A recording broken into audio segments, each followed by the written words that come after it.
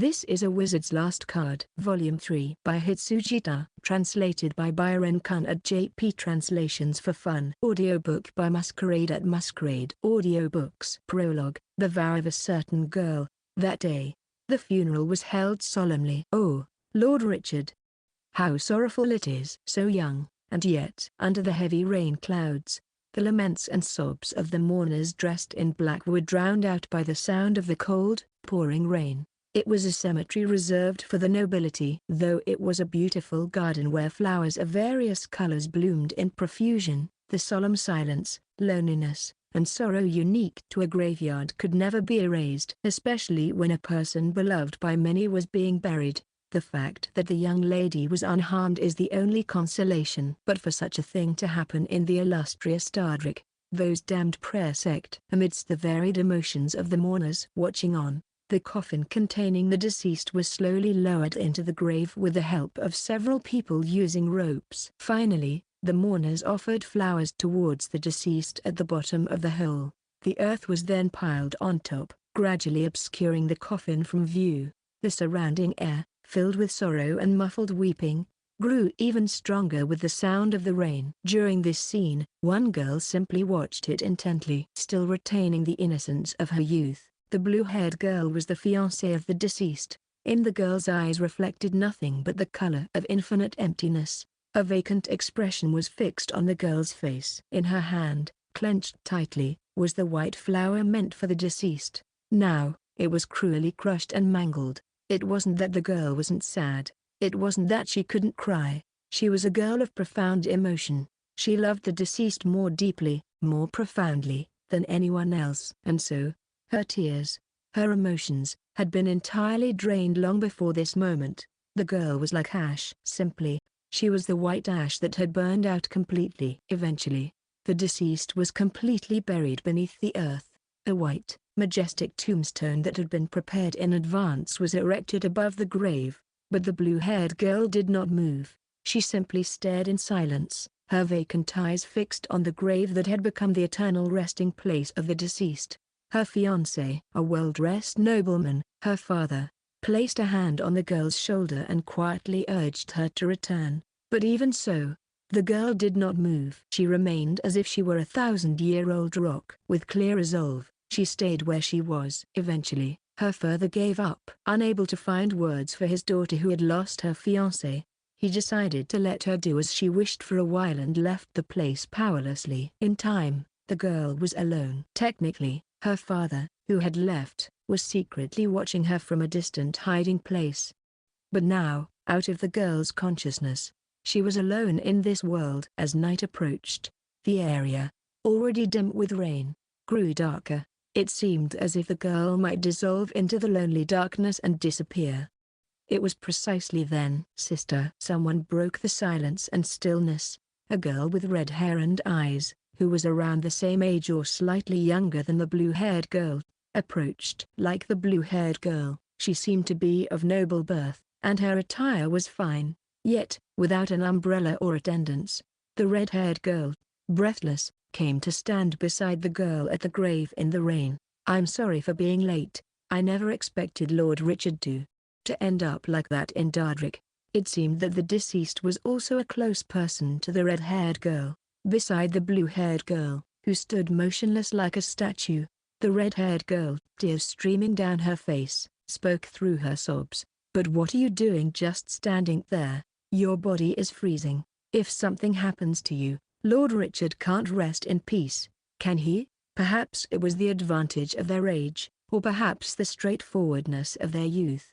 The red-haired girl easily ventured into the realm that adults would never dare enter. "Come on." The red-haired girl took the hand of the blue-haired girl, who stood motionless like a statue, and, pulling her forcefully, ran off to take her away. "You must hold on, sister. For now, you must endure. It's painful, but those who are left behind must live on." The deceased, the blue-haired girl's fiancé, was the real brother of the red-haired girl. Naturally, the red-haired girl was also in pain. She was surely sorrowful, but she was strong. For the sake of her dear friend, the blue-haired girl, the red-haired girl faced forward with strength. Then, the blue-haired girl, who had been silent until now, spoke softly as her hand was pulled along. "But, Lord Richard, he died because of me. It's because he was protecting me. I've caused so much sorrow for my father, and made you suffer. Someone like me, is there any worth in living?" But before the blue-haired girl could finish her self-deprecating words, "Even so, there is," the red-haired girl shouted forcefully. While holding the blue-haired girl's hand, crying, she still screamed with all her might. "I understand how you feel, blaming yourself, but even so, you must live. You must live and repay my brother, who saved you. That is the duty of those who are left behind." "Sister." Those words seemed to touch some chord within the blue-haired girl. "Repay Lord Richard. By living?" As if possessed by something, she repeated them. Then, the sensations and emotions in the blue-haired girl's heart rapidly revived. "Yeah. You're right. I have to live and repay Lord Richard. It's his life I received. I must live earnestly and repay him. Did you understand?" "Yes, that's it." While pulling the blue-haired girl's hand, the red-haired girl wept, her tears mingling with a smile. "It's okay. I'm here with you. I will support you. So, let's go home together." "Yeah." To an onlooker, it was a profoundly touching and heartwarming scene. A girl who had lost her fiancé because of herself, and who had despaired of everything, encouraged by a friend, with her hand held. And, responding to her friend's desperate feelings, she took a step forward. Such a scene, a sight made possible only by pure, innocent friendship. It was a scene so moving that no one could hold back their tears. That was why no one noticed, not even the red-haired girl, who was pulling the blue-haired girl's hand, as the blue-haired girl, guided by the red-haired girl, took a strong step forward.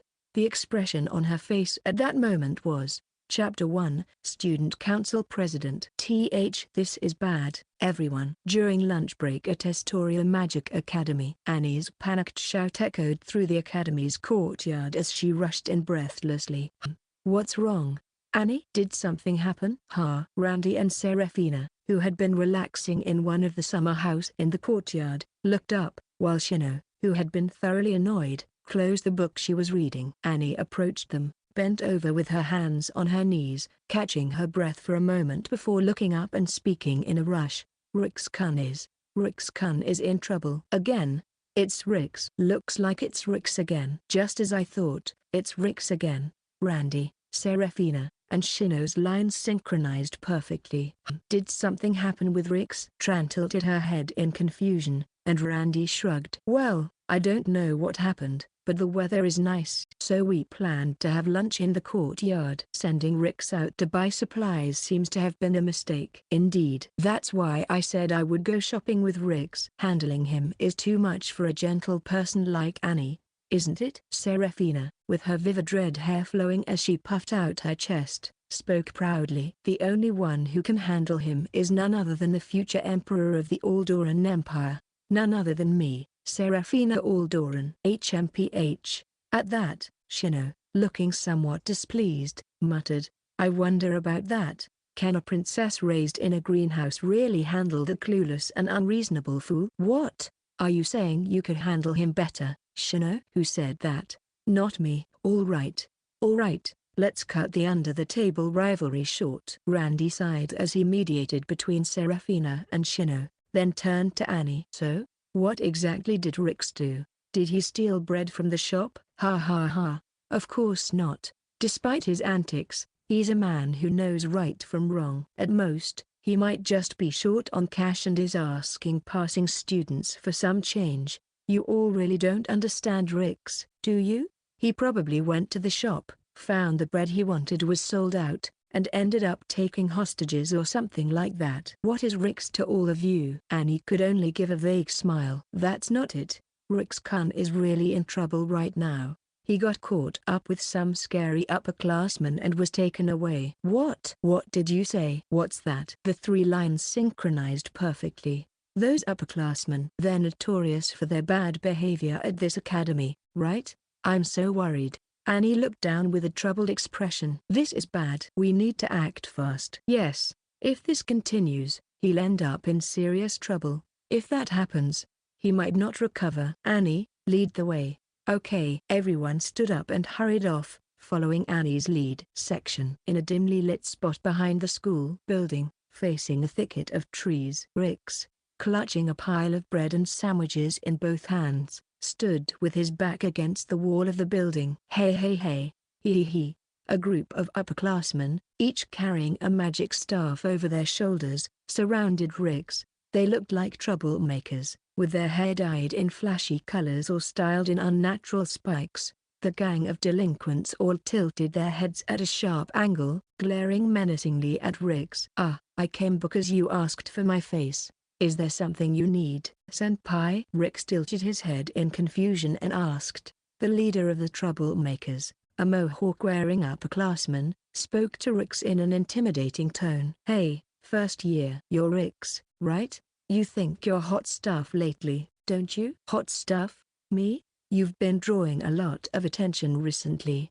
Haven't you?" "Annoyingly so." "Doing whatever you please all over the place. And I've heard you've been trash-talking us, the Mad Dogs, calling us a bunch of pathetic weaklings." "Huh? Maybe you've got the wrong idea. Thinking you're strong or something." "Better watch yourself." For a moment, Rix seemed completely puzzled by what was being said, blinking in confusion. And then he finally barked out, "There's no way I can get carried away." "What are you thinking?" With a roar that shook the very air and made the school wall tremble, Rix's intense expression made the surrounding delinquents freeze in place. "Of course I want to get carried away. I managed to get into the Magic Academy I've always admired. I thought I'd become a magician, leave behind my crappy life, and enjoy this blissful youth while winning at life. But here I am, still unable to use magic. My test scores are a disaster. I'm on the verge of failing and currently facing expulsion. In this situation, how the hell am I supposed to get carried away?" "Well, sorry about that. Our situation is worse than yours." Faced with Rix crying like a broken man, the delinquents were thoroughly taken aback. "I also thought I'd get a girlfriend once I became a student, but that hasn't happened at all." Sigh. "I'm still as unpopular as ever." Sigh. "Is there any girl out there who might like me?" That statement is seriously annoying. Recently, surrounded by the first-year beauties Shino, Annie, and Lady Serafina, who are all the talk of the academy, and you even have the cute Tran as a summoned beast, there are people out there who don't realize how lucky they are, naturally provoking others without a clue. Rix sighed as the delinquents began snapping their fingers in a threatening manner. "So, anyway, senpai, I'm not getting carried away at all. So it's fine, right? I'm going to have lunch with Shino, Annie, Serafina, and Tran. I actually want to eat alone in peace sometimes, but everyone insists on joining me, so I have no choice." "See you. You're definitely getting carried away, aren't you?" As Rix tried to leave, the delinquents surrounded him with breakneck speed once more. The leader, a mohawk-wearing thug, grabbed Rix by the collar and glared at him. "Hold on. I really hate guys like you who get all high and mighty, you know? Got it?" "Oh, what a coincidence. I also dislike people who nitpick and pick fights like you." "Ha ha." "What did you say?" At Rix's comment, the mohawk-wearing thug's anger surged to a new level. "Ah, it's nostalgic. Back in my mercenary days, there were plenty of guys like you. I often used to cut off their wrists." Rix's dangerous muttering, accompanied by a strangely nostalgic smile, made the mohawk thug instinctively release his grip on Rix's collar. "Hey, don't think you're intimidating me with that crap. Do you think I'd be scared by that?" "Huh." Snapping back to reality, the mohawked thug grabbed Rix's collar once again, twisting it tightly and glaring fiercely. "Huh? Intimidation? No. I mean, normally, you'd cut off at least a wrist, right?" "Oh, sorry. Let's make up with a handshake." "Oh, you don't have any hands left." "Ha ha ha. Isn't it standard to provoke someone until they snap? What kind of agreement are you trying to get from us? You punk. Are you out of your mind?" "But it's okay, senpai. I'm a student now, so I won't be cutting off any wrists or anything like that anymore." "What's with that? I'd do it if I weren't a student." Attitude. Have your morals completely malfunctioned? Rix's unique approach made it difficult for the delinquents to maintain their intimidation. Their frustration continued to build. "You really are completely underestimating us, aren't you? I'll teach you a lesson." As your senpai, one of the delinquents raised his staff, preparing to cast magic and deploy a sphere. At that very moment, Gobo-oh, Rix moved with surprising speed, shoving a piece of bread into the delinquent's mouth. RMMGGGHHH. The bread became completely lodged in the delinquent's throat, leaving him flailing and rolling around, unable to breathe. Sorry, senpai. My body just acted on its own. You bastard, are you trying to start something, punk? I'll kill you. Seeing Rix's outrageous actions, the delinquents quickly prepared their staff and started to deploy spheres. Zubu, Gabu, Gobu, Gabu. At a speed so incredible it left half-trimages, Rix rapidly shoved bread and sandwiches into the mouths of the delinquents trying to deploy their spheres. NNNNNNN, Mguu, Mguu, Nefajwu Mgmfafgu. The delinquents, with bread lodged deep in their throats, rolled around in agony, their eyes wide with panic. The scene was quickly turning into a hellish tableau. Why, you bastard, what the hell are you doing? Are you trying to kill us? I didn't do it on purpose. It wasn't intentional. It was more like a reflex. Rix hurriedly tried to explain. Senpai, violence is not the answer. First, let's calm down and talk things over. Please, tell me what exactly you find so troubling about me. If you let me know, I'll make sure to correct my faults. This was the scene as Rix, with a calm expression, forcefully shoved a long baguette into the throat of one of the delinquent students lying on the ground. It looked as though he was delivering the final blow to a fallen enemy on the battlefield. The delinquent student had his eyes rolled back and was foaming at the mouth. Are you trying to silence him? You're completely out of sync with your words and actions. Are you kidding me? I'm going to kill you. Finally, it seemed the delinquent students' patience had run out, and they, led by their mohawk-wearing leader, charged at Rix section. Jaya, what's going on? In front of Randy and the others, who were heading towards the back of the school building where Rix was taken, numerous delinquent students were being thrown around and rolling on the ground. The delinquent students, with their eyes rolled back and twitching, had their mouths stuffed with bread and sandwiches. They were clearly suffering from oxygen deprivation, their faces turning blue. What the hell is going on? Ugh! As Randy yelled and Shino sighed, Rix appeared from around the corner of the school building, looking dejected. I'm sorry. As you can see, I've ruined the bread that everyone asked me to get. Damn it. I couldn't even handle such a simple errand. Am I really unfit for society? It's not because you couldn't handle the errand that you're unfit for society. You know, Randy, as if it were his duty, made a point of criticizing Rix, who was holding his head in despair. Seriously. Just as expected, it was a mess. Those delinquents. Yes, we've suffered quite a lot from those delinquents. Indeed, we could have been put out of commission by those delinquents. Everyone.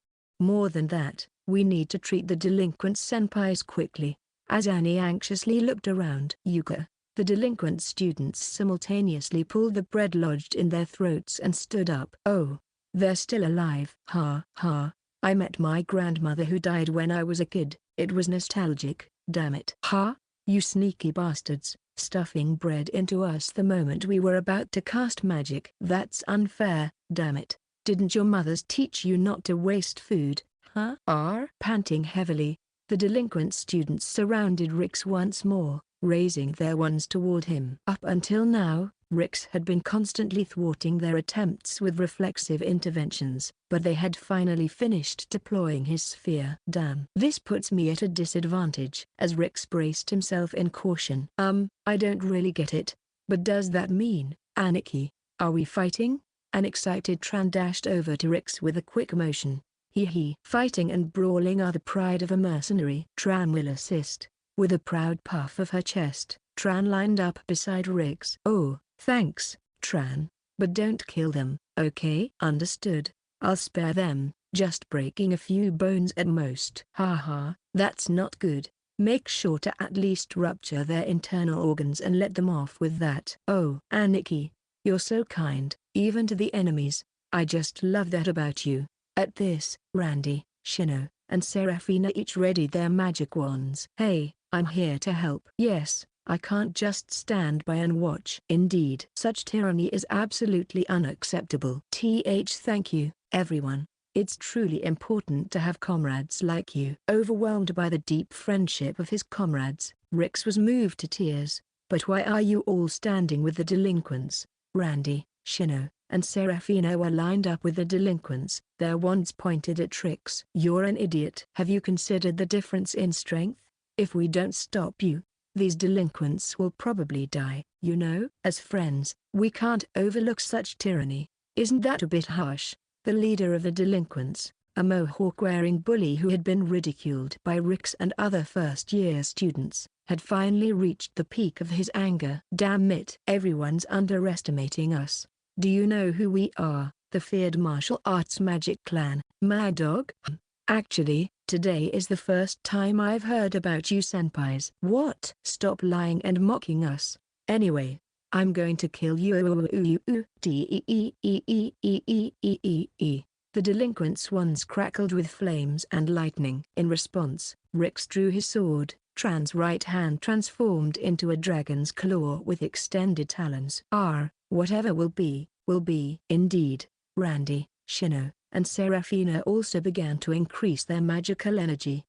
Annie, in a fluster, looked around anxiously. It was precisely at this moment of imminent crisis in the three-way battle. Freeze! With that single word, a fierce, white gust of wind swept through the area. In the next instant, ice chunks began to grow rapidly throughout the area. What in the world? Rix's sword arm, Tran and the delinquent students' legs, as well as the staffs of Shino and Serafina, were all swiftly ensnared by the ice. In the blink of an eye, almost everyone present was rendered combat ineffective. What the hell is this? As everyone was bewildered by the sudden turn of events, using magic for private battles within the academy. I'm not impressed. A female student appeared gracefully before Rix and the others. She had long, pale blue hair and gently drooping amber gold eyes that seemed as though they could draw one in, deep and mesmerizing. Her serene smile suited her well, and her refined, beautiful features gave off an aura of maturity and maternal warmth, reminiscent of a goddess of fertility. Her stature was taller than other girls her age, and her proportions were outstanding. Every detail from her fingertips to her posture was impeccable, exuding such elegance that it almost compelled those watching to straighten their own posture. Her robe was primarily blue, indicating she belonged to the blue class, different from Rix and his group.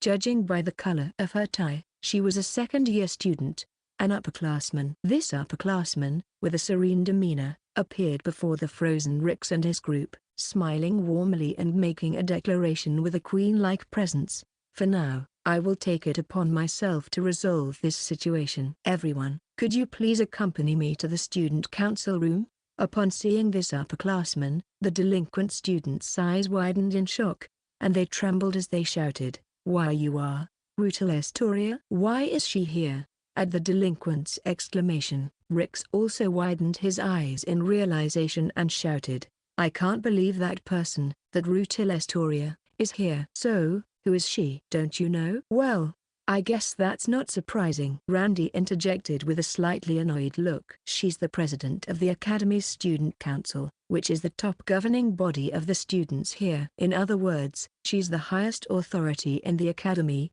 excluding the instructors. And, as you can tell from her family name, she's a princess of the Estoria Duchy. Considering her official status, it's quite complicated to rank her status accurately." "I see, a princess, so she's like a member of the royal family in this country. That means she's on a similar level to Serafina, right?" As Rix turned to look at Serafina for confirmation. "Serafina?" Exclamation mark.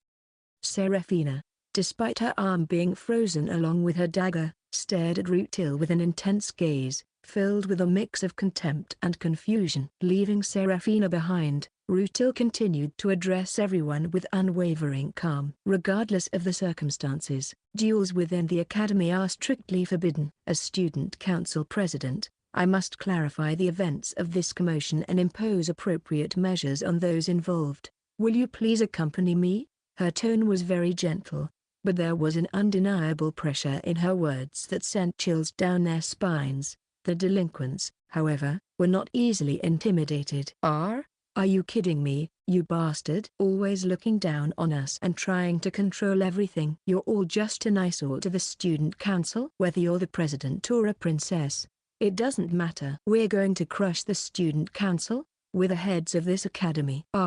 The delinquents began to cast fire magic to melt the ice trapping them, determined to break free. Hey, I don't know who you are, but Dran doesn't listen to anyone other than Maya Nikki. And, if we get attacked, we strike back. You're acting all high and mighty, so I'm gonna smash you to pieces. And among them, there's also a naive, reckless fool who's completely absorbed by the ways of a mercenary and lacks even basic common sense. Tran, full of enthusiasm, focused all her strength and began to smash the ice, encasing her with a series of loud cracks. Stop it already. It's making things more complicated. Hey, Tran. Wait. Shino and Rix tried to intervene to stop Tran, but, silence. In the next moment, the world was completely frozen. An immense cold magical power swirled into a frigid storm. As Rutil elegantly waved her left hand, the temperature plummeted below freezing, and with a clear metallic sound, the ice that had encased the area rapidly expanded and grew explosively. On her left hand was a ring adorned with a blue gem, likely Rutil's magical staff, radiating with overwhelming magical power. The ice block, growing in response to that brilliance, engulfed everyone present. That's so cold. So freezing? Am I going to die? The delinquent students were completely encased in the gigantic ice block, frozen up to their necks. I can't move. Tran, too, was frozen up to her neck. What was terrifying was that even with Tran's formidable dragon strength, she couldn't break free from this icy confinement. Heavy. What is this? The massive weight of the ice block on his right arm, which held his sword, caused Rix to lose his balance and drop to one knee. For some reason, the ice seemed to have much more mass than it looked.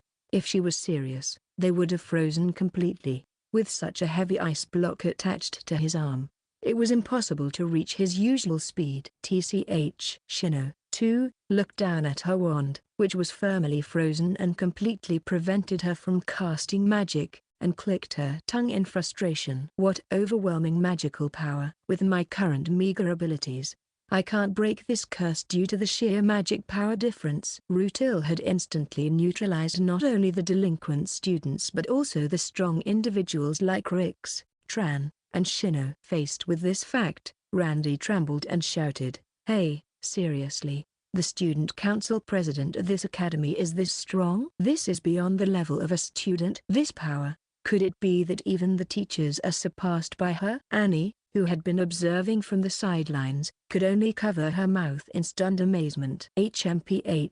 Of course, it's Rutil we're talking about. Only Serafina seemed to murmur this with a sense of understanding. Her face, however, was extremely displeased and grim.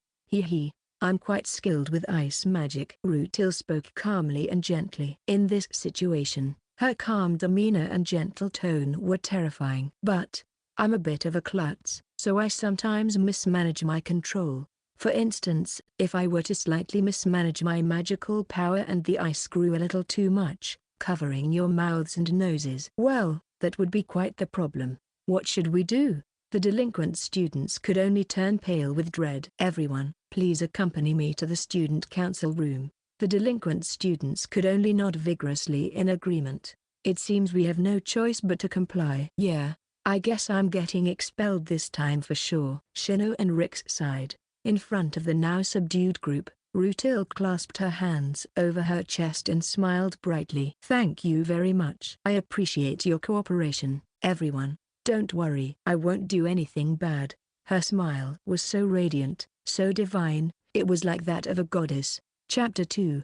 The Princess and the Empress. Please, everyone, come right in. Don't be shy. Rix and the others, unsure of how to react in front of Rutil's beaming smile and the glittering, luxurious tea set, stood frozen. After being confined in a room encased by a barrier resembling a prison for a while, they were eventually summoned by Rutil. Trembling with fear over what might happen next, They were led by the student council members to a spacious rooftop garden located at the back of the student council room. There, Rutil awaited them with a cheerful welcoming smile. A lavish round table was set with an expensive tea service and a mountain of sweets, including scones and cakes, arranged on a three-tiered tray. The sky was clear and sunny, with no wind and gentle sunlight pouring down. The well-maintained rooftop garden was in full bloom with a vibrant array of flowers, making it beautifully picturesque. It was indeed the perfect setting for afternoon tea. What on earth is going on here? Suspicious of this overly obvious hospitality, Shino refrained from touching the tea or sweets and cast a cold sidelong glance at Rutil. As members of the student council, you were supposed to have merely detained and confined us due to our involvement in the recent brawl, right? Suddenly this treatment. Even a fool would doubt it. Exactly, Shino's right, Rutil-senpai. With this kind of reception, there's no way we're in the mood to touch such fancy tea and sweets. Agreeing with Shino, Rix, along with Tran, began grabbing the sweets with their hands and devouring them. While Rix gulped down the tea. You're actually eating it, aren't you? A powerful gust of wind, unleashed from the tip of Shino's wand, struck Rix and blew him away. I said I wasn't in the mood to touch it, but I never said I wouldn't touch it, you fool. Rutil continued to smile as she stepped in front of Rix, who was lying on the ground and giving a thumbs up while looking up at Shino. Ha, Shino.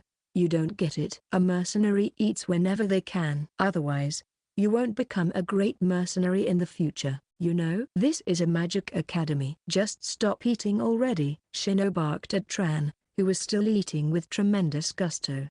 But what exactly is going on here? Since the conversation wasn't moving forward, Randy scratched his head and asked Rutil for an explanation. What do you mean by what's going on? Well, you see, from your perspective, we're troublemakers involved in a brawl, right? But the way we're being treated, it feels oddly favorable. Rutil blinked for a moment, then began to laugh softly and merrily. Hee, Randy-kun, could it be that you're misunderstanding us student council members as some sort of authoritarian regime that harshly punishes troublesome students? No, that's not what I meant. There's no need to beat around the bush. I'm well aware that the students at this academy often perceive us, the student council, in such a way. Without appearing offended, Rutil spoke calmly. If you wish, stoke the desires of others in the furnace. Is it because this is a school for mages with such nature? Indeed, this academy has many truly troublesome students who cause a variety of problems, both big and small. As a result, the student council sometimes has to exercise strong authority or impose severe penalties to manage them. Because of this, many students fear and avoid us. But all of it is for the benefit of the students who gather at this academy. For our benefit? Annie blinked in confusion. As Rutil gently nodded, the development and growth of mages lie within their own will, imagination, and freedom of action. This is especially true for us, who are still budding mages. Therefore, an environment where everything is strictly managed by the academy's higher-ups and restricted only to rules and curricula set by adults is not ideal. However, there is always a prevailing opinion among the upper management that students should be strictly regulated both personally and academically. That's why we are here. To prevent students from having their freedom of action and development taken away by the academy's higher-ups, students themselves must take responsibility for their freedom and maintain and manage the order of academy life through self-regulation and autonomous measures. That's why we, the Student Council, have been entrusted with governance and executive authority by the academy's upper management. Hearing this, Randy and Annie recalled that the academy has various clubs and societies where students engage in free activities and research. They also remembered that on weekends, with proper permission, students could freely go out and enjoy themselves. Indeed, in the past, rigid older mages might have lectured them, saying, "Don't do unnecessary things, follow only what the predecessors say, and focus solely on studying instead of playing." Randy and Annie nodded in understanding. Rutil continued, "As those with such significant authority, we exercise it with the utmost care, striving to be as fair and equitable as possible. Regarding the recent brawl, We thoroughly investigated by questioning all involved parties and conducting inquiries to gather supporting evidence. You are entirely blameless. There are some with a tendency towards over-defensive behavior, but considering the danger posed and the circumstances, it falls within an acceptable range. Even though it is for the sake of fair and cautious judgment, I sincerely apologize for taking up your precious time. Rutil bowed her head politely. I see. Randy and Annie, relieved that there would be no punishment, breathed a sigh of relief. I'm so glad that Rutil-senpai is such a nice and respectable person. Rix, still pinned to the floor by Shino, also showed his happiness. At that moment, HMPH, what, have you all been completely swayed by her? A somewhat disgruntled murmur echoed around them. The source of this murmur was Seraphina, sitting in a chair with her arms crossed and her legs propped up on the table. Her uncharacteristically sloppy posture surprised Annie. What's wrong, Seraphina? Have you all been deceived by that woman's flattering words? How utterly naive. Of course, her eloquence is a virtue, but it does make me somewhat anxious about the future. Seraphina cast a sidelong glance at Rutil, who still wore a calm smile. Her convictions and assertions are admirable, but that alone doesn't justify the student council president personally hosting us just because of a simple brawl within the academy, does it? Well, now that you mention it. Indeed. Randy and Annie snapped back to reality upon Seraphina's remark. What are you all saying? It's obvious that Rutil-senpai is a good and respectable person. That's why there's no need to hold back. Just eat up. You just want to eat the sweets, don't you? Shino grabbed Rix's cheeks, which were stuffed with sweets, from behind and stretched them out to the sides. Ignoring the commotion between Rix and Shino, Seraphina turned to Rutil. Rutil, it's about time we got to the main topic, don't you think? I am not idle either. Oh dear, Seraphina. You no longer call me sister like in the old days. I'm feeling quite lonely. Enough. Let's get on with it. Bang. Seraphina slammed her fist on the table. This effectively silenced the group's curious "Are they acquaintances?" reactions. However, smoothly brushing off Seraphina's irritation, Rutil continued, Indeed, actually, it's true that I've wanted to personally speak with you, particularly with you, Rix, for some time. I thought this would be a good opportunity. Eh? Me? Why? Rix, whose head was being pressed against the table by Shino, looked up in confusion at Rutil, who was sitting across from him. Rutil straightened her posture, looked directly at Rix, and said with a cheerful smile, Rix-kun, would you like to join the student council? At that moment, everyone fell silent. For a while, they all blinked in shock and remained frozen.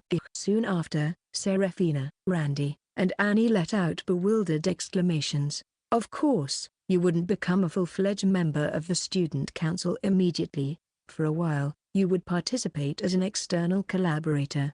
However, we are considering formally recruiting you as a member in the future. What do you think? Please consider it. In response to Rutil's unexpected invitation, each person voiced their opinions. HMPH, what exactly are you plotting? Bringing such a harmful substance into the prestigious student council would be nothing but a bane, said Shino. Why yeah. Please reconsider this calmly. This could become a historic blemish on the student council of Astoria Academy, added Randy. Absolutely. Have you gone mad, Rutil? If it comes to hiring Rix, it would be better to have an orc or goblin instead, exclaimed Seraphina. Rutil-senpai, you must be exhausted, right? That's it, isn't it? Otherwise, such a nightmare of an idea couldn't possibly, said Annie. Faced with the desperate pleas of her companions, what is a friend, I wonder? Rix maintained a distant, serene smile. Well, everyone, calm down. Without a trace of hesitation in her composed smile,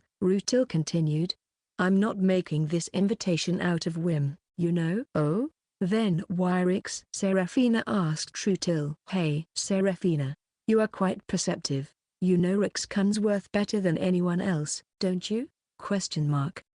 Seraphina was momentarily at a loss for words from that response. Casting a gentle glance at Seraphina, Rutil continued, to address various issues within the academy, the student council is always short-handed. We are always in need of exceptional personnel. However, due to the sometimes dangerous tasks we must handle, members of the Student Council must be individuals of considerable skill. In that regard, Rix-kun seems perfect. From what I've researched, he is a veteran mercenary who has fought on the hellish Eastern Front, defeated formidable sea monsters, and has impressive achievements such as beating a top-ranking member of the Prayer faction, defeating even a sorcerer with Demon King relics, and even summoning an ancient dragon as his own familiar. And most importantly, Rix-kun is. Rutil cleared her throat, as if to collect her thoughts. In any case, while there are disadvantages such as the inability to use standard magic or spheres, it would be a mistake not to recruit such a valuable individual as him. Wouldn't you agree, Serafina? HMPH. Serafina looked away with a somewhat complex expression. As I mentioned before, the Student Council is always in need of exceptional talent. While the delinquent students we dealt with earlier were minor issues, recently, we've been facing an increasing number of problematic individuals, and no matter how many hands we have, it's never enough. Furthermore, dealing with the prayer sect, collaborating with the Academy's upper management to address their activities, is also a crucial task for us. We need combat power. Rix-kun, would you please consider joining the Student Council? Though Rutil was smiling gently, her gaze was earnest as she looked directly at Rix. Shino, could you let go of me for a moment? Recognizing the seriousness of the situation, Rix asked Shino to release him from her grip. Once freed, he straightened himself and stood up. Rutil-senpai, I came to this academy because I wanted to become a mage. My dream is to become a mage and then, in the future, pursue a career free from battles, marry a lovely wife, and die peacefully surrounded by grandchildren. That never fails to sound absurd. Shouldn't you prepare a more presentable excuse for external purposes? Ignoring Randy and Serafina's skeptical remarks, Rix continued. The reason I aim for such a future is because I'm thoroughly fed up with fighting and conflicts from my mercenary days. Fighting hasn't changed anything or created anything meaningful. I used to know only combat, but now I want to contribute to this world in ways other than battle. I want to find a path where I can walk with pride, apart from fighting. Rix. You. HMPH. So that was what you were thinking. Both Shino and Randy watched Rix with gentle eyes as he spoke shyly about his future aspirations. Rutil-senpai, you want me for my fighting skills, don't you? I truly appreciate your invitation based on your evaluation of me. But Oh, I see. However, if you join the Student Council, it will count as a significant achievement, and your current issue with the potential expulsion at the end of the school year will be resolved immediately. Plus, your future job prospects will be much better. I'd be delighted to join the Student Council. In a sudden motion, Rix moved next to Rutil and shook her hand vigorously. Hey Rix, what the hell? Is that really okay? You were saying some pretty cool stuff, but is this really what you want? If fighting is the only way to change something, if fighting can create something, then I'll fight for that. I'm telling you, that's not cool. Even if you say something impressive now, it's not cool at all. As Rix declared with fiery determination and conviction, Randy protested loudly. As Shino and Annie sighed and expressed their concerns, Rutil continued to smile gently. Hee. It looks like the negotiation is a success. I'm truly glad to have been able to bring in such a valuable person. More trouble, huh? Is Rix-kun going to be okay? Rutil turned to face Shino and Annie. Indeed, while I was most eager to invite Rix-kun to the Student Council, I also hold each of you, Shino, Annie, and Randy, in high regard. How about it? Would you consider joining the Student Council along with Rix-kun? I'll pass. I'm just an ordinary person, Shino replied curtly after a brief hesitation. Well, I still think I'm not strong enough. Annie gently declined as well. Same here. Besides, I have things I want to focus on right now. Randy also politely refused. Oh dear, such modesty, but I won't insist. It's a pity. Even though she was turned down, Rutil maintained her serene smile. It was clear that the depths of her thoughts were difficult to fathom. Well then, that concludes our discussion. Since this is a good opportunity, Let's move on to a tea party to deepen our acquaintance. At that moment, someone abruptly interrupted. I oppose this. Don't proceed with the discussion on your own. With a loud clatter, the chair was kicked back, and it was Seraphina who stood up and spoke out. Rix is my subordinate. To have him taken under your wing without my permission? The Imperial Princess Seraphina of the Aldoran Empire will never allow this. Seraphina glared fiercely at Rutil. Rutil, maintaining her calm and gentle demeanor, met Seraphina's fiery gaze. It was as though sparks were about to fly from their locked stares. In the tense, unspoken clash of glances, it was Rutil who first broke the silence. Even if you say that, Seraphina, this is not the Aldoran Empire. Your words have no authority here. I know that. Right now, I'm nothing more than an ordinary student. I fully understand that. But, Rutil, this time, I won't allow Rix to be taken. This is just a personal whim. Ah, it seems you've become quite disliked of me, sister.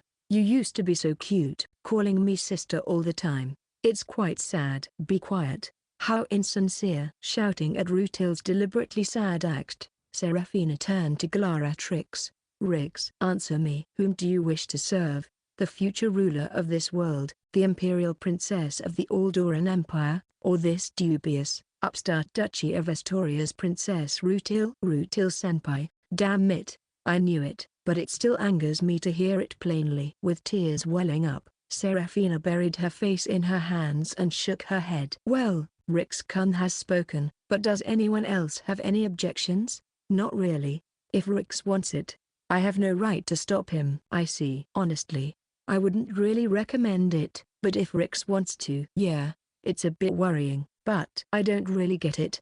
But it's amazing to be specifically hired by a big shot. Way to go. Aniki, Shino, Randy, Annie, and Tran were generally supportive. See? Even your friends are saying so. Grrrr. Seraphina, with a look of frustration, glared at Rutil. I suppose it can't be helped. I can't put my personal desires above the greater good. Seraphina made a decisive declaration. I will also join the student council alongside Rix. Are you serious, Princess? Seraphina-san. Why? Ignoring her astonished companions, Seraphina stepped closer to Rutil. Rutil, you were originally planning to recruit all of us into the student council, weren't you? If that's the case, there shouldn't be any problem. Seraphina snorted and turned her head away. Rutil, taken aback by Seraphina's words, widened her eyes in surprise. In the next moment, her expression brightened into a blooming smile as she eagerly approached Seraphina and took her hand forcefully. Are you really sure about this, Seraphina? Hee. This is wonderful. For that brief moment, her usual mature demeanor was replaced by an almost childlike joy. Of course. I welcome it. Thank you so much. Oh, it's like a dream to be able to work with you again. Even though being second to you is quite troublesome and I would have preferred never to deal with you again. Still, I'm so happy. I'm looking forward to working with you, Seraphina. Humphrey. The group could only exchange bewildered glances at the strange contrast in mood between the two. Thus, Rix, along with Seraphina, would pass through the gates of the Student Council. Chapter 3, Speculations. You fool. Dimwit. Idiot. Dunce. Ignoramus. And, idiot. Haha, Seraphina, you already said that. I said it twice because it's important. After school, Rix and Seraphina were walking side by side down the hallway of the academy building. They were heading to the student council room to start their activities as provisional members of the student council from today. Seriously, what business does someone like Rix have with the student council? Weren't you supposed to join the alchemy club with Shino next? Elsie-senpai and Rutil-senpai said it's fine to be in multiple clubs. There are actually people who are in the student council and also in clubs. Know your place. You're not even able to use magic, are you?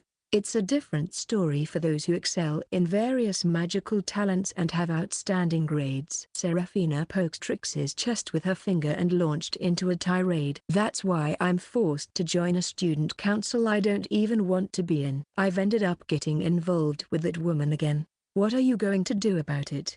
Seraphina, there's something I don't understand. Can I ask? Rix tilted his head curiously. In response, Serafina crossed her arms, sniffed, and turned away. You want to know about me and Rutil's relationship? Fine. I'll tell you a bit. But really, it's not that complicated. My Aldoran Empire's royal family and Rutil's Estoria Principality's royal family have been allied for generations. We've had dealings with each other since childhood. Just childhood friends, that's all. When we were young, we spent a lot of time together, almost like real sisters. At this, Serafina narrowed her eyes faintly, a trace of sadness crossing her face. Yeah. Those days. As Serafina reminisced about days long gone, Rix abruptly cut in with a complete lack of tact. Sorry, Serafina. Frankly, that doesn't really matter. You're such a terrible guy, aren't you? Next, give me something, anything. Why did things turn sour between you two? What on earth happened between you two? I can tell without asking that. Even during my mercenary days, how many times did someone I thought was a comrade one day suddenly turn into an enemy and attack me the next? As Rix said this, he gently patted Serafina's shoulder with a sad and pained smile. Serafina, money can be frightening, you know. Don't compare me to those mercenaries. Serafina seized Rix's head in both hands and vigorously shook it left and right. Huff, huff. Talking to you really tires me out. Is that so? I find talking with you, Serafina, quite enjoyable. Shut up, you natural-born playboy. Your innocence just makes you even more aggravating. Anyway, what I don't get is why you decided to join the student council with me, Serafina. You don't like Rutil-senpai, right? There's really no need to force yourself. Huh? Are you serious? I'm seriously getting angry now. With her face flushed red, Serafina gripped the hilt of her rapier and trembled. Hey, Rix, what do you really think about Rutil? Rutil-senpai? She's fair, kind, smart, and strong. I think she's a very admirable person. On top of that, she's beautiful and has a large chest. She's a bit airheaded, but isn't she the best senpai ever? HMPH, so that's your impression. HMPH, that's typical of men. Completely fooled by her outward appearance. And she's beautiful and has a large chest too. Shut up already. That's enough, you idiot. Serafina continued, looking annoyed. Listen, Rix, Rutil is an incredibly cunning woman. What? Never be fooled by her appearance or behavior. She's the type of woman who will do anything to achieve her goals. She's always plotting something devious behind that angelic or goddess-like smile. Even the subtle clumsiness in her usual behavior is all part of her calculation. She lures in prey with that bait and drags them into the abyss to devour them. She's that kind of monster. Doesn't it seem strange in retrospect? Why, at that particular moment, did that woman intervene when you had a scuffle with those delinquent students during the day? Thanks to that, she demonstrated her overwhelming abilities, subdued your resistance, and took you away. While you were nervously waiting for the outcome, she suddenly forgave you and showcased her generosity and fairness. Then, at that tea party, she highlighted her excellent character, and the disparity in your emotional state made you lower your guard and even start to like her. Immediately after, she invited you to the student council. Isn't that a bit too perfect? Think about it. If you had been invited to the student council room out of the blue without such a prelude, would you have easily agreed to the invitation from someone you met for the first time? I suspect that woman had the delinquents stirred up behind the scenes, manipulating rumors indirectly. For example, you're bad-mouthing those delinquents. Something like that. Serafina continued as Rix remained silent with a serious expression. When that woman goes through such roundabout methods, you can be sure there's some sinister motive behind it. That woman's target is undoubtedly you. You're a rare man with an unidentified sword of light, who has recently been at the center of various incidents at the academy. What could she be plotting by getting close to you? I have a bad feeling about this. Shino is the demon lord of Twilight. We can't let her get involved with the academy's upper echelons, can we? In that case, I suppose I have no choice but to act as your watchdog. Serafina said this with conviction, but Rix responded, Serafina, I get it now. You really like Rutil-senpai. How on earth did you come to that conclusion from what I just said? Serafina grabbed Rix's head with both hands and shook it vigorously from side to side. Despite his cheerful smile and thumb up. Huh? No, it's just that. You really understand Rutil-senpai, don't you? That's only because she's a childhood friend. Ah, never mind. Talking to you is really exhausting. I feel like an idiot. Haha, sorry, but I finally understand. Understand what? The reason you joined the student council with me. In other words, you're worried about me, right? Thanks. To Riggs, who laughed so untroubled. Wow. Who said anything about such nonsense? Serafina's face turned bright red as she flailed her hands and stumbled over her words. Huh? Was I wrong? No, that's not what I meant. I mean, it's just, it's better to keep quiet about such things, right? Silence is golden, or something like that. I don't really get it, but I do like you. You're a good person. What? Don't say such things so lightly to a woman, as if you were joking with a fellow mercenary. Serafina's brain was on the verge of boiling over. Her eyes spun in chaotic circles, as if steam were about to rise from her head. Well, I don't really understand it, but if it's about Rutil-senpai, you don't have to worry, Rix said confidently. HMPH. Even after all this, you still don't understand. What do you know about Rutil? No, I do know. After all, Rutil-senpai is an unparalleled beauty, has an amazing figure, is cute, alluring, extremely adorable, and has a large chest.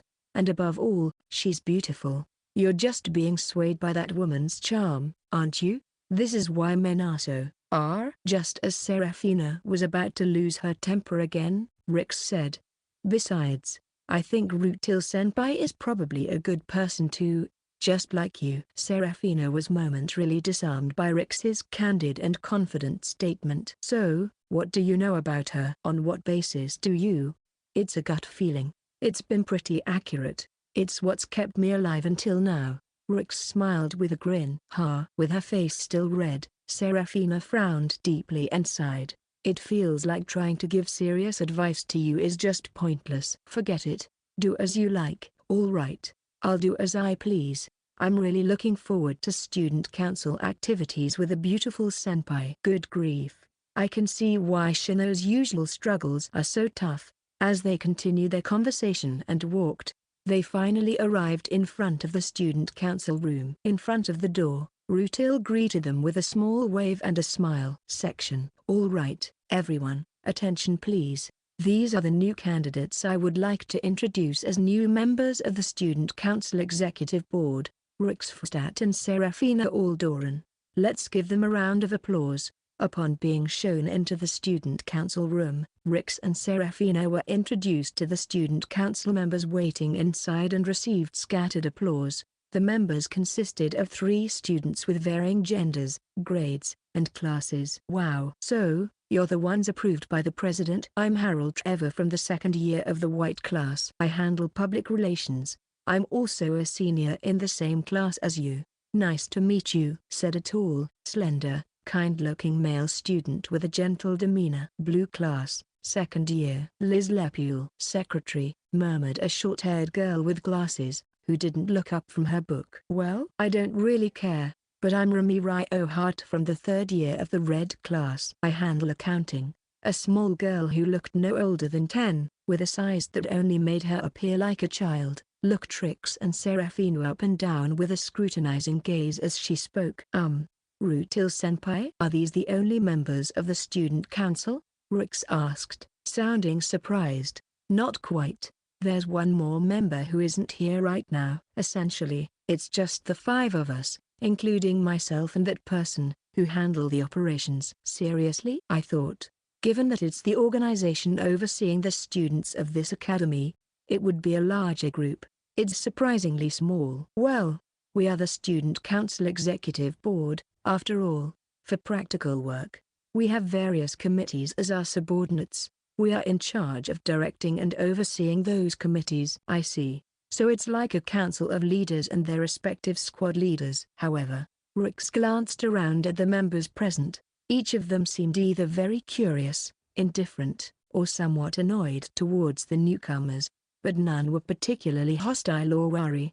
The student council members all seemed unusually relaxed and natural around them. Yet, they're strong. Rix couldn't help but mutter this. It was a conviction based on Rix's keen senses as a warrior. Of course, they might not be as strong as Rutil, but all of them were considerable fighters. Without a doubt, they were among the strongest students in the academy. I see. The top organization overseeing the students. Rix realized that their title was not just for show. It seemed that Rix's subtle wariness was keenly sensed. I see, as expected. Those endorsed by the president. Looks like it's completely been figured out already. Huh? I thought I was being pretty thorough in hiding it. Harold, with a gentle demeanor, smiled as if he had been outdone. And Seraphina Sama's latent magical power and sphere are so impressive that they're actually trembling. I think we can expect great things. HMPH, considering they're trying to bring in someone who ignores the rules and is just an ordinary person who can't use magic, they'd better be this good. The small roomie crossed her arms and snorted, while Liz, who was still reading her book, ignored the discussion. So, Root Hill, what kind of work are you planning to assign to them? Right. As of now, most positions are filled, so it seems like they'll be working as assistants to our tasks? Yes, since they're provisional members, that seems reasonable. I don't need any help with secretarial duties. In that case, it would be something like assisting with public relations or accounting, I suppose. As the student council members began discussing in that manner, Rutil cheerfully said, well, I'm thinking of having Rix-kun handle external relations. For a moment, the student council members froze. External relations? Harold and Remy let out bewildered cries. Even Liz, who had been indifferent, pushed up her glasses and looked at Rutil with suspicion, as if asking if she was serious. External relations? What does that mean, Seraphina? Typically, the role of handling external relations involves communication and negotiation with external organizations, but I have a bad feeling about this. Seraphina muttered with a disapproving look at the perplexed Rix. The student council members then began to explain. Rix-kun, this academy is fundamentally divided into 3 classes: the white class, the blue class, and the red class. But are you aware that there are also numerous personal organizations, factions, and academic cliques among the students? Yes, in addition to the various committees, clubs, and societies, there are even a few teams conducting joint magical research or exploring nearby ruins, official or unofficial. There are countless factions and organizations within this academy. Recently, the Security Enforcement Division you clashed with, the delinquent group Mad Dog, and even that detestable prayer faction are just some examples. Tensions between students, organizations, and factions are relentless here. Well, you might already have an inkling, but wizards tend to be very strong-willed and assertive, don't they? So, moreover, there are hidden realms within the academy's underbelly, such as the secret rooms, where even the upper echelons of the academy can't fully grasp what's happening under the surface. Conflicts and disputes are a daily occurrence. The role of the Student Council Executive Committee is to handle these disputes. And at the forefront of this is the position of external relations. The role of external relations is to stand at the forefront of these factional conflicts, take in the claims and demands of both sides, and then calmly, rationally, and fairly propose and mediate peaceful solutions to the disputes between them. Yes, calmly, rationally, and fairly proposing peaceful solutions to conflicts between both sides. After listening to this, Rix nodded solemnly while crossing his arms. I see. So, basically, it's a job meant for me? How did you come to that conclusion? Seraphina interjected with a disapproving look. Did you even listen? From what I understand, this job is the least suited for someone with your brainless muscle-head nature. That's rude.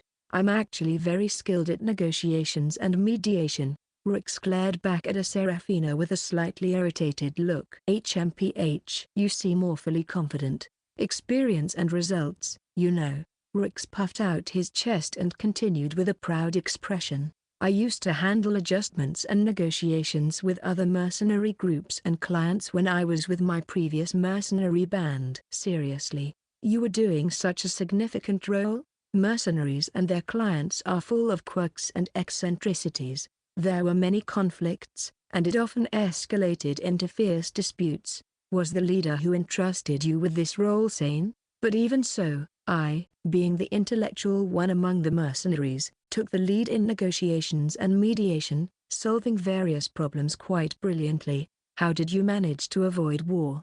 How did you manage to stay alive? So trust me, Serafina. I'll be fine.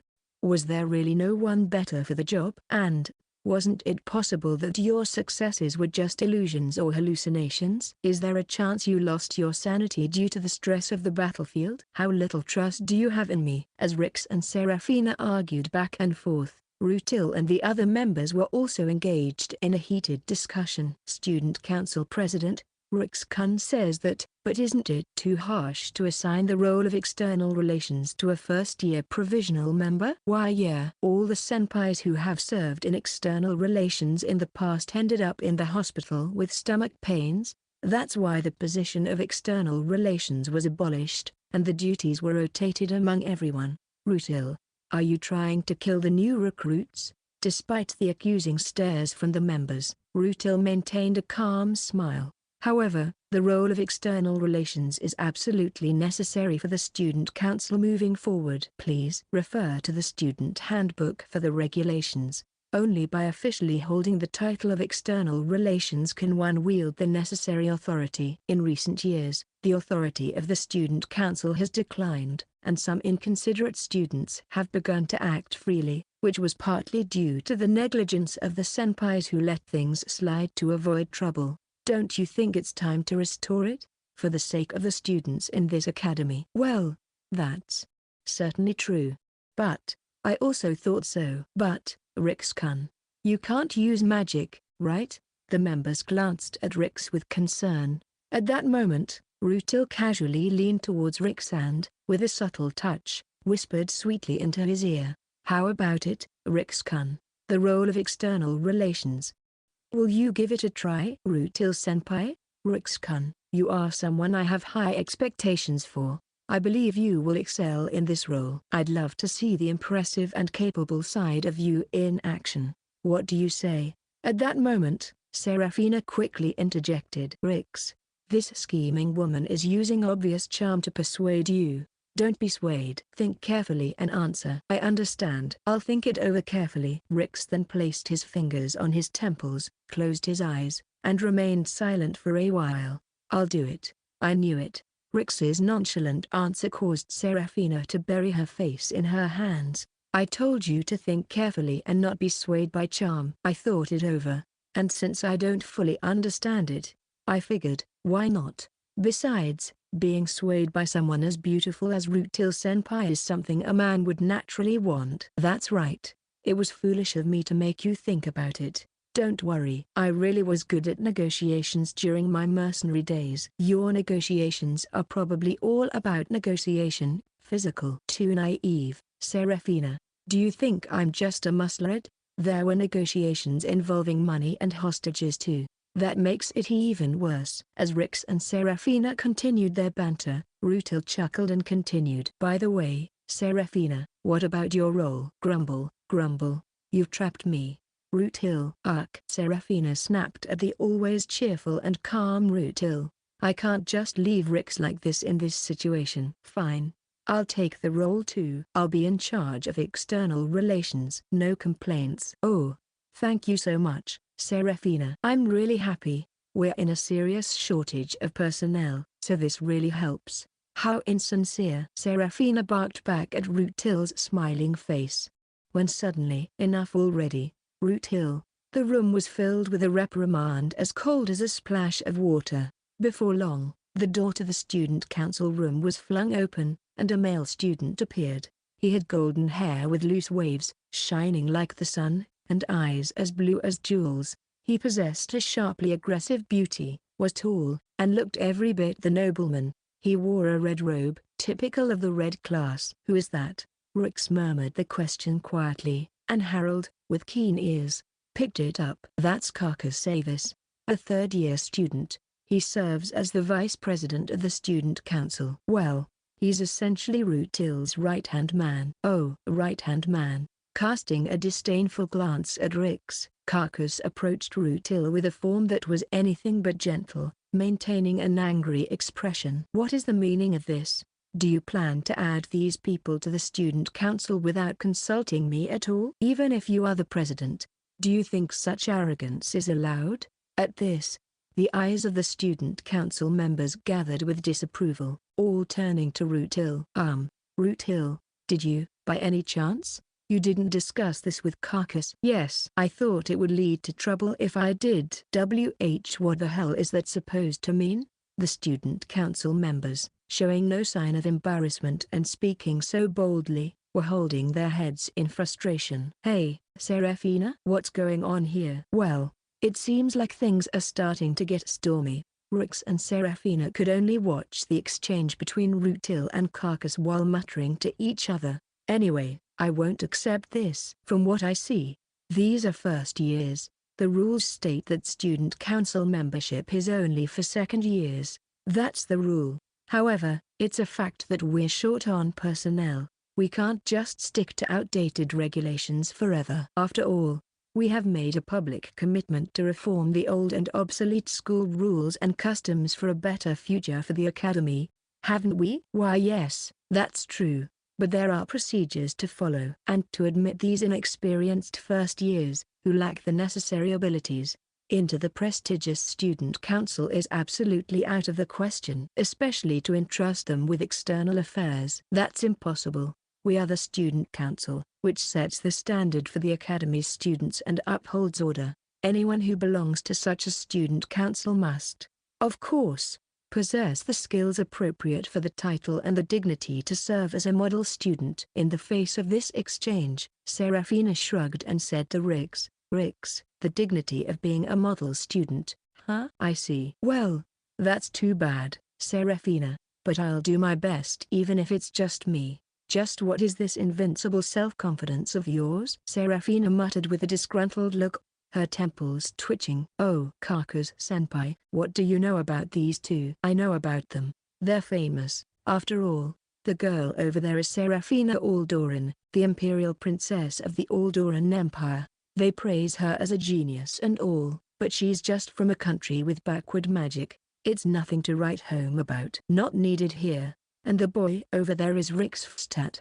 He's a troublemaker who's been causing quite a stir at the academy recently. I don't know if it's true that he's summoned an ancient dragon or not, but an ordinary person who can't use magic is no good. And on top of that, he's a former mercenary? That's beyond disgusting. In response to this exchange, Seraphina said, Rix, I don't know this man very well yet, but I dislike him. How coincidental. I'd rather not get involved with this type either. Meanwhile, Carcass's remarks were heating up even more. Anyway, these kinds of people are unfit for our student council. I absolutely refuse to accept them. Rutil, have these first years leave. Given that he was the vice president, Carcass's influence within the student council seemed quite strong. The other members remain awkwardly silent. This seems impossible. Ha. Was it just a short-lived dream? As Rix shrugged and gave up, Rutil stated with a smile.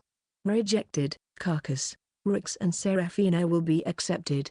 This is a decision made with the authority of the president. What? Carcass was left dumbfounded by Rutil's cheerful assertion. Why, you're kidding, Rutil. This is utterly tyrannical. Tyrannical? Which side is being tyrannical? What did you say? I hold Rix and Seraphina in high regard. I am confident that they possess the abilities suitable for the student council. In fact, there would be no complaints from the academy's upper echelons about welcoming these two. Seraphina, with her remarkable talent as a mage, is of course expected. Rix, too, is a rare talent who has mastered summoning ancient dragons. Of course, I am fully aware that there may be doubts about their abilities. That's precisely why I am proposing a trial period to test whether their abilities are suitable for the student council. KKHHT that is, and yet, you reject this based solely on your own personal bias and prejudice. You don't even attempt to formally test their abilities. So, which side appears to be more tyrannical? Sure enough, Rutil is quite skilled. Serafina was half exasperated and half impressed. Honestly, both sides could be seen as tyrannical, but the way Rutil framed it made Carcass seem at fault. The way things are phrased can make all the difference. And to top it off, I'm sorry for being selfish, Carcass-senpai. As Carcass struggled to respond, Rutil suddenly bowed her head with an apologetic gesture. She seemed to understand. I know that what you're saying is actually correct, but this decision was made after considering what I believe is best for the student council and the academy. Please, could you listen to my selfish request? I promise to make up for it later. With a charming, slightly devilish smile, Rutil clasped her hands together. This person. Serafina felt a shiver in disgust at Rutil's move. She's taking over from where she cornered Carcass. She's stepping back to preserve Carcass's pride and dignity. In other words, the situation was transformed from Rutil defeated Carcass to Carcass generously accepted Rutil's selfish request, showing that he has the capacity to be magnanimous. This was the best possible escape for Carcass to save face. Even more so, this move requires the opponent to have a certain level of goodwill toward oneself, otherwise, it wouldn't work. If there's no goodwill, there's a possibility they'd stubbornly refuse and become antagonistic, but if there is goodwill, they have no choice but to accept the escape route Rutil has provided. In fact, they might even want to. People universally want to look good in front of someone they're infatuated with. It's a sad trait of men everywhere. In other words, Rutil knows very well. She's aware of her own cuteness and charm. She probably understands well that Carcass is romantically interested in her as a woman. That's why she made this move. She's still quite the scheming femme fatale. Just as Serafina predicted, TCH, if you're going that far, there's nothing I can do. If you insist, I suppose I can let these two be tested, but if they're even slightly unfit, I will never accept them. Though he appeared haughty and reluctant, Carcass had likely yielded exactly as Rutil had calculated. The evidence was in the slight blush on Carcass's cheek as he averted his gaze, pretending to be annoyed, and a faintly cold smile appeared on Rutil's lips. Hee, I'm glad. It looks like we can welcome the two of them after all. Then, Rutil turned to Rix and Serafina, smiling with genuine delight. It was a truly happy smile, with no hint of pretense, and that made it unreadable. Serafina couldn't discern Rutil's true intentions at all. Why was Rutil so determined to bring Rix in? Damn, what is Rutil really thinking? Serafina continued to glare at Rutil with a biting look, but Rutil seemed completely unconcerned.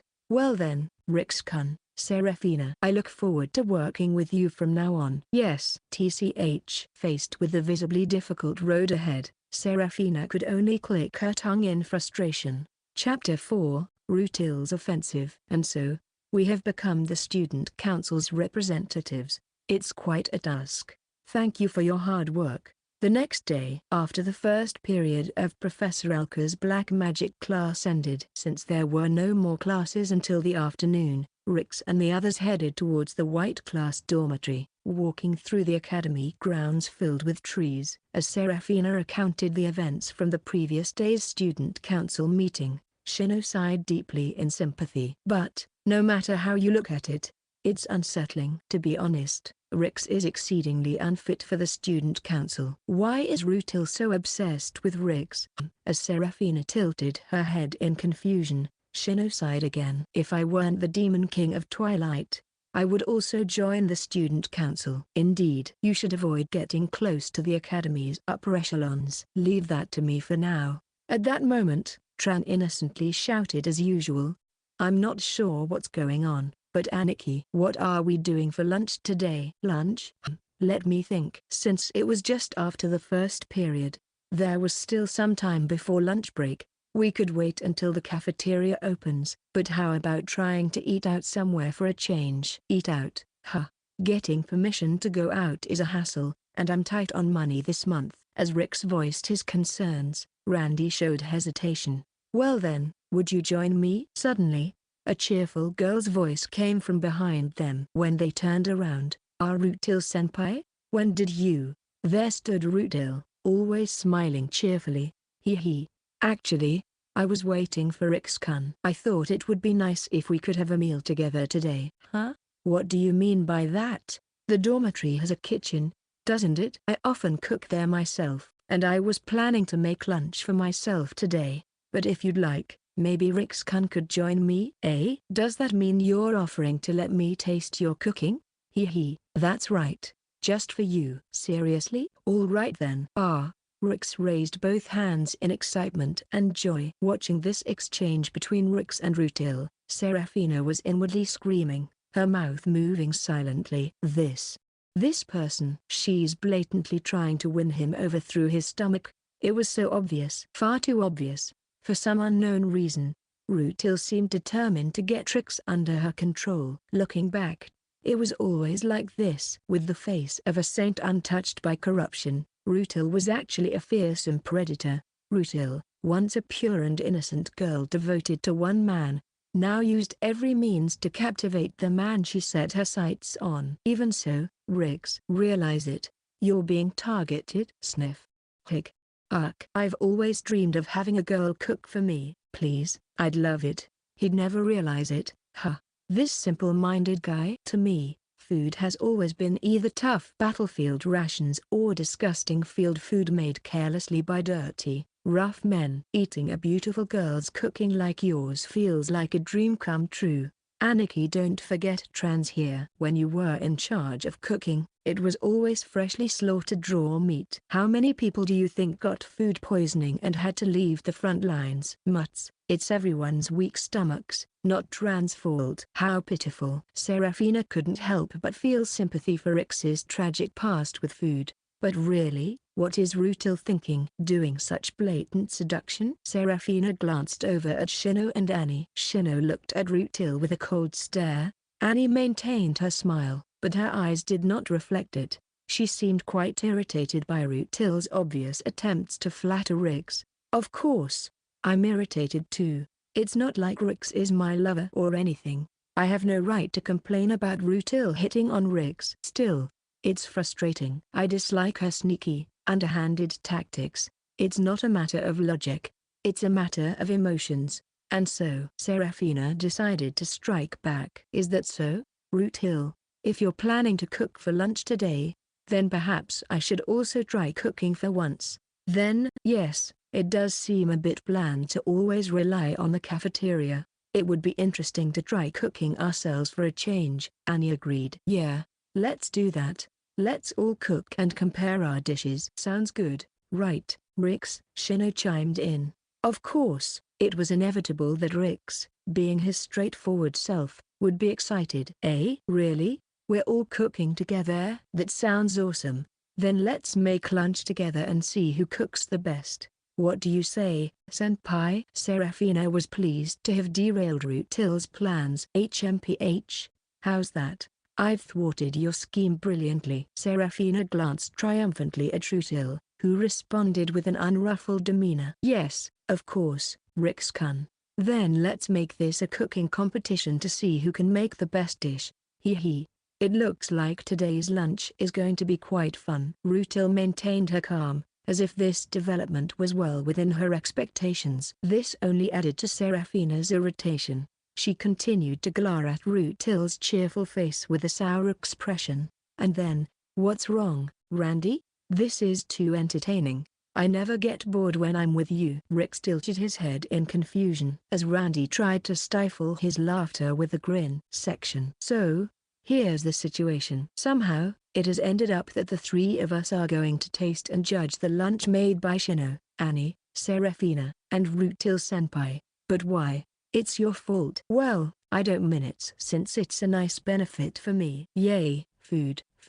In the shared dining hall of the white-class dormitory, Rix and Randy chatted at the table, while Tran, making a racket with her fork and knife, was excitedly running around. In the kitchen area, Shino, Annie, Serafina, and Rutil were each busy with their cooking. A delicious aroma was already wafting through the air. The food storage in the dormitory's dining hall is kept fresh with magical freezing, and it's stocked with a variety of ingredients and seasonings, Randy said, glancing towards the kitchen. It's provided by the academy for students who want to cook for themselves. and students can use it as much as they want. But, well, hardly anyone uses it. With the cafeteria available, everyone probably prefers food made by professional cooks. That's true. Unless you have a hobby for cooking. Hey, Aniki, why can't Dran cook? You'd just end up serving raw meat, right? As they were talking, Annie arrived with a steaming pot. Sorry to keep you waiting, everyone. Annie had prepared a soup with large chunks of vegetables. The rich aroma of spices and beef bone broth wafted through the air, making it quite appetizing. The potatoes and bulgur had absorbed the soup, looking very delicious. Oh, it looks great. It smells amazing. Yeah, it's the kind of home cooking you'd expect. Very like Annie.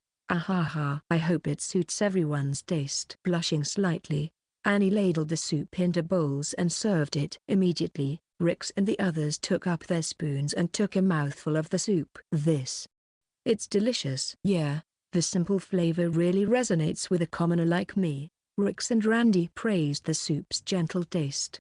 It's good, but it could use more meat. Tran seemed somewhat dissatisfied. Oh, sorry about that, Annie. Don't worry about Tran, she's been a picky eater who only eats meat since forever. Ahaha. Well, Tran is a dragon, after all. Annie smiled a little regretfully, understanding the situation. But I really think it's delicious. I could eat as much of this as I want. More, please. Thank you, Rix-kun. Rix quickly handed his empty plate to Annie. Annie took the plate and happily ladled more soup into it. Wow, I didn't expect Annie to be so good at cooking. I had a feeling, but it was just as I thought.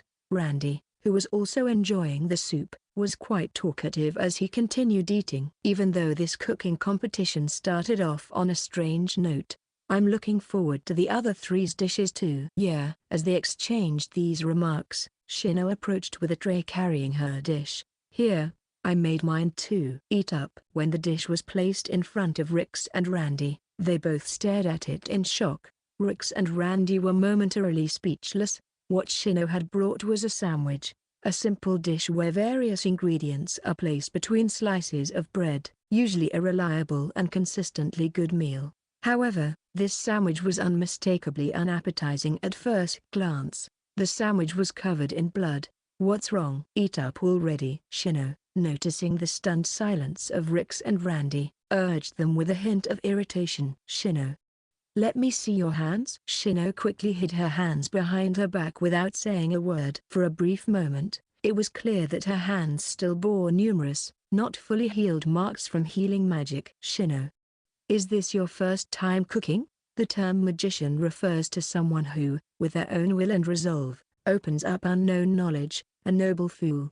So it is your first time, then? Shino turned her face away. Why did you join this competition if it's your first time cooking? Well, I can guess why. Randy glanced at Rix. This is unexpected. I thought Shino could cook, but only a vampire would be happy with this. Rix cautiously picked up the sandwich. Blood dripped from the bread, making red spots on the plate. Well, even a vampire might hesitate. Look. Randy used his fork to lift the bread, revealing raw pork and noticeable pieces of eggshell mixed in. This is seriously unsanitary. This sandwich has a butter knife embedded in it among some unknown, sacrilegious ingredients. Why, did you forget to take it out? And this?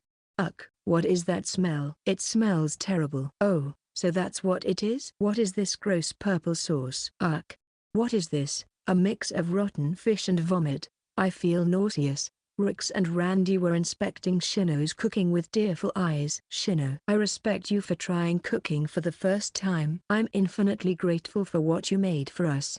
But may I ask one thing? What is it? Did you follow the recipe? Did you make any strange adjustments? The term magician refers to someone who refines and evolves known knowledge with their own judgment and sensibility. An eternal seeker. So you made adjustments? Shino turned her face away. Are we supposed to eat this? Even Rix, who was raised on the battlefield and is used to tough situations, hesitated with a cold sweat on his forehead. Are you guys not going to eat it? Well then, I'll go ahead. I'll dig in. Tran's comment was the last push Rix needed to overcome his hesitation. Bad eating. Tran innocently grabbed a sandwich and took a bite. The next moment, Tran's eyes widened and she leapt away with incredible speed. Tran, huff, HF. Then, getting down on all fours, Tran bared her fangs and hostility, as if to threaten her nemesis, and let out a chilling dragon's growl of intimidation toward the sandwich, or whatever it was in the shape of a sandwich, on the table. Eventually, Tran's eyes rolled back. Thud. Tran collapsed limply to the ground. Silent, the group stared at Tran, who remained completely still and unresponsive for 10 seconds. "What are you doing? You should eat it while it's still warm, considering all the effort put into making it. Are you still saying that after seeing this? Do you have no heart?" "She's a dragon, you know." "Tran's a dragon. She has top-tier resistance to all sorts of poison and status effects, and look at her. If we eat that, we'll die." "Shino, this is no longer cooking. This is biological warfare." Well, how rude." Just as Shino, looking slightly tearful, shouted at the others, help from the heavens arrived. Serafina approached with a large tray, upon which rested a cloche. A large, round silver lid. It seemed that Serafina's cooking was inside the cloche. "Well, just a little." Just as we were reeling from the shock of the avant-garde biological weapon of a meal. "What is that supposed to mean?" In front of the jittery Rix and Randy, Serafina placed a large tray on the table with an air of exasperation. Seeing Serafina like this, Randy leaned in to whisper to Rix. "Hey, what do you think?" "You're talking about Serafina's cooking, right?" "Yeah." Considering how bad Shino's turned out, and she seemed like the least likely to be able to cook well among the three, I'm worried about Serafina. "True. It's not like royalty usually does their own cooking." Whether or not Serafina overheard their hushed conversation, she stood confidently and declared, "Behold, everyone." With a triumphant smile, Serafina lifted the cloche. There, beyond imagination, was a dish of unimaginable magnificence. "Ooh!" Rix and Randy couldn't help but exclaim in awe. "How about this?" "Surprised, are you?" "If I had to name it, I'd call it consommé jelly with Brittle's vermel shrimp, topped with caviar and smooth cauliflower mousseline." Inside the dome-shaped consommé jelly, various ingredients were beautifully arranged, making it look like a work of art worthy of being framed and displayed. A fragrant sauce drizzled around the jelly, causing the entire dish to sparkle. "Wow! This is real court cuisine." "Impressive. It's so beautiful." Randy and Annie both stared in amazement. "Did Serafina really make this?" "Indeed. Of course." "I am Serafina Aldoran, the future emperor of the Aldoran Empire who will stand at the pinnacle of the world. If food is the foundation of humanity, then mastering it is a prerequisite for standing at the top of humanity. I don't quite understand that reasoning, but it's amazing nonetheless." "Well, I just enjoy cooking, and I used to spend a lot of time in the kitchen back in my homeland, learning from the head chef, but I'm confident in my skills. Let's dig in." With a confident smile, Serafina skillfully cut and served the jelly to everyone, and when everyone cautiously took a bite of the dish, What is this? It's so delicious." "My tongue feels like it's going to melt." Randy was stunned by the overwhelming burst of umami that assaulted his tongue. "It's true. It's incredibly delicious. It's like it melts in my mouth." Annie's eyes widened as she clutched her mouth, trembling with excitement. "This is unbelievable. You used ingredients from the food storage, right? How did you make something this delicious?" "Ahaha. It's frustrating, but I suppose this means I've lost." "Foo-fa-foo. Indeed. It's a secret recipe passed down from my mentor." Seeing everyone's reactions, Serafina nodded with satisfaction. "Well, Rix, I would love to hear your thoughts." "Yeah, it's seriously amazing. I've never tasted anything like this." Rix was too engrossed in the meal to say anything else, and then, HMPH. "Well done, Serafina." Shino, while enjoying Serafina's dish, wore a satisfied smile. "All right. For today, I'll concede victory to you. I acknowledge your skill." "Sorry to burst your rival image, Shino, but you weren't even in the running. I was just being careless." "That's not even in the same dimension of discussion. First, learn the basics of cooking."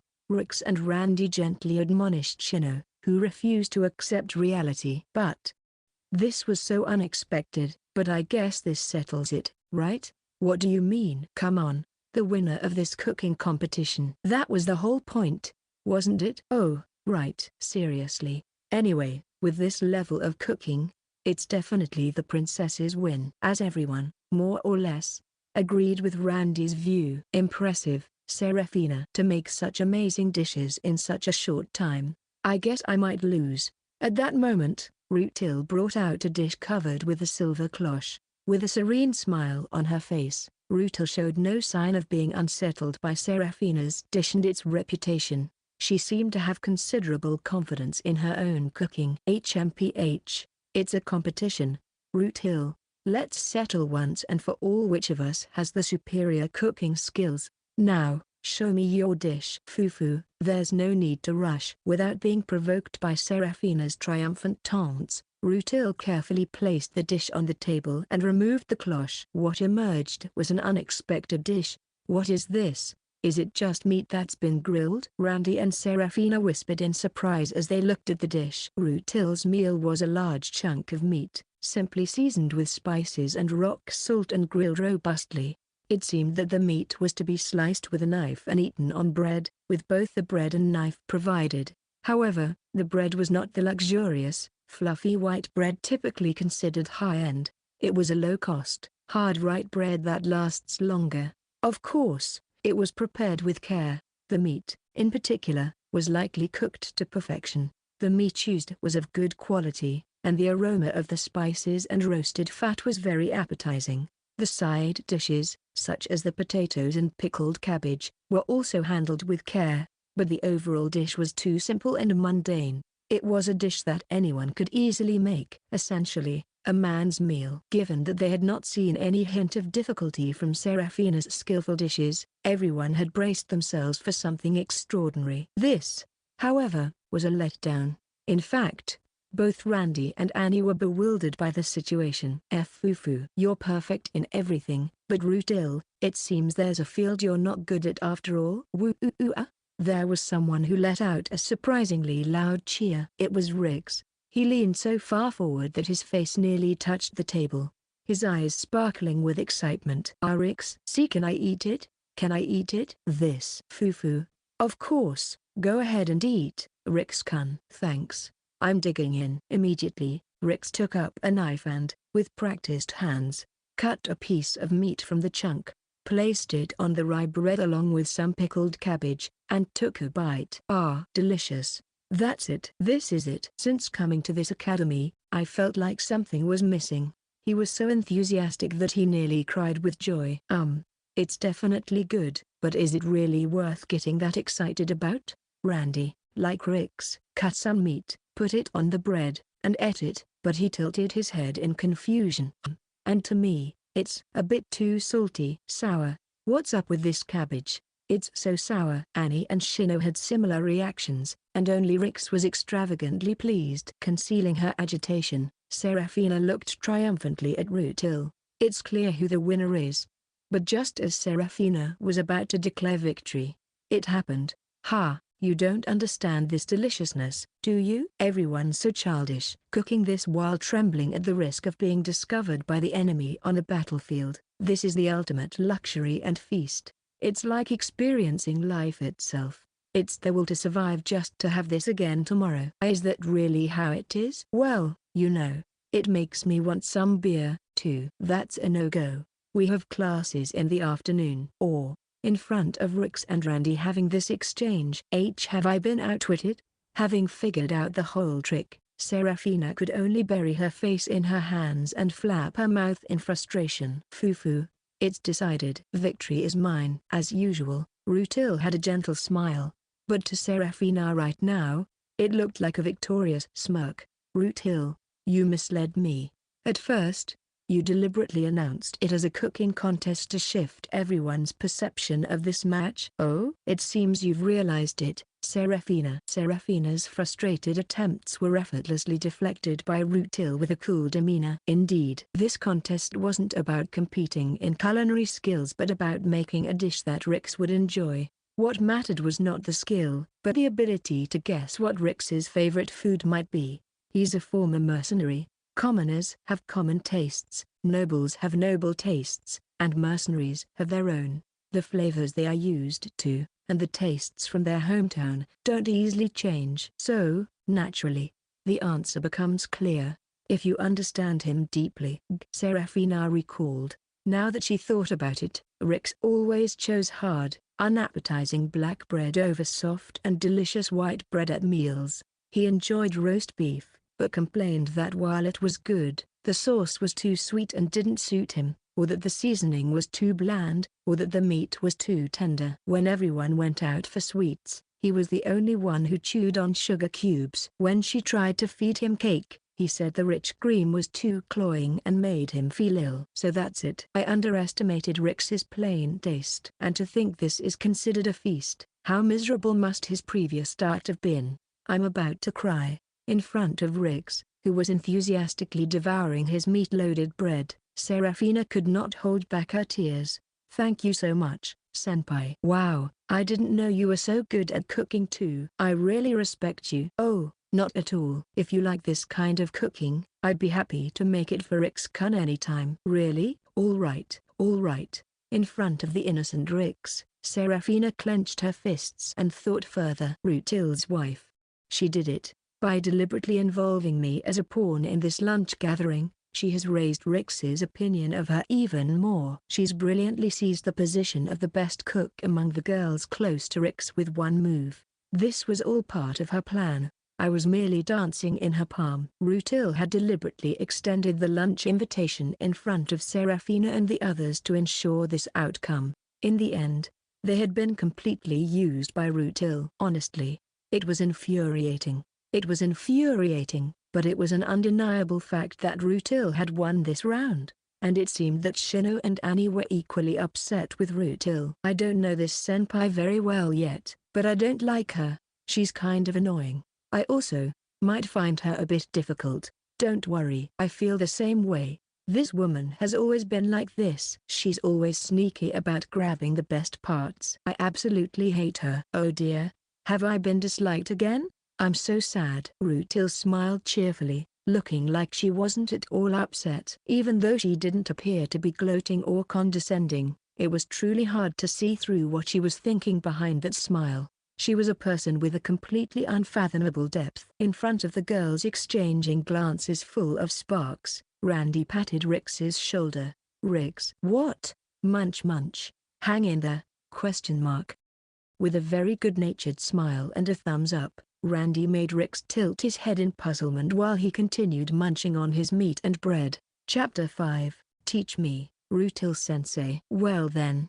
Another day of hell begins. Sigh. Someone's murmur echoed hollowly. They were in the magical combat arena located underground in the academy. Today was the worst day of the week for the students of Class White. It was the day of the magic combat training class conducted by Professor Darwin. The students of Class White had gathered for the lesson. The Grand Master of the academy, Darwin Streak, is, to put it simply, extraordinarily talented. Both as a magician and as an instructor, he is faultlessly exceptional. Magicians, whether they desire it or not, are inevitably drawn into conflict due to the gravity of fate, and thus a magician must acquire at least the minimum necessary power under this unique and strong ideology.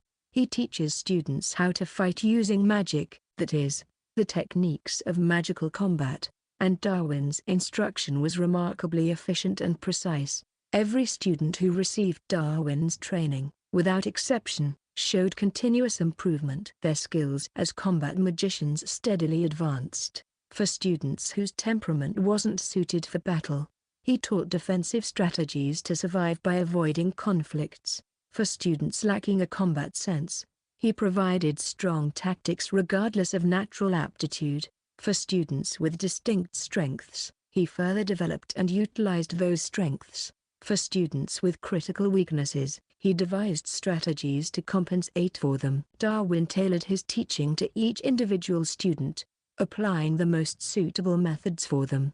Surprisingly, he never abandoned a single student. He would patiently and tenaciously instruct each student until everyone could meet the standards, with the attitude of, I will never tolerate any student failing under my instruction. From this perspective, Darwin might seem like the ideal teacher or a saint, but of course, that's not the case. He is, An extremely, and exceptionally harsh educator. As long as they don't die, there are no problems. He pushes the students through hellish conditions until they meet the required standards. And during this time, there were not a few students who were driven to the brink of personality destruction and mental collapse by the storm of insults they were subjected to. However, even if they lost their sanity, they were forcibly and perfectly treated with mental white magic. There was no escape. Moreover, if anyone tried to feign illness to skip the class, the whole class, along with the individual, would face terrifying consequences, making it impossible for anyone to skip. I might die today. Mum, Dad, please forgive me if I don't make it. I don't want to die. I don't want to. If only I could die. But even if I did, he'd probably just bring me back to life. The students of Class White trembled and cried desolately. HMPH. How pathetic. Why can't you understand that receiving such marvelous instruction from that person is an extraordinary stroke of luck for you commoners? Even Alfred, who looked on with disdainful eyes at the students around him, had an ease that shook like a newborn fawn. What's wrong, Randy? Why are you sighing? As Randy sighed, imagining the hell that was about to begin, Rix approached him with a puzzled expression. Hey, it's obvious, isn't it? Professor Darwin's class is about to start. Hell is about to begin. Of course, I'm sighing. Randy. It's going to be alright, as long as you're still feeling pain and gloom. It's not real hell, you know? The real hell is when you stop feeling it. No more pain. No more emotions. Stop with the grim battlefield talk, former mercenary. As Randy made this comment with a void-like expression, an unexpected person arrived on the scene. Rutil-senpai? Rix exclaimed in surprise, his eyes widening. The sudden appearance of the Academy's notorious student council president caused the other students of Class White to exchange looks and start murmuring. Fufafu, hello, Rix-kun. As the group's gazes were effortlessly deflected, Rutil, with her usual gentle smile, approached Rix. What are you doing here at this hour? An irate Seraphina stepped in between, glaring at Rutil. Shino also glanced at Rutil with a cold, wary expression. Annie looked back and forth between Shino, Seraphina, and Rutil, feeling increasingly flustered. Seraphina, with her displeasure evident, continued to speak sharply while glaring at Rutil. It's already time for the class to start, you know. You should quickly return to your own class. I seem to have become quite disliked. It makes me sad, Rutil said with a smile that didn't seem at all sad. Actually, I came because Professor Darwin sent 2 messages. Messages? Yes. First, for today's magic combat training class, Professor Darwin will not be able to attend due to urgent matters. As Rutil said this, the area fell silent for a moment, as if struck by a stillness, and then in the next instant, a deafening cheer erupted. Yes, we did it. This means everyone is saved. We're saved. Oh, being alive is such a wonderful thing. Everyone, moved to tears, was rejoicing in the fact that they had survived the day. Their joy was as if they had achieved a dramatic turnaround from a dire situation. Oh, really? Professor Darwin isn't here. What a shame, Rix said with a feigned regret. Hey, Rix. Why are you reacting like that? Well, you see, it's true that his classes are tough, but you know, if I don't experience the feeling of death at least once a week, I feel uneasy. Yeah, you're never going to reintegrate into society, just give up. Randy could only sigh in response. Then, Rutil continued speaking to the now uproarious group. Everyone, please calm down. There is still the second message. Finally coming to their senses, the group prepared to listen attentively. With a solemn expression, Rutil addressed them. Since Professor Darwin is unable to attend, I have been tasked with conducting today's magic combat training class, albeit rather presumptuously. As the group looked on in confusion, Rutil tilted her head and smiled. Rutil and the first-year students of the white class, all 45 of you, will engage in one-on-one magical duels. If even one of you can defeat Rutil, you will pass. However, if all of you fail to win a single match and are completely defeated, you will face a hell so harsh you'll long for the days when things seemed like heaven. Prepare yourselves, This is the second message from Professor Darwin. Caught off guard by the unexpected turn of events and the challenge, the students of the white class let out bewildered cries. In front of the panicked group, Rutil maintained her usual friendly smile. This is bad. This is really bad. When Professor Darwin says he's going to do something, he means it. If we all lose, we're seriously going to face hell. Wait a minute. Even if the opponent is Rutil-senpai, it's us all versus one person, right? Well, it shouldn't be that hard, right? Realizing this fact, the students began to look at each other, confused. Hey, Riggs, what do you think? We've seen Rutil-senpai's skills a bit recently, haven't we? Randy, with a serious expression, asked Trix, who was observing Rutil. After a moment, Rix spoke with a sense of certainty. Probably impossible. Just a hunch. Damn it, if your hunch says so, then it's definitely impossible. What the hell are we supposed to do? You'll have to make the most of the numerical advantage. Numerical advantage? Numbers are strength, after all. Start by sending in the lower-ranked members first, and once Rutil starts to tire, you'll have to bring in our strongest members, like Shino or Serafina. At that moment, a mocking laughter echoed through the room. Ah ha ha ha ha ha ha ha. The laughter came from Alfred, a noble student with slicked-back blonde hair and glasses, who often antagonizes Riggs.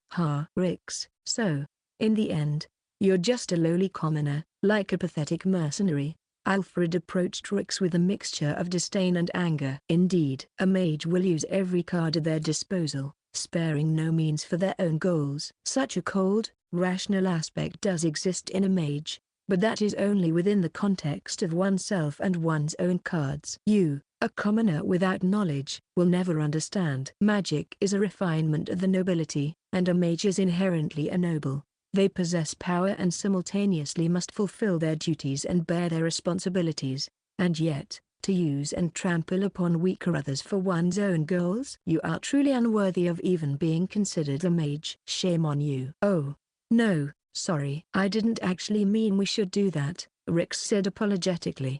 It's just, if we were to win against Rutil-senpai, that's about the only strategy we have. Well, that's true. Alfred, you might not know, but Rutil-senpai is seriously tough, you know. Humphrey, afraid, are you? It seems that without that ancient dragon, Rix, you can't do anything. As expected, Alfred pushed up his glasses and sniffed. Indeed, in this magic combat training class, the use of summoning magic is still prohibited.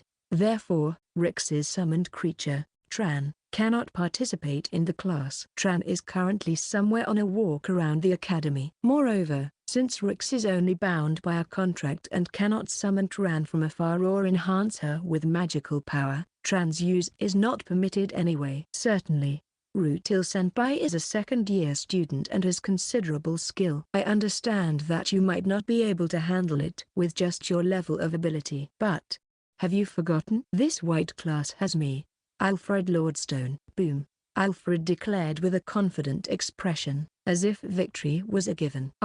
Well, yeah.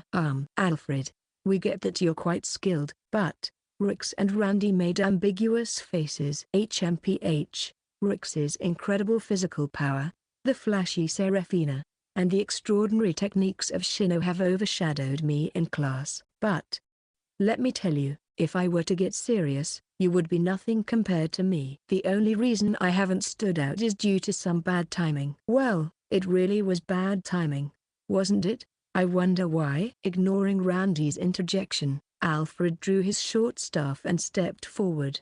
Therefore, I'll take the lead. Wait. Are you serious? You're going in first right away? Alfred. You're probably among the top in strength here. I was hoping you could just observe Rutil-senpai's strength at first. Ignoring Randy and Rix, Alfred strode confidently towards Rutil, who was waiting in the center of the arena. HMPH. Still complaining? Nobles should be on the front lines in times of crisis, protecting the commoners. I will not tolerate any noble hiding behind the commoners or playing a cowardly role.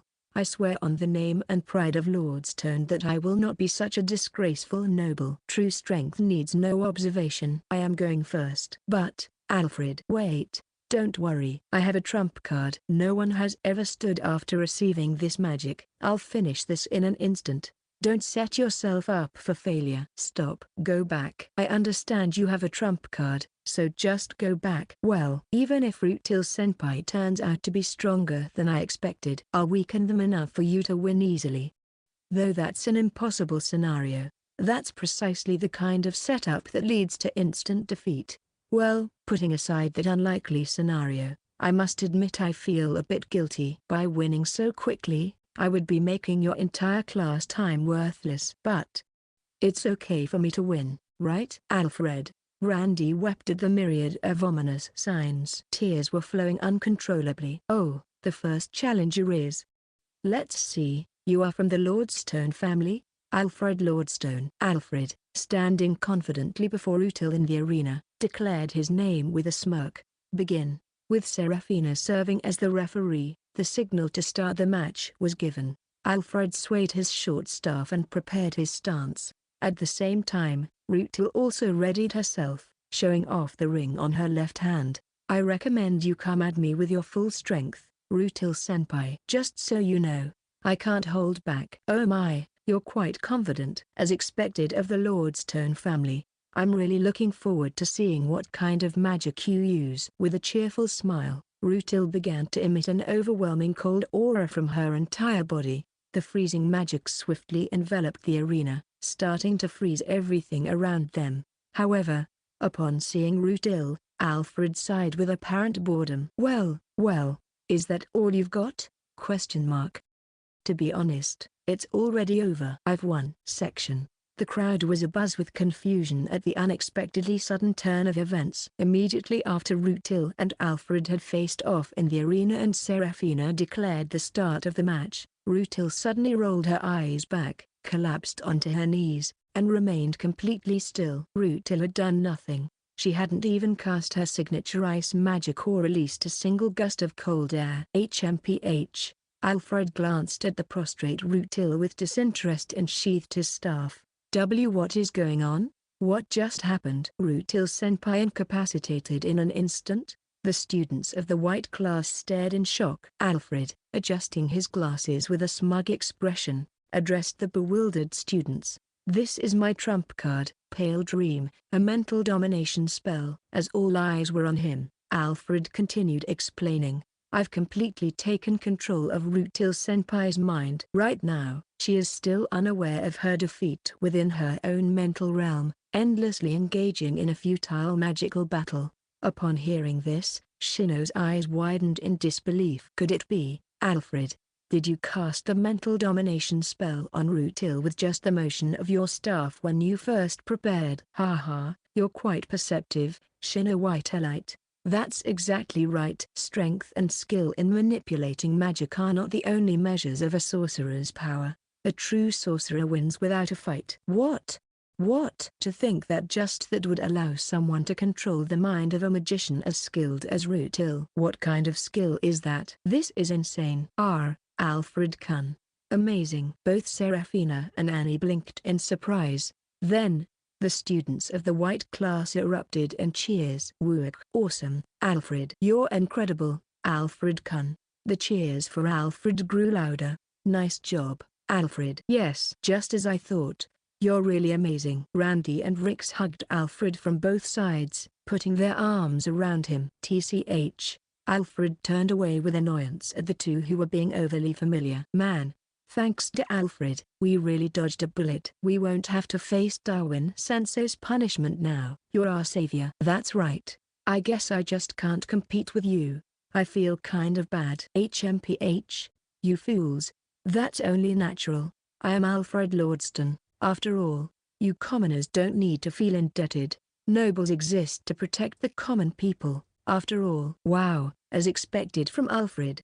Your level is just too different from ours. I've decided, I'm going to serve Alfred-sama as a retainer in the future.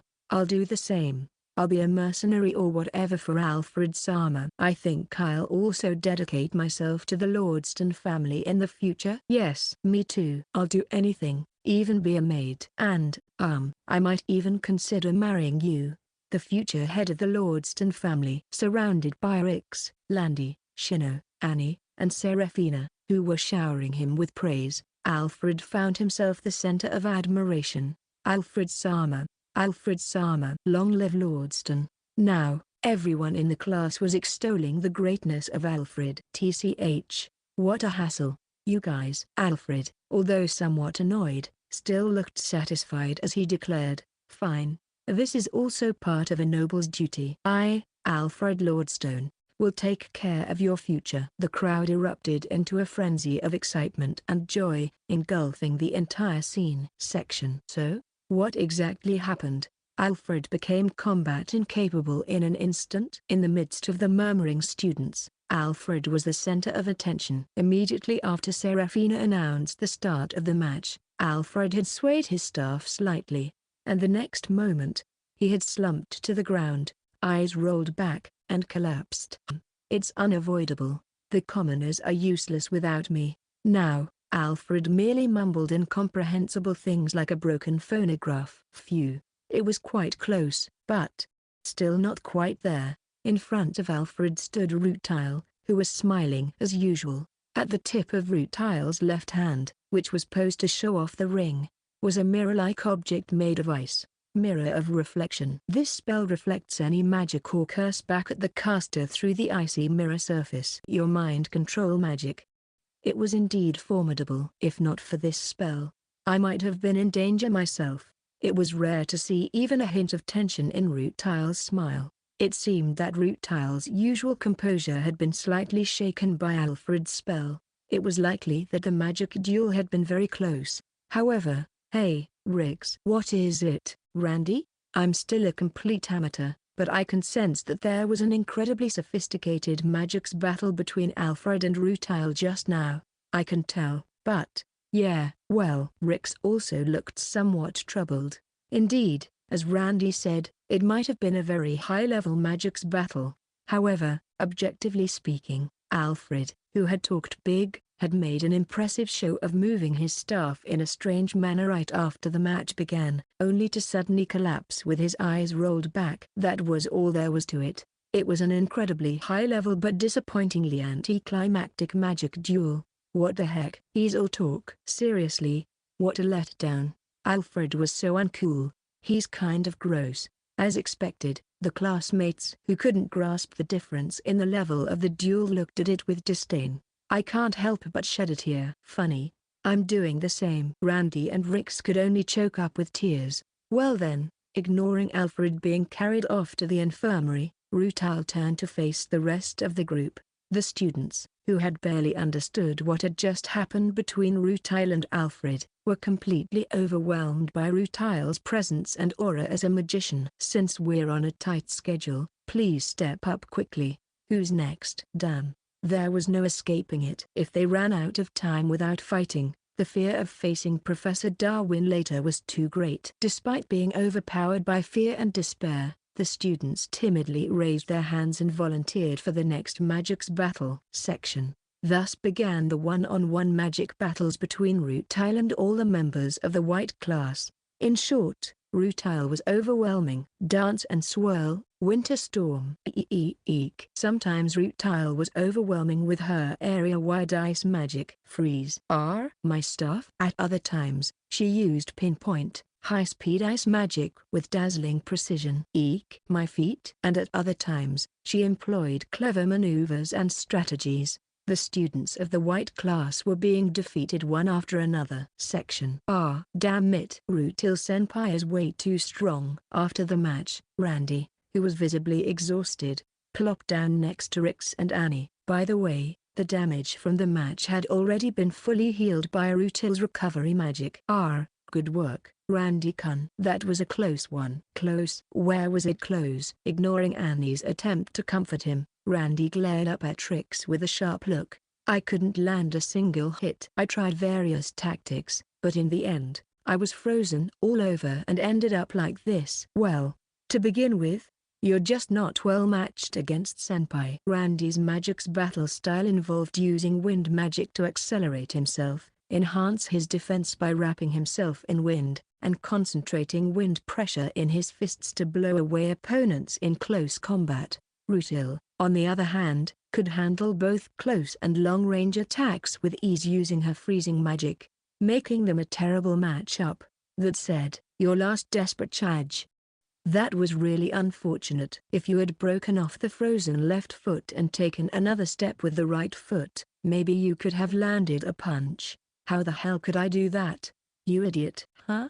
You couldn't. I thought breaking the frozen foot wouldn't be that hard since it's brittle. Physically, maybe it's not that hard, but psychologically, it's impossible. And, you know what? I bet you would actually try something like that, Randy, recalling Rix's previous reckless moves when he was determined to defeat an opponent, buried his face in his hands. But at this rate, we're headed for a total wipeout, aren't we? Randy glanced at the arena. Damn it. Rutil. Hee. Well done. Well done, Seraphina. How dare you underestimate me? Currently, Seraphina was fighting against Rutil. Using her rapier, Seraphina launched a relentless barrage of firestorms, fireballs, and explosions, trying to overwhelm Rutil with sheer firepower. It was a strategy relying on Seraphina's immense magical energy and the solid defense of her sphere. Against an ordinary opponent, she could have overwhelmed them easily without any tricks. However, Rutil's magical power and skill were superior to Seraphina's. Even with that level of firepower and heat, Seraphina was unable to push through due to the freezing magic Rutil spread around her. Wow, you've really improved since I last saw you. I'll give you some praise, little sister. Shut up. That smug face of yours will only last for now. Watch this. Advanced level magic, crush them. Fire wheel. Chanting the spell, Seraphina enhanced the magical power of her flames while moving her rapier. The temperature in the arena skyrocketed. Take this. Seraphina used the tip of her rapier to gouge the ground and released her spell. A massive wheel of fire, formed from an immense amount of heat and flames, sped towards Rutil. It was Seraphina's strongest attack, the fire wheel! In response, Rutil quickly conjured a massive ice wall in front of her to block the incoming fire wheel. However, the fire wheel shattered the ice wall completely and blasted through it. The explosive flames scattered, singeing Rutil's arm slightly as she hurriedly pulled back to dodge the wheel. How's that? Panting heavily, Seraphina puffed out her chest with pride. Oh dear. I thought I had completely blocked it. Rutil blinked in slight surprise but then smiled brightly with pleasure. Hee, Seraphina. You've really become strong. Amazing. HMPH. The only reason you can act so smug now is because it's still early. I've already figured out the pattern of your freezing magic. I'm going to roast you alive from now on, so be prepared. Despite her heavy breathing, Seraphina was full of confidence. As if signaling the real battle was about to begin, Seraphina readied her rapier once more. On the other hand, Rutil relaxed her stance. I'm sorry, Seraphina, but the match is already decided. What? What nonsense? I haven't even taken a single hit yet. Don't mock me. As Seraphina shouted angrily, her rapier suddenly slipped from her hand, falling weakly to the ground. Why can't I hold my weapon? And, for some reason, I've been having trouble breathing. This is strange. I shouldn't be out of breath from just that level of magic use. It's not magical exhaustion. Even for you, who has an immense amount of magical power, it would be difficult to exhaust your magic this quickly. What's happening is, at that moment, Seraphina noticed something. The surroundings, including the smiling Rutil, seemed to be sparkling inexplicably, and the light was dancing around gently. What is this? Diamond dust? Confused by the sight that resembled a weather phenomenon where moisture in the air freezes and shines, Seraphina tilted her head. Close, but not quite. It's not the moisture in the air that's frozen. The air itself is frozen! The three states of matter: gas, liquid, and solid. Even the atmosphere, if the temperature drops drastically, will eventually crystallize and freeze. Rutil, you don't mean?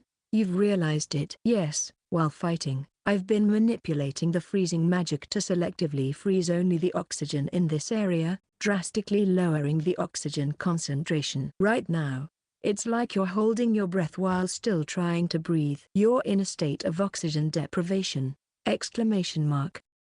If I wanted, I could even create a completely oxygen-free space in this area. This is my trump card, Silent Winter Moon. It's over, Seraphina. With Rutil's calm declaration, Seraphina could only stand there in despair, unable to find words.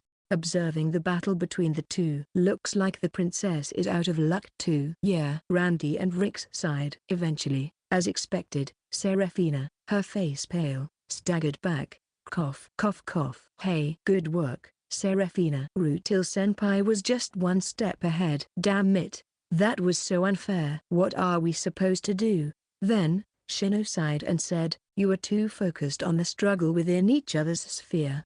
The real cause of your defeat was not noticing that Rutil was using the ice shards she spread around as a magical base to construct a barrier. Realizing this, Rick saw that ice shards were scattered all around the arena, forming some kind of geometric pattern. Is that a barrier? Yes. Mages tend to focus heavily on their opponent's sphere. It's incredibly difficult to outmaneuver a mage who is focused solely on their sphere. Barriers are a trap technique designed to strike from outside their field of awareness. By the time you realize it, it's already too late. It's a very advanced tactic, but when it works, its power is immense. Even during my demon lord days, I used it to trap and kill many mages. Wow. A barrier from outside their awareness. Despite the grim nature of Shino's explanation, Rick seemed intrigued and rested his chin thoughtfully. Not only do we need to be aware of the sphere, but also the barriers. Mages really are formidable, though there were also some perverts who managed to overpower such mages head-on without any magic. Rick tilted his head in curiosity at Shino's comment, who was sulking with a disapproving look. Now then, is there anyone else who wants to challenge? Time is running out. In the center of the arena, Rutil was still smiling cheerfully, but it now looked more like the grin of a demon or evil god. Ah, damn it. What do we do? At this rate, we'll definitely face punishment from Darwin-sensei later. Randy buried his face in his hands and sighed. Hey, Shino, you haven't fought yet, right? Can't you find a way to win? No way. Shino answered dismissively. I know for certain that I would lose against Rutil, so I won't fight. I don't like wasting my time. That's not fair. You won't know unless you try. I understand. In fact, I can imagine about 100 ways to defeat Rutil, but right now, I lack the magical power and sphere to make any of those ideas a reality. Unlike Seraphina, I wasn't born with magical talent. I'm the type who developed everything through an immense amount of hard work over a long time. I didn't know the Demon Lord of the Twilight was such a hard worker. Well then, are we done for? Do we have no choice but to accept Darwin-sensei's punishment? Don't say that. As Randy and Annie trembled in fear. It's so noisy. I said I wouldn't fight, but I didn't say I'd do nothing. Shino walked toward Rutil with a weary expression. She then stood confidently before the calm and composed Rutil. Oh? Is it Shino-san's turn next? No, I won't be participating. Shino shook her head and continued. I'm forfeiting my match. Instead, I'd like to cast a single support spell on one of the students who will fight afterward. Would you permit that? Oh? A spell for a student who will fight later? Yes. I don't think it's unreasonable to offer that as compensation for losing a chance in the match. What do you think? At that moment, Shino noticed something.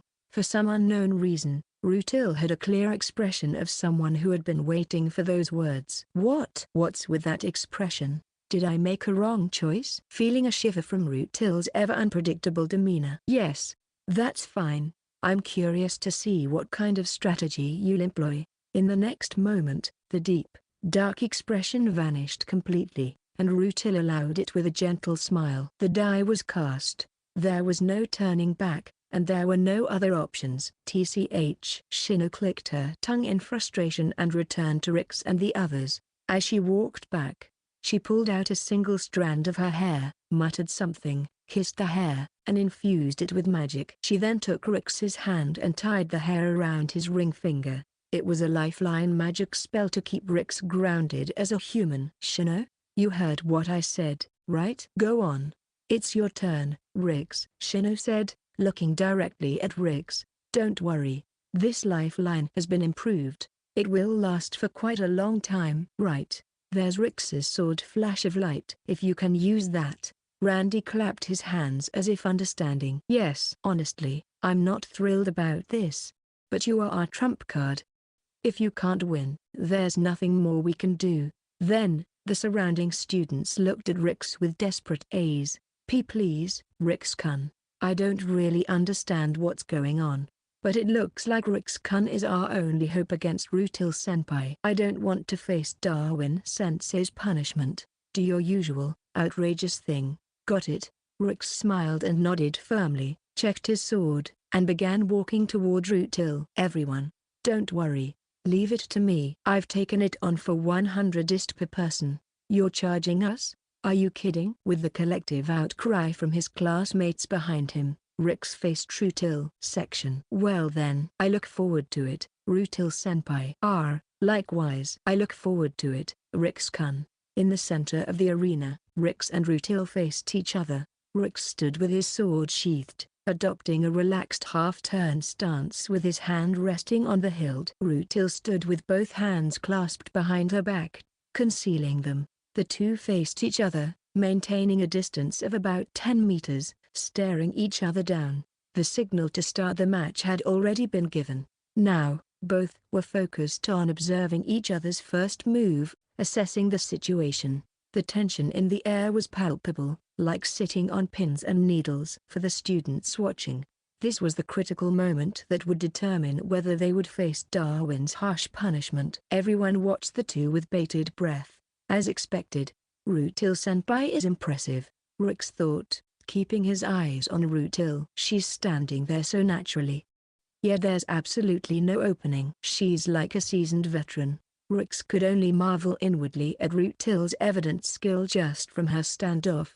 However, a certain question kept bubbling up in Rix's mind. It's strange. Rutil-senpai is supposedly a princess of the Astoria Duchy, right? If so, where did she? As Rix pondered this unsettling thought about Rutil, she suddenly twisted her mouth into a subtle smile and said in a voice audible only to him, "Hee, Rix-kun. Please come at me with the intent to kill." Uncertain of her true intentions, Rix's eyebrows twitched. "Don't worry. I'm strong, you know. Even someone like you won't be able to kill me so easily. And if you don't come at me with the intent to kill, you might end up dying instead." With a provocation in her tone, yet a smile that seemed to relish the challenge, Rutil's expression was calm but fierce. Rix felt his spirit ignite with intensity. "No. This isn't good. I shouldn't let myself get carried away like this. I'll be further from reintegrating into a world that doesn't involve fighting." But still, deep down, Rix couldn't help it. In the face of this formidable opponent, how well would his sword perform? How could he defeat this powerful enemy with his blade? Such questions filled him with excitement and a sense of exhilaration. A primal instinct of a swordsman. Controlling this beastly side of himself through his breath, Rix declared, "I'm coming." In an instant, Rix charged toward Rutil with explosive speed. His superhuman physical abilities allowed him to cover the distance as if he were skipping through space. However, Rix was already within Rutil's sphere of absolute control, a deadly zone for him. Naturally, Rutil quickly swung her hands and activated her magic, aiming to freeze Rix's arms and legs instantly. As Rix's limbs began to freeze with a crackling sound, whoa! Just as expected. "So even that fool Rix can't handle it," classmates screamed in shock. But the flash of the light sword, with a lightning-fast draw, Rix's blade cut through Rutil's sphere and disrupted the flow of magic. The freezing aura that had been aimed at Rix's limbs quickly dissipated. As the sliced sphere of Rutil became chaotic, her magic activation was temporarily halted until it could be re-established. In an instant, with a powerful kick of his left foot, Rix closed the distance and swung his sword like a flashing lightning bolt. He intended to slice Rutil down. But the sound of metal clashing. Sparks flew intensely. Phew, that was close. Wow! To Rix's astonishment, Rutil had blocked his lethal strike with a sword held above her head with both hands. Of course, it was no ordinary sword. It was a sword made of thin, translucent ice. It seemed she had prepared it before Rix could sever her sphere. The freezing aura emitted from the blade froze the surrounding air, and the air crystals formed around the blade sparkled cruelly and beautifully. Breathing near this sword caused the lungs to start freezing. The heat was swiftly drained from Rix's sword as their blades crossed, causing the blood in Rix's hands to freeze rapidly. Realizing the danger, Rix instinctively withdrew from the spot. He leapt backward. However, Rutil would not allow him to regroup.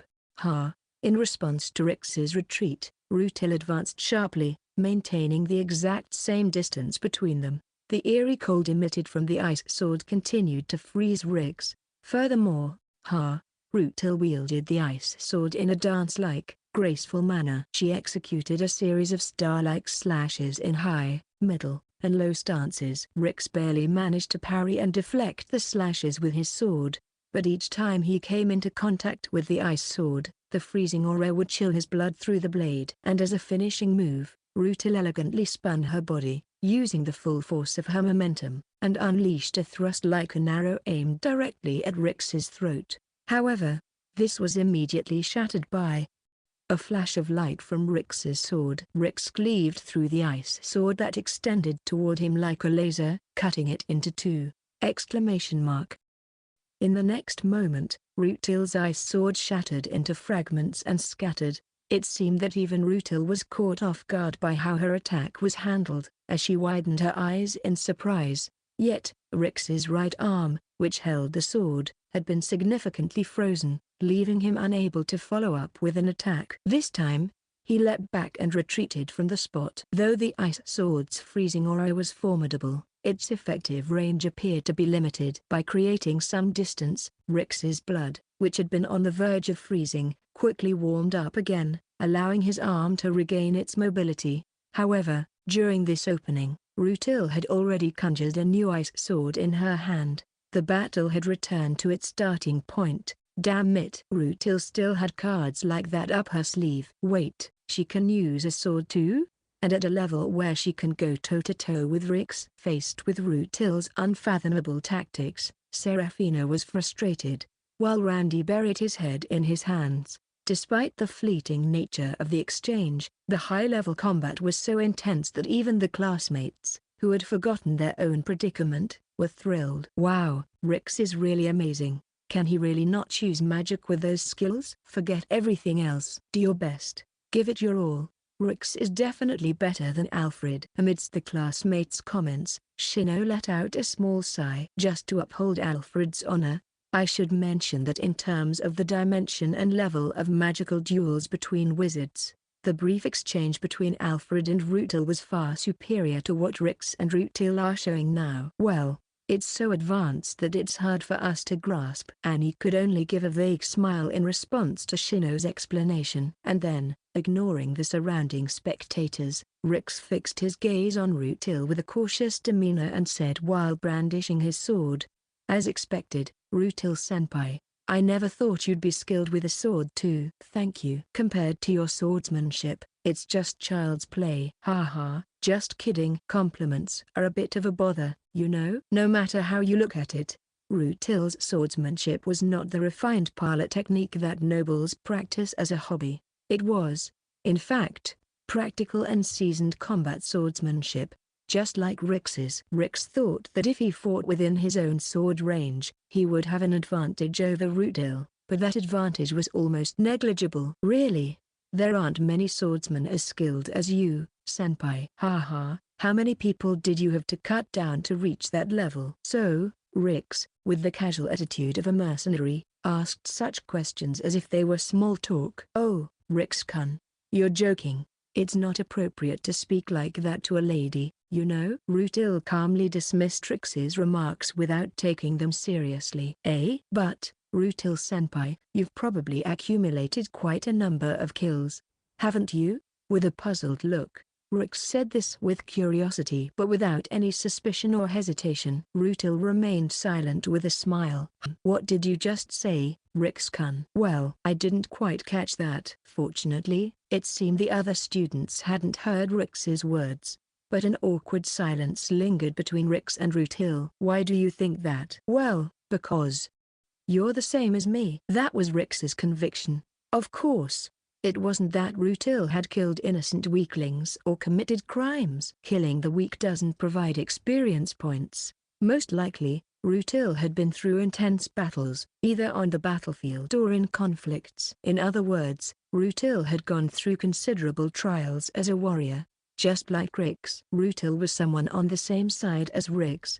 If so, this level of skill makes sense. But it's strange. Rutil-senpai, you're a princess of this country, aren't you? How could someone in such a position? Without answering, Rutil remained silent with her usual smile. Rix realized his mistake. Oh, sorry. I shouldn't have pried into such things. No. But professionals can tell, you know. That is. Ha ha ha. Are you disappointed that I'm a killer? Rutil asked with a vague smile, somewhat self-deprecating. No way. Not at all. Rix looked bewildered. Well, I can't really say anything about others myself, right? Besides, Rutil-senpai is such an admirable and wonderful senpai who thinks about various things for this academy, things I don't quite understand. That's why I really respect senpai. Well, I'm sure there were various things in the past, right? But I really don't mind that. In response, Rutil blinked in surprise and then smiled faintly. You're really interesting, Rix-kun. Huh? Is that so? To Rix, who seemed slightly unconvinced, Rutil continued, I kind of want to know more about you. Especially about that mysterious flash of light from your sword, exclamation mark. Rix gasped at Rutil's words. I've heard the rumors, but it's truly an impressive technique. To think you can so effortlessly cut throughout magic and spheres.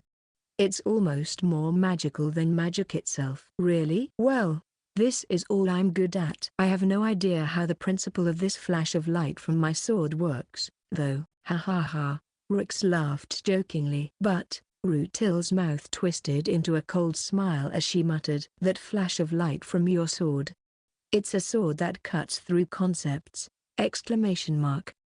Rix gasped again at Rutil's unexpected words. With an unreadable expression, Rutil continued speaking to the stunned Rix. Rix-kun, a sword is, in the history of humanity, the oldest weapon created by mankind. Long ago, when humans first got their hands on metal, they created the first weapon with a clear purpose and intent to kill. Since then, both the technique of forging and the skill of wielding a sword have been continuously passed down, refined, and sharpened over the long history of humanity. There is an accumulated history, the concept of sword. Rutil-senpai, in one of the theories of magicians, it is said that power resides in the ancient. Do you understand? A sword is, in itself, a kind of conceptual weapon. The very existence of a sword, the concept itself, is already a kind of perfected magic. Rix had no idea what Rutil was talking about. He could only blink in confusion. Let's continue, Rix-kun. Show me more.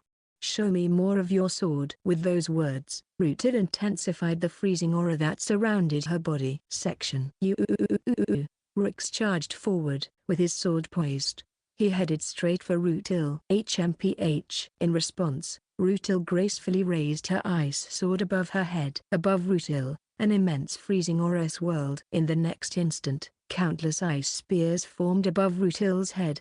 As Rutil swung down her ice sword, the floating ice spears simultaneously surged towards Rix at high speed. Rix confronted the incoming ice spears. With the flash of his light sword, Rix cut down, shattered, and broke the oncoming ice spears, slicing through them one after another. Each ice spear that was cut dissipated without exception. The residual freezing aura from the dissipating ice spears began to freeze Rix's skin, but he didn't care and continued to slash the ice spears while advancing. His charging speed did not waver at all. As the distance between them rapidly closed, Rutil deployed a massive ice wall right in front of her. but Rix even split that ice wall in two with the flash of his sword. Slash. He cut down Rootil, who was behind the shattered ice wall, with a diagonal slash. However, Rootil's figure suddenly turned completely white, lost its color, and crumbled into powdery snow that blew away. A snow clone? The moment he realized this, Rootil was behind him, raising her ice sword. Take this. Wordlessly and mercilessly, Rootil swung down her ice sword. Rix turned around and blocked it with his sword, parrying the fierce slash, but couldn't completely deflect it, and he received a shallow cut on his left shoulder, which started to freeze. But he didn't end it there. With his frozen left shoulder, he charged at Rootil's chest. With a tremendous impact, he slammed into Rootil's body, causing her to shake violently. The boundary between the frozen and unfrozen parts of his shoulder tore, and blood spurted out dramatically. Rootil instinctively blocked with an ice shield she deployed around her chest, but that was Rix's feint. The real attack was the follow-up blow from the hilt of his sword held in his left hand! The hilt struck Rootil's abdomen with a fierce blow. Rootil tried to block it with the ice shield she quickly deployed, but it was too thin. The ice shield shattered, and the impact pierced Rootil's abdomen. Rootil's internal organs definitely felt the pain, and her body lifted from the ground. However, Rootil showed a pained expression for only a moment, quickly twisting her mouth into a smile. HMPH, she sharply exhaled. A freezing breath was blown into Rix's face. He reacted instinctively, turning his face away, but his left eye was completely frozen and rendered useless. Damn it, Q. Both of them took no small amount of damage in that exchange and jumped back to create a distance between them. Panting heavily, they glared at each other, looking for the next opportunity. The students, who had been watching their fight with bated breath, murmured, "Amazing! What an exchange!" From the beginning, it's been a series of razor-thin close calls. It's almost suffocating. But aren't those two scary? It seemed Randy and the others felt the same way. Hey, aren't those two seriously trying to kill each other? No way. Surely it can't be that. Annie answered Randy's question, sounding uncertain. No, both of them are serious. But Serafina and Shina, who watched their fight with stern faces, it's probably because Rootil is seriously trying to kill Rix. In contrast, Rix has no choice but to face her as a battle-hardened mercenary. This is no longer the training ground for magical combat, it's a battlefield. Gritting her teeth, Serafina thought, but why? Why go to such lengths? Rootil, approaching Rix, escalating to a life-or-death struggle. What exactly are you trying to achieve? Serafina looked ready to jump in at any moment, while beside her, Shino, with an unusually grim expression, was just staring at Rix and Rootil. Truly, you are magnificent, Rix-kun. In the midst of the battle, Rootil suddenly broke into a smile. They had been fighting like this for nearly 30 minutes. Both had suffered significant injuries, and were battered and bloodied. Yet, despite being covered in blood, Rootil's face remained as beautiful as that of a goddess. That is, your sword flash of light. The strongest sword technique that surpasses magic, once used by the Dawn swordsman to defeat the Demon King of Twilight. To witness the revival of this legend, Fufu, I can't help but feel both excitement and awe. Rootil-senpai! But you know, Rix, it shouldn't end there. Rix's eyebrow twitched as Rootil continued calmly. I mentioned it earlier, didn't I? A sword, just by being itself, is a concept and a mystery. Humans have continuously forged swords to kill. They sought superior forging techniques, more refined killing methods. Through countless generations of endless honing, a certain swordsman reached the pinnacle, becoming one with his sword. Yes, humans perfected the art of the sword to the point where they no longer needed the sword itself. Could it be that's the Dawn swordsman? Without answering, Rootil smiled gently. Smiling, Rootil looked straight into Rix's eyes. It felt as if his soul was being drawn in. Rix's consciousness began to fade. Only his fighting instinct kept him holding his sword, kept him breathing. Rix, you aren't this weak. You aren't this limited. There is more. Higher levels to reach. An ultimate peak to achieve. Show me. Captivate me. Show me your sword. your very own sword. The moment you become one with your sword. Hearing Rutil's voice made him feel lightheaded. Indeed, what Rutil said was true. In fact, he found himself yearning to reach that ultimate peak. A craving, desperate impulse gradually began to consume Rix's heart. Rix-kun.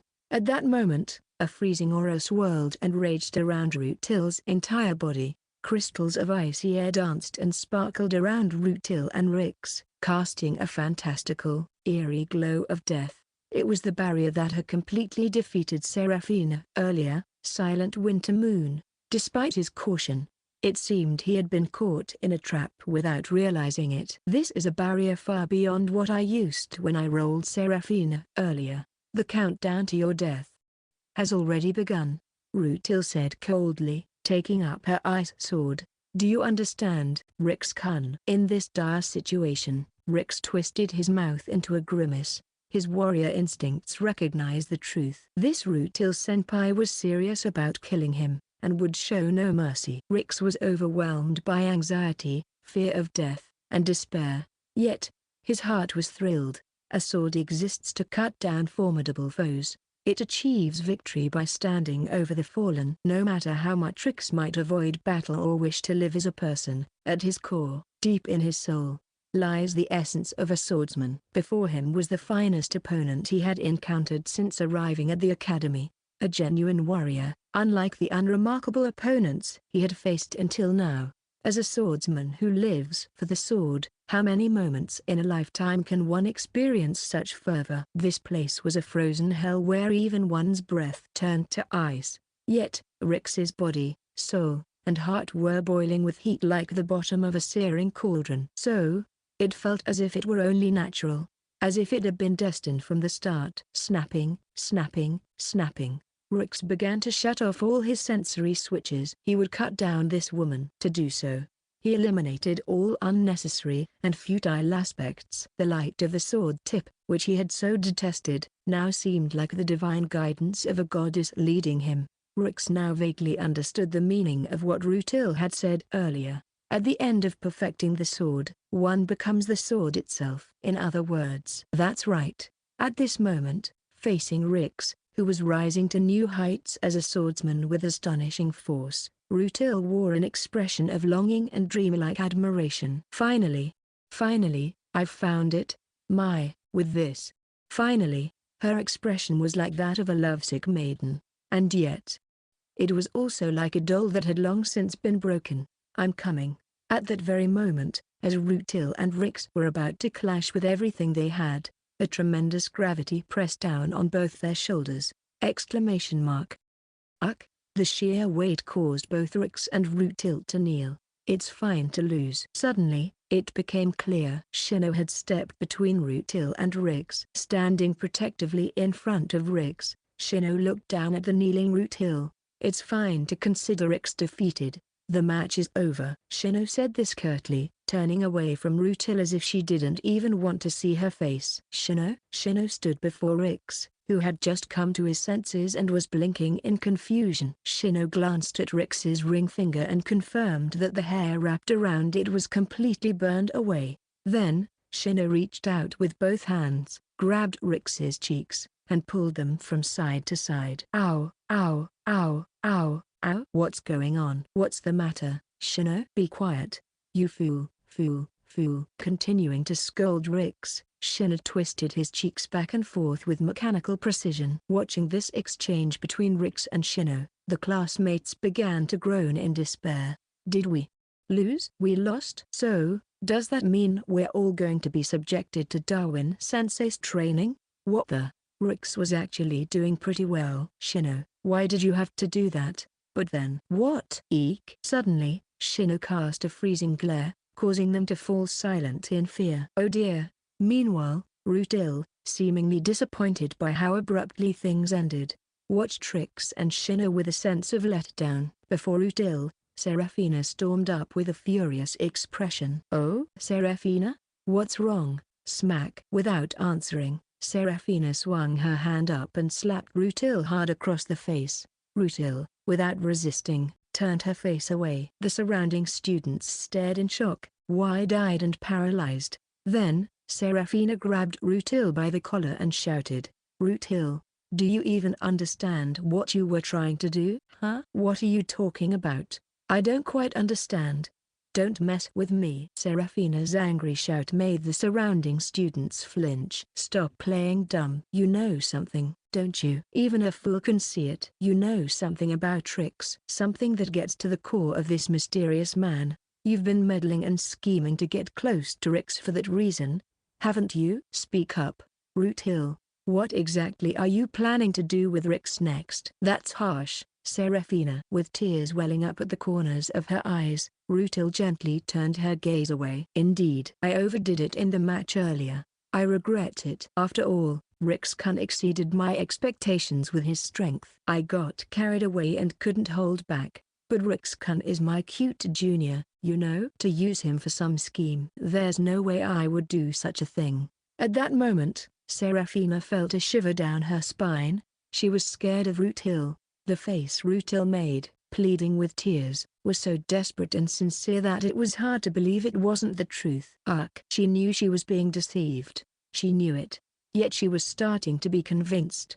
The eloquence and acting were at a level that could be considered magical. This woman was like a witch. How many people had she manipulated with such skills? Thus, as a small act of retaliation, Seraphina asked, squeezing out the words, "Rutil, can you be proud of your current self? To my brother, Richard, can you hold your head high?" At that moment, Richard has nothing to do with this. "I'll kill you." Suddenly, with eyes like the depths of an abyss and a voice that seemed to echo from the bottom of a boiling cauldron of hell, Rutil hurled a colossal curse at Seraphina. What? A chill of fear of death ran up Seraphina's spine. To be killed. It was a certainty, and her survival instinct acted reflexively, trying to reach for her rapier, Levia, but it was too late. Well, both of you." At that moment, Rix, completely ignoring the tension, suddenly stepped between the two. The atmosphere of tension between Rutil and Seraphina dissipated instantly. Whether aware of it or not, Rix began to placate both of them with a carefree attitude. "I don't really understand what's going on, but fighting is bad. Let's stop. If we calm down and talk it out, we should be able to understand each other." Seraphina, relieved to have avoided immediate danger, let out a deep breath and tried to maintain her composure as she confronted Riggs. "How can you be so laid back? Don't you understand? You are almost killed because of this woman." Well, yeah, it was a bit dangerous, but Riggs remained unperturbed. "But, that's not really Senpai's fault, huh?" Seraphina, taken aback, and Rutil, unable to hide her surprise, stared in astonishment. "Honestly, it's kind of my fault, isn't it?" "Haha. Well, Senpai was way stronger than I imagined. I started having fun, you know. I knew it in the back of my mind, but I just ended up going all out. So, it's my bad. I'm sorry for causing you concern." What? However, I guess I just can't escape the world of fighting. It's a bit depressing. How can you be so casual?" Seraphina, grabbing Rix's collar with a shock, shouted. "From any angle, it's clear that this woman was manipulating you. Don't underestimate me, Seraphina. I'm no longer a puppet. I decide how to use my life according to my own will. I want to live as a person. I want to be with everyone." Even subtracting those desires, that fight with Senpai was still an amazing battle worth risking my life for. As a swordsman, you should understand if you're even a little bit of a martial artist, right? That's how I feel. That's, if Senpai was just a strong opponent, I wouldn't have responded with all my strength just because I sensed the threat of death. I would have fought well and ended it appropriately. Don't try to say there was no intent on my part or that I was just deceived. That fight was my own will and choice. Next time. Starting to say something, then stopping, Seraphina sighed deeply. "Really? Your proper reintegration into society as a person seems hopeless now. That's why I'm telling you to become my vassal. Someone as dangerous as you needs to be kept on a leash by an absolute existence like me, or you'll inevitably stray from the path." That's harsh." "Well, fine." "Further questioning would probably infringe on your pride as a swordsman, so I won't say any more. However, remember this. No matter where you end up or how you die next, You're no longer a solo mercenary. You're a student of Astoria Magic Academy and my irreplaceable friend. Your life is no longer solely yours. Please stop doing whatever you want. This is a request from a friend. Yeah, I'm sorry. I guess I got carried away with the mood and ended up doing something outrageous. I'll reflect on that. With that, Rix left Seraphina and went back to Shino and the others. Rutil stared intently at Rix's retreating figure. Are you dissatisfied? Seeing this, Seraphina smiled triumphantly. No, not really. Your mask has slipped. It's written all over your face. You thought you had Rix completely under your control, but it turns out you didn't have him at all. His actions were completely genuine. Regardless of the outcome, the process didn't go as you planned. Is that so discontent for you? I am not. HMPH. We'll see. Anyway, I'll say this much. Seraphina glared at Rutil and declared, Rix is beyond your grasp. Just stop. I don't know what you're plotting with Rix, but, well, I have one suspicion. Regardless, Rix is not like the other men you've manipulated with your cunning. He will never bend to your will.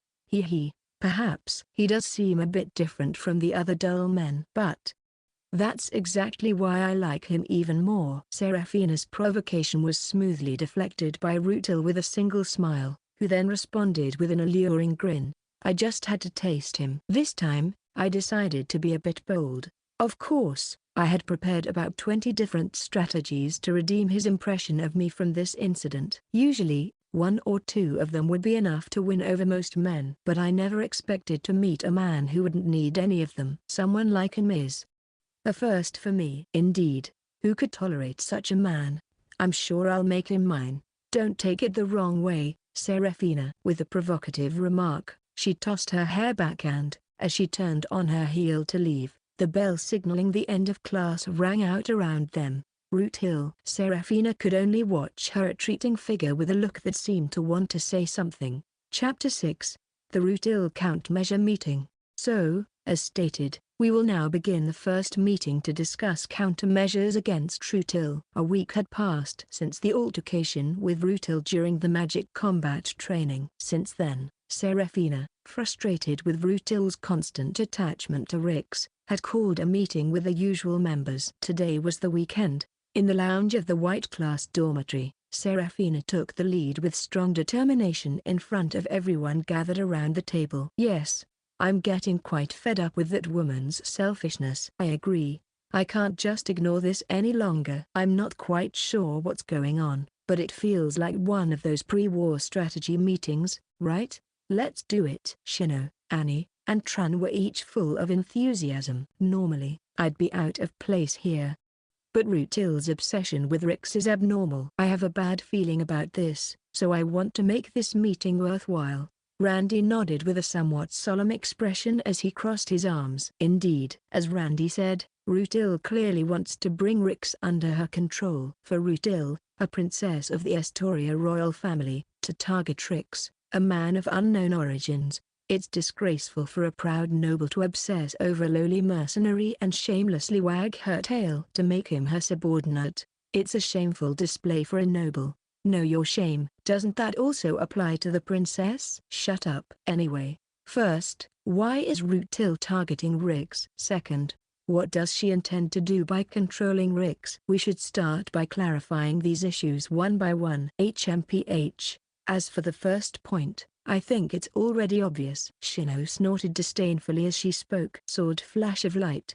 The mysterious sword technique of the swordsman of dawn who once defeated the demon king of twilight. Something beyond ordinary magic. If that sly Rutil sees any potential use in Rix, it must be because of this, right? Yeah, that's probably it. Rix does have something like a sword flash of light about him. What are you saying, Randy? It sounds like you're saying Rix's only merit is the sword flash of light. He has other good qualities. He's relatively kind, surprisingly gentlemanly. He's cheerful and fun to talk to. And then, enough. It's getting tedious. We're not making any progress. Randy shouted at Seraphina, who was blushing and passionately defending Rix. Well, it's clear that the sword flash of light is a significant factor in Rutil's obsession with Rix. At this, Shino took out a thick stack of papers and slammed it onto the table. The papers were filled with fine print. What's this? These are the compiled results of our investigation into that woman's background and identity. Randy picked up the stack and began flipping through it, while Shino continued with a sullen expression. On the surface, as the legitimate daughter of the Astoria royal family, there's nothing particularly noteworthy about her. She's amiable, virtuous, serious, and diligent. She's talented not only in magic but also in military, political, and economic matters. She frequently appears in public, maintains interactions with the people, and is revered and admired by the populace as a flawless noble. She seems like a fitting hero to be the next ruler of the Astoria Duchy. But, digging deeper, well, a lot comes to light. What stands out, in particular, is her abnormal history with men. Nobles, ministers, government officials, bureaucrats, local lords. Over the past few years, she's been constantly changing men, both domestic and foreign. And she shows no discrimination regarding looks, age, or status. Is she perpetually in heat? And this is coming from a woman with a face like a pure saint. It's disturbing. Shino's expression twisted with disgust. Shino-san, I'm actually more shocked by how much you've managed to uncover about Rutil in such a short time than by Rutil herself. Also, it seems she's connected to the dark underbelly of this country. She's involved in various illicit activities behind the scenes. For example, there's an illegal underground magic duel gambling organized by a certain mafia.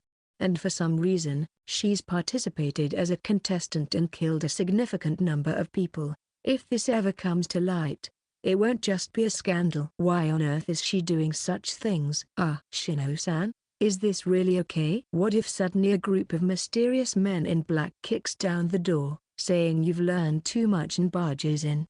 Randy's face turned pale and tearful, trembling with fear. Well, putting aside how trivial that woman's superficial nature might be, it's not trivial. It's not trivial. It's too dangerous. It's way too intense. Her major and published papers at this academy are just as I expected. What do you mean, Shino-san? Shino continued as Annie looked confused. Despite demonstrating extraordinary talent in all forms of magic, especially with exceptional aptitude in ice magic, her field of study is magical history. Specifically, she specializes in the late Chaos era of the Old Dawn. Late Chaos era? Why yeah, that's definitely. Muttering to themselves, Randy and Annie were interrupted by Shino, who awkwardly nodded. Yes, in that era, known as the worst and most chaotic period in magical history, various legendary mages, heroes, and magical beasts fought for world dominance. It was a time of utter chaos. And then, after I, the Demon King of Twilight, wreaked havoc on the world with my prayer magic, I was finally defeated by the Swordsman of Dawn. That was the period. What? She's obsessively researching this late Chaos era and has published several highly acclaimed papers on the Swordsman of Dawn. Given that she's so fixated on Rix, who uses the sword flash of light just like the Swordsman of Dawn, it's no longer a coincidence. So, you're saying that Rutil Senpai is a fan of the hero of the era she's specializing in, the Swordsman of Dawn, and is obsessed with Rix because she sees him as a reflection of that hero? If only it were that simple, but given Rutil's history, it's too dangerous to accept such a straightforward reason. With a sigh, Shino extended her hand to Randy. Understanding, Randy returned the investigation report on Rutil's background to Shino. Receiving the report, Shino expertly flipped through the pages, and stopped at a particular one. The Dardrak tragedy. At Shino's murmur, everyone's eyebrows twitched. This unusual aspect of her background began with this incident. Before that, she was just a serious and talented girl. This event changed her. Right, Serafina? Serafina remained silent for a moment, looking at Shino as if confirming her answer. I see. You've even picked up on that, Shino. At this level, I'd like to add you to my ranks as a spy in the future. She said this with a wry smile, her expression complex. Yes, the incident in Dardrak. It was what decisively changed Rutil. and it was also the distant cause of my separation from Rutil. Seraphina, with a somewhat sorrowful downcast gaze, was questioned by Annie and Randy. Dardrik is. If I remember correctly. You're talking about Dardrik, a local city in the Estoria Duchy, right? I remember that every year, the Estoria Magic Academy and its sister schools from the Aldoran Empire and the Pholcius Kingdom gather there to hold the prestigious traditional magic competition, the Dardrik Magic Tournament, right? But 3 years ago, though the details are unclear, a major accident occurred during the tournament.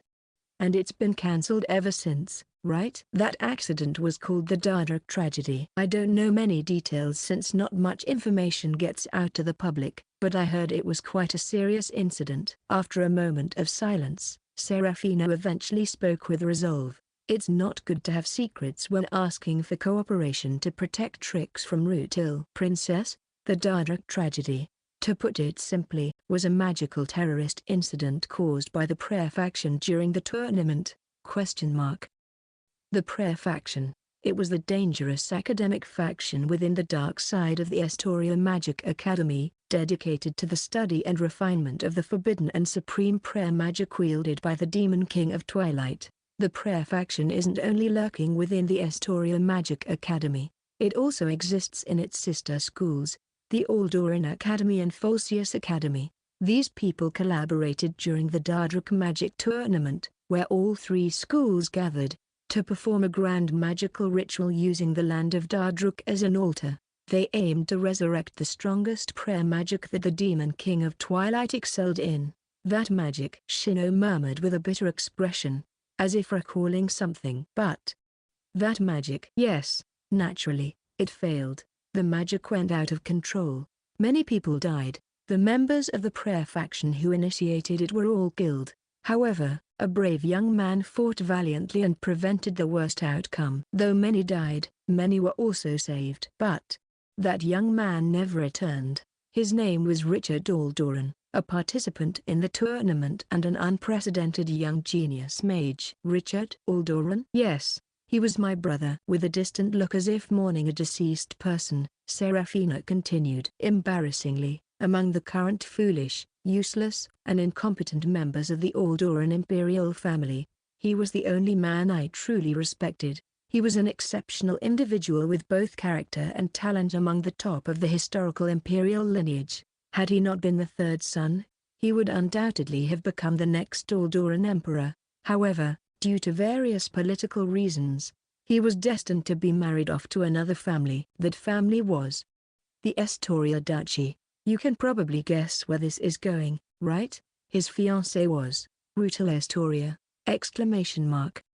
Randy and Annie were stunned by the shocking revelation. So Rutil Senpai's fiancée was killed by the Prayer faction? Well, that's how it happened. With a tight grip, Seraphina clenched her fists. Although it was an arranged marriage by higher-ups, Brother Richard undoubtedly cherished Rutil, and Rutil genuinely loved him. Back then, Rutil was truly devoted to him.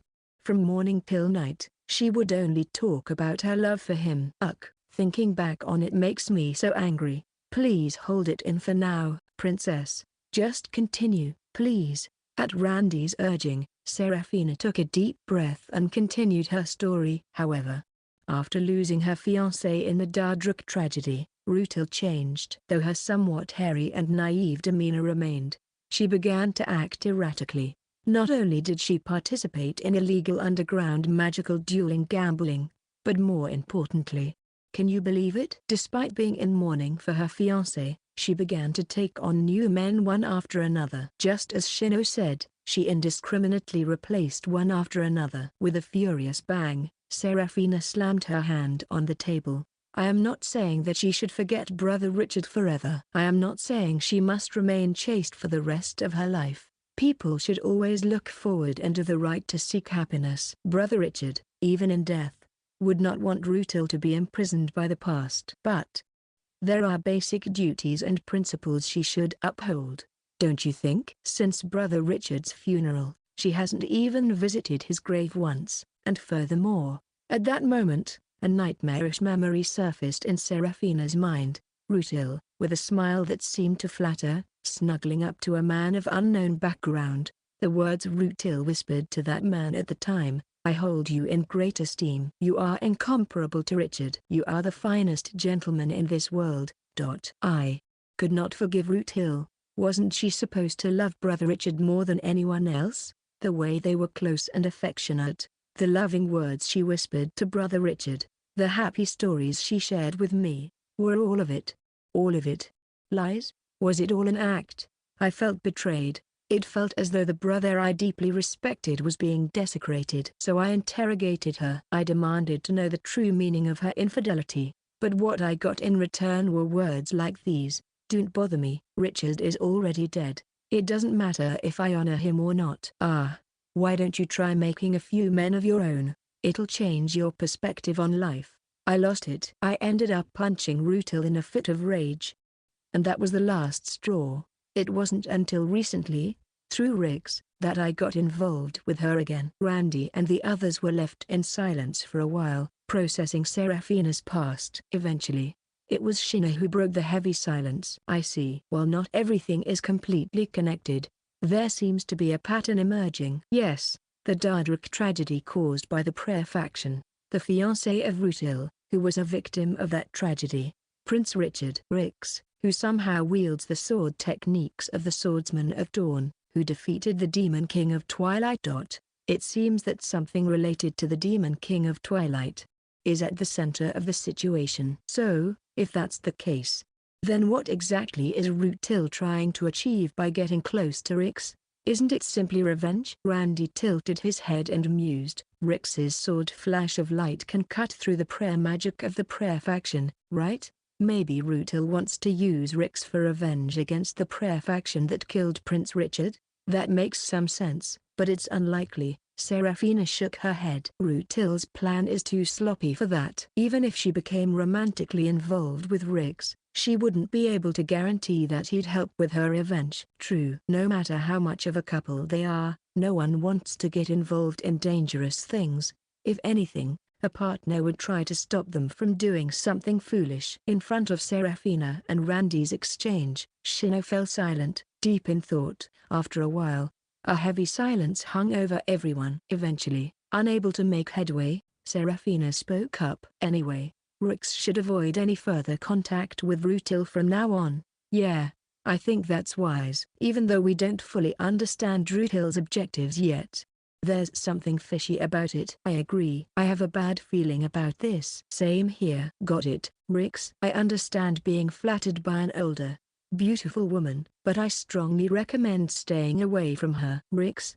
At that moment, everyone realized for the first time, Rix was missing. A strangely awkward silence settled among them. "He's not here? Now that you mention it, it's been unusually quiet today." "I didn't notice because he was always around lately." "Ugh. How could I have missed something like this?" "I should be better than this, not like Seraphina or Annie." "Well, Shino, you're pretty much in the airhead category yourself. Trying to act like you're different now is a bit late." "Be quiet." "Hey, you there, lazy dragon. Wake up." Shino, noticing that the conversation had taken a long time, poked the snoring Tran, who had fallen asleep with his head on the table. Is it mealtime?" "Answer the question I asked." "Where's your master gone?" "Huh? The boss wasn't even here from the start, was he?" "Are you having a lapse in memory or something?" "Damn it, this is humiliating. Anyway, where is Rix right now?" At Shino's frustrated question, Tran answered proudly as if it were her own achievement. Hey, prepare to be surprised. Actually, right now, Aniki is on a date with that woman called Rutil." Once again, the group fell into a deep silence. Eventually, they all simultaneously let out a wild cry. "How did this happen?" "Huh? Yesterday, Aniki got an invitation from Rutil. Didn't you know?" "I didn't know." "Wow, when it comes to a great guy like Aniki, women just come to him even without him saying a word." As expected of Aniki, to be surrounded by countless women is proof of being an outstanding man. "I'm so happy to have Aniki as my master. I'll follow him for life. You damn dragon." With Tran's sense of things being so far from human understanding, Shino could only hold her head in her hands. "Where did they go?" "Show me the way." just when we concluded that getting close to Rutil was dangerous. This happens. What a troublesome guy. The group hurriedly began preparing to go outside in a flurry. Chapter 7, True Nature. Sometime earlier in Rutil's room at the blue class dormitory. Rutil finishes bathing and cleansing herself, then puts on luxurious lace underwear intended for special occasions. She changes into an outfit for going out. The dress is neither too flashy nor too plain, it's a chic, loose, and fluffy one-piece. The design is modest and elegant overall, but with daring slits on the upper arms that show some skin, subtly emphasizing her allure. It's the kind of outfit likely to appeal to a man who isn't very experienced with women. Rutil keeps a variety of such clothes to suit different targets she wishes to charm. She accessories with a necklace, bracelet, and earrings that are also understated but not too plain, carefully chosen to enhance her appearance just enough. Then, she sits in front of the vanity and applies her makeup. She applies foundation over her face, tidies her eyelashes and eyebrows, and lightly colors her lips. The main goal is casualness suitable for an outing, so the makeup is kept light. The natural look of her makeup, appearing as though she's wearing none at all, is a testament to Rutil's highly refined skills. Today, she was put extra effort into it. However, given her already exceptional features, even a light touch of makeup elevates her appearance significantly. She finishes by lightly applying fragrance oil to her nape and wrists. Hair done. Outfit perfect. Makeup is naturally enhanced. Flawless. Today, I look especially cute. Rutil's confidence is not vanity but self-assurance. In truth, her current appearance is such that no one could judge it as anything but adorable. Well then, Rutil places her hand gently on the mirror, gazing straight into her own reflection. Her eyes seem to merge with the infinite corridor of the mirror, as if the light were being drawn into her irises. At last, I've made it this far. The words, softly spoken, carry none of the earlier cheerfulness. They come out like the hollow sound of a doll speaking mechanically, devoid of emotion. Am I being too impatient? If it were me, I could definitely win over Rix-kun if I took more time. I could make him fall in love with me and make him mine. There has never been a man I couldn't win over when I decided to. After all, men are just creatures that get easily deceived and aroused by a well-groomed appearance, stylish clothing, and convenient flattery. The only exception was His Highness Richard. To me, any man other than Richard is not a man but merely a beast. Rix is the same, though he was a slightly different heir compared to other men. Ultimately, he too is easily swayed by my allure. He's no different from all the other men. There seem to be a few girls around Rix who like him, but they are all inexperienced novices in love, so none of them are a match for me. This is a battle I am certain to win if I just wait. Yet, still, I am anxious. I can't wait any longer. I can't hold back. I've finally found the sword flash of light I've longed for. Can a child resist their favorite candy? Of course not. I want to have Rix-kun right now. Rutil understands that she is being overly hasty. She is rushing the tactics and strategy of the romantic game. Rutil has always taken more time when trying to win over a man she has set her sights on. Her current approach is unusually rushed and deviates significantly from the strategies she has refined over time. However, at the same time, she is confident. She believes that by applying the strategies she has perfected, she can make Rix fall for her and claim him as her own within just one day. Thus, she averts her eyes from the mirror and takes a deep breath. With that single action, she perfectly controls and dispels the darkness that had been seeping from within her. She returns to her usual poised and gentle self, the ideal senior everyone admires. Well then, let's go to a fun and delightful date with Rix-kun. Section. Rutil. As Rutil exits her room, passes through the entrance hall of the dormitory, and steps outside, she is called out to by a loud voice. Turning around to see what the matter is, she finds Carcass standing there with a somewhat troubled expression. It seems he has been waiting for her to come out. Oh, Carcass. Hello. However, Rutil's demeanor is calm, and she greets him with her usual mechanical cheerfulness. Where are you going? Hee hee. Just out for a bit. She tries to deflect the question and continues to walk away. Wait. The conversation isn't over. Carcass grabs Rutil by the upper arm. That hurts, Carcass. I'm in a hurry, so could you please let go? We can talk another time. Be quiet. You're all dressed up so nicely. I want to know who you're meeting and where you're going. Answer me. It seems that Carcass somehow learned that Rutil is going out today. Although she had been careful to keep it hidden to avoid any trouble, it looks like he found out. How annoying. Internally exasperated, Rutil suppresses her sigh and maintains her usual serene smile as she tilts her head slightly. Well, today is the weekend, isn't it? I think it's my freedom to go out with whoever I like. A man? You're meeting a man, aren't you? Who is it? No. It must be him. The first-year student you've been so close to these past few days, Rixfstat, right? Yes, that's correct. And what of it? Don't joke around. Why him and not me? Carcass presses forward with a fierce expression, closing in on Rutil. Outwardly, Rutil shows a slightly frightened expression as a man approaches her. However, internally, she remains completely unshaken. This pattern again, so troublesome. She remains as cold as ever. For Rutil, who has been manipulating and using various men with her, such troubles are a daily occurrence. If there's prime meat right in front of them, men will fight over it in a hideous and ugly manner. That's how foolish and stupid men are. However, Rutil, seasoned from countless battles, is adept at handling such situations. Usually, she would have skillfully controlled things by offering some kind of bait to prevent such a scene. But now, having found the long-desired Rix, the other men, who are just a dime a dozen, have become inconsequential to her beyond her expectations. Actually, they are already irrelevant. Carcass, as a man, was useful for Rutil in establishing her position within the academy and managing tasks, so she had toyed with him with a suggestive attitude, but nothing more or less. Nevertheless, she must now somehow pacify this fool who has gone out of control due to her own negligence. With a deep sigh of exasperation at having to deal with this annoying obstacle before the main event, Rutil began to speak. Hey, Carcass, you seem to be misunderstanding something. Misunderstanding? You say I'm misunderstanding? Yes, the reason I'm meeting with Rix today has no deep meaning. It's simply a gesture of appreciation for Rix, who has been working hard on student council duties as an outreach representative this past week. With a beaming smile, Rutil answered, not letting a hint of her inner frustration show. Indeed, in these past few days, Rix's performance as an outreach representative has been remarkable, hasn't it?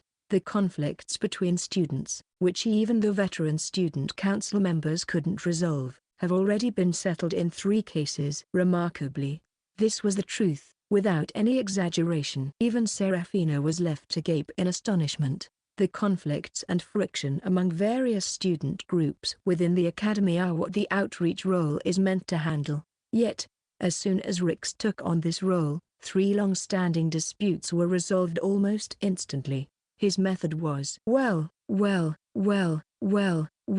let's all calm down first. Both sides. First, let's have a drink together. Alcohol. Rix had brought the conflicting groups together and hosted a drinking session. Rix energized the atmosphere, and what started as a somber gathering soon turned into a wild party. The conflicting groups ended up mingling, drinking heavily until they were inebriated and sprawled on the ground. The next day, waking up with a hellish hangover, the students who had been at odds found their previous conflicts seem ridiculous and were willing to talk and reconcile. This was Rix's method of communication, akin to a mercenary's approach. Even if they had been fierce enemies just a day before, a day of fun and drinking together made everything seem insignificant. This approach apparently worked well with the academy's students. As Rix put it, if you don't know anything about the other person, of course you'll end up fighting. While this method might not solve all the underlying conflicts within the academy, it was undeniable that Rix had successfully resolved 3 major issues in a short time, proving his effectiveness. I never expected that what we had struggled with for so long would be resolved so easily. Rix might really be an amazing person. Such a method is unacceptable. It doesn't deserve any praise. Carcass, laughing derisively, shouted at Root Hill. We are students, you know. Students communicating through alcohol. Well, legally. In this country, it's not a problem for us to drink, Root Hill replied with a calm smile. If turning a blind eye to some minor disruptions in order to resolve long-standing conflicts is a bargain, then so be it. You say it doesn't deserve praise, but Carcass, could you have done it? It wasn't just about the alcohol, you know. It was Rix's effort to bring everyone together and make it enjoyable that made it a success. You understand that much, don't you? Ugh, isn't it fine to reward Rix-kun for his hard work? Of course, Carcass. I am also very grateful to you. You're important and necessary to me, even more than Rix-kun. I'll be sure to thank you properly later. But for now, I have another appointment, so I must be going. As Root Hill said this and began to gracefully leave the scene. Stop. Root Hill, don't go. Carcass forcefully grabbed and held back Root Hill. Carcass tightened his grip on Root Hill's arm, causing her to wince in pain. It hurts. Please let go. Inside, Root Hill was suppressing her irritation perfectly while begging pitifully. Carcass continued to rant at her. Why don't you understand? Don't you understand why I'm in the student council? Don't you get it? I understand. It's because of me, right? Without showing any sign of her inner thoughts, Root Hill replied calmly. It's because you agreed with my approach to managing the academy, isn't it? I was really happy to be acknowledged by you. That's not it. I know it's not. It's not like that. Do you think I've been working hard for you all this time for what purpose? I won't forgive it. I won't allow you to look at any man other than me, even for a moment. I won't let you pass through here. Carcass, stubbornly refusing to yield, seemed unmoved no matter what Root Hill said or how she tried to placate him. So, this is so bothersome. Root Hill stopped pretending. I don't have time to deal with you right now. Please leave. Root Hill? Carcass, bewildered by Root Hill's sudden change in demeanor, was further confronted by Root Hill. You're misunderstanding, aren't you? You think I've been so kind to her, so Root Hill must be in love with me by now. Root Hill is mine. Don't you? It's really gross. What? It seemed Carcass was struck by the truth, turning red and falling silent. I knew from the beginning that you joined the student council with the intention of getting close to me. I have no complaints about that. Everyone has their own reasons, and although you had ulterior motives, it's a fact that you've contributed to the student council and this academy. But, if you try to interfere with me winning over Rix-kun, I absolutely won't forgive you! Well, you acted kindly toward me with ulterior motives. I used your ulterior motives and took advantage of your kindness. So, it's mutual trashiness, isn't it? Let's call it even, okay? Carcass, stunned and pale, trembled. Why, of all people, Rixfstat, that magic-less, utterly inferior problem child? Why him and not me? Is it my duty to explain that to you? Well then, I'm leaving. Root Hill coldly dismissed him. As Root Hill tried to pass by Carcass's side, she suddenly felt a sharp pain in her neck! Root Hill jumped away from Carcass in alarm. Root Hill pressed her neck, where she felt something like a needle had pierced her. Immediately, her whole body began to lose strength, and she could no longer stand, collapsing to her knees. I'm skilled in poison magic, Carcass said, looking down at the incapacitated Root Hill with a smirk. This is a highly potent poison that paralyzes the entire body and magical power for a day while leaving consciousness intact. It's a last resort for dealing with stubborn women like you. Carcass. Why you? Today was a holiday, right? Carcass said, running his fingers through Root Hill's hair with a repulsive smirk. I'll make you mine by the end of today. I'm quite experienced in training women. Even the most stubborn woman will become my obedient slave once she's subjected to my special aphrodisiac. He finished his statement with a sneer. Well then, let's start with a special invitation to my training room. Just as Carcass was about to pick up the limp Root Hill, his arm, touching her, began to freeze audibly. Carcass hurriedly pulled his hand away from Root Hill. Taking advantage of the moment, Root Hill stood up and leapt away from Carcass. What? Why are you still moving? Carcass looked at Root Hill in shock. The paralysis poison should have been fully effective by now. Could it be? Carcass glanced at Rutil's neck. Her entire body was frozen, centered around the neck where the poison had entered. Did you freeze the poison within your body, along with your blood, to stop it? As expected of a third-year student. That sneak attack made me break out in a bit of a cold sweat. But to think you would use such ruthless methods without hesitation. Rutil smiled, but her eyes were cold and filled with fury. But it's a good thing that you're just as much a scum as I am. Now I can punish you without mercy, without hesitation. What? In front of the terrified Carcass, Rutil emanated an overwhelming chill from her entire body. Section HMPH. That's why I dislike all men except Lord Richard. Rutil, who had harshly reprimanded Carcass, quickly moved across the academy grounds. Everyone, all of them, only see women as toys to satisfy their own desires.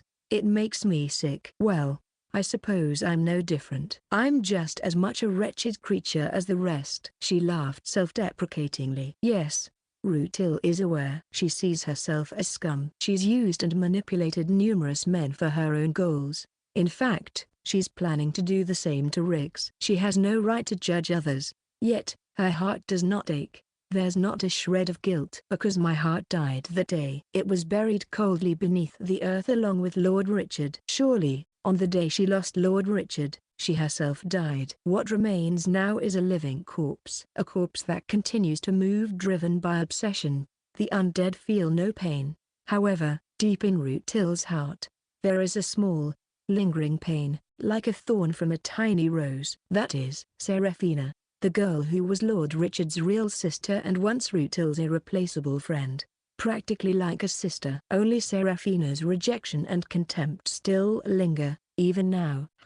It doesn't matter. Why am I dwelling on such sentimental matters now? In reality, I did things that deserved Seraphina's rejection and contempt. I knew from the beginning that I would be hated. I anticipated falling into hell, but still, I understand why you blame yourself, sister. But even so, you must live. You must live and repay my brother, who gave us life. That is the duty of those who remain. As if reaffirming a decision. Rutil lifted her head and, with eyes as sharp as a hawk targeting its prey, headed toward her battlefield. Section. Damn it, damn it, damn it. After Rutil left, Carcass could only curse, from the neck down. He was completely encased in ice. And the ice was infused with a very powerful binding curse. He couldn't move.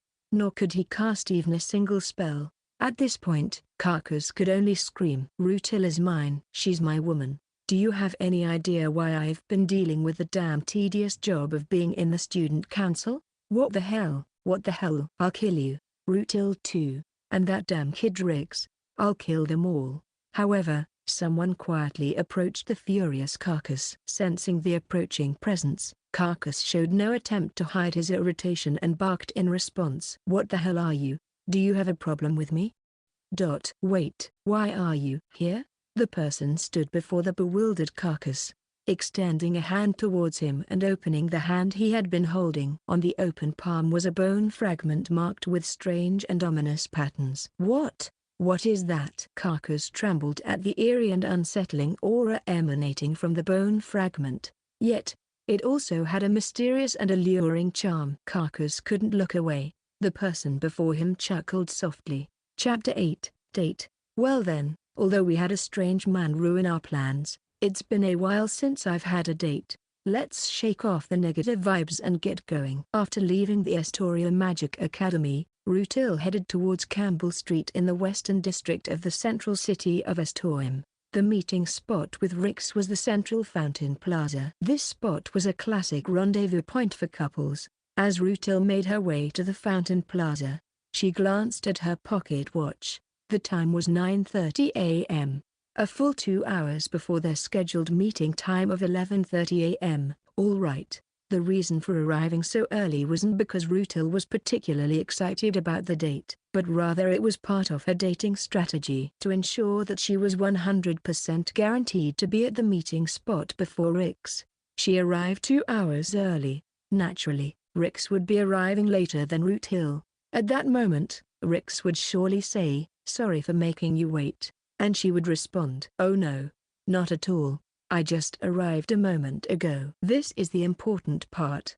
The fact that Rix kept me waiting, even if just a little, is crucial. By making the other person wait, I gain the upper hand. Moreover, by graciously forgiving the delay, I can increase Rix's favorable impression of me. To achieve this, arriving 2 hours early for the meeting isn't a burden at all. The benefits far outweigh the discomfort. So, what kind of person will Rix be? Someone who arrives 10 minutes early, or someone who shows up right on time? Well, some people even show up significantly late for a first date. No matter which pattern he falls into, my response strategy is perfect. "So, Rix, today I'll be taking the lead." With that determination, Rutil quickened her pace towards the Central Fountain Plaza section. But when Rutil arrived at the Central Fountain Plaza, she was left dumbfounded by an unbelievable sight. "Good morning, senpai. And you're really early again?" To her surprise, Rix was already there,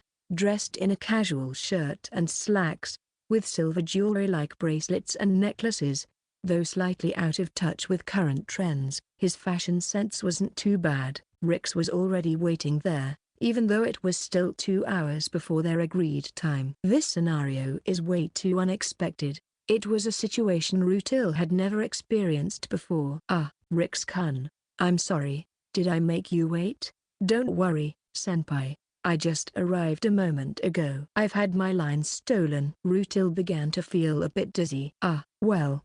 But it's still 2 hours early, right? How come?" Rutil couldn't help but ask, putting aside her own situation.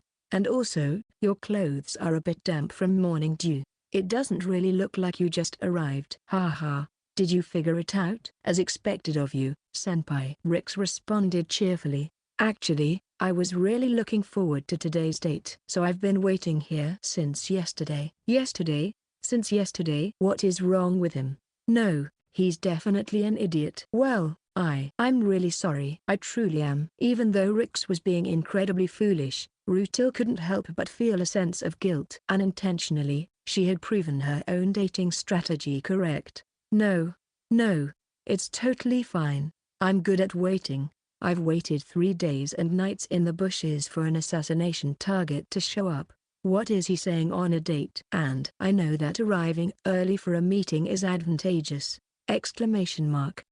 Seeing Rix's confident smile, Rutil was taken aback. This line of thinking, could it be, Rix-kun, despite how he looks, is actually experienced in matters of romance? He saw through my plans and took control. How careless of me.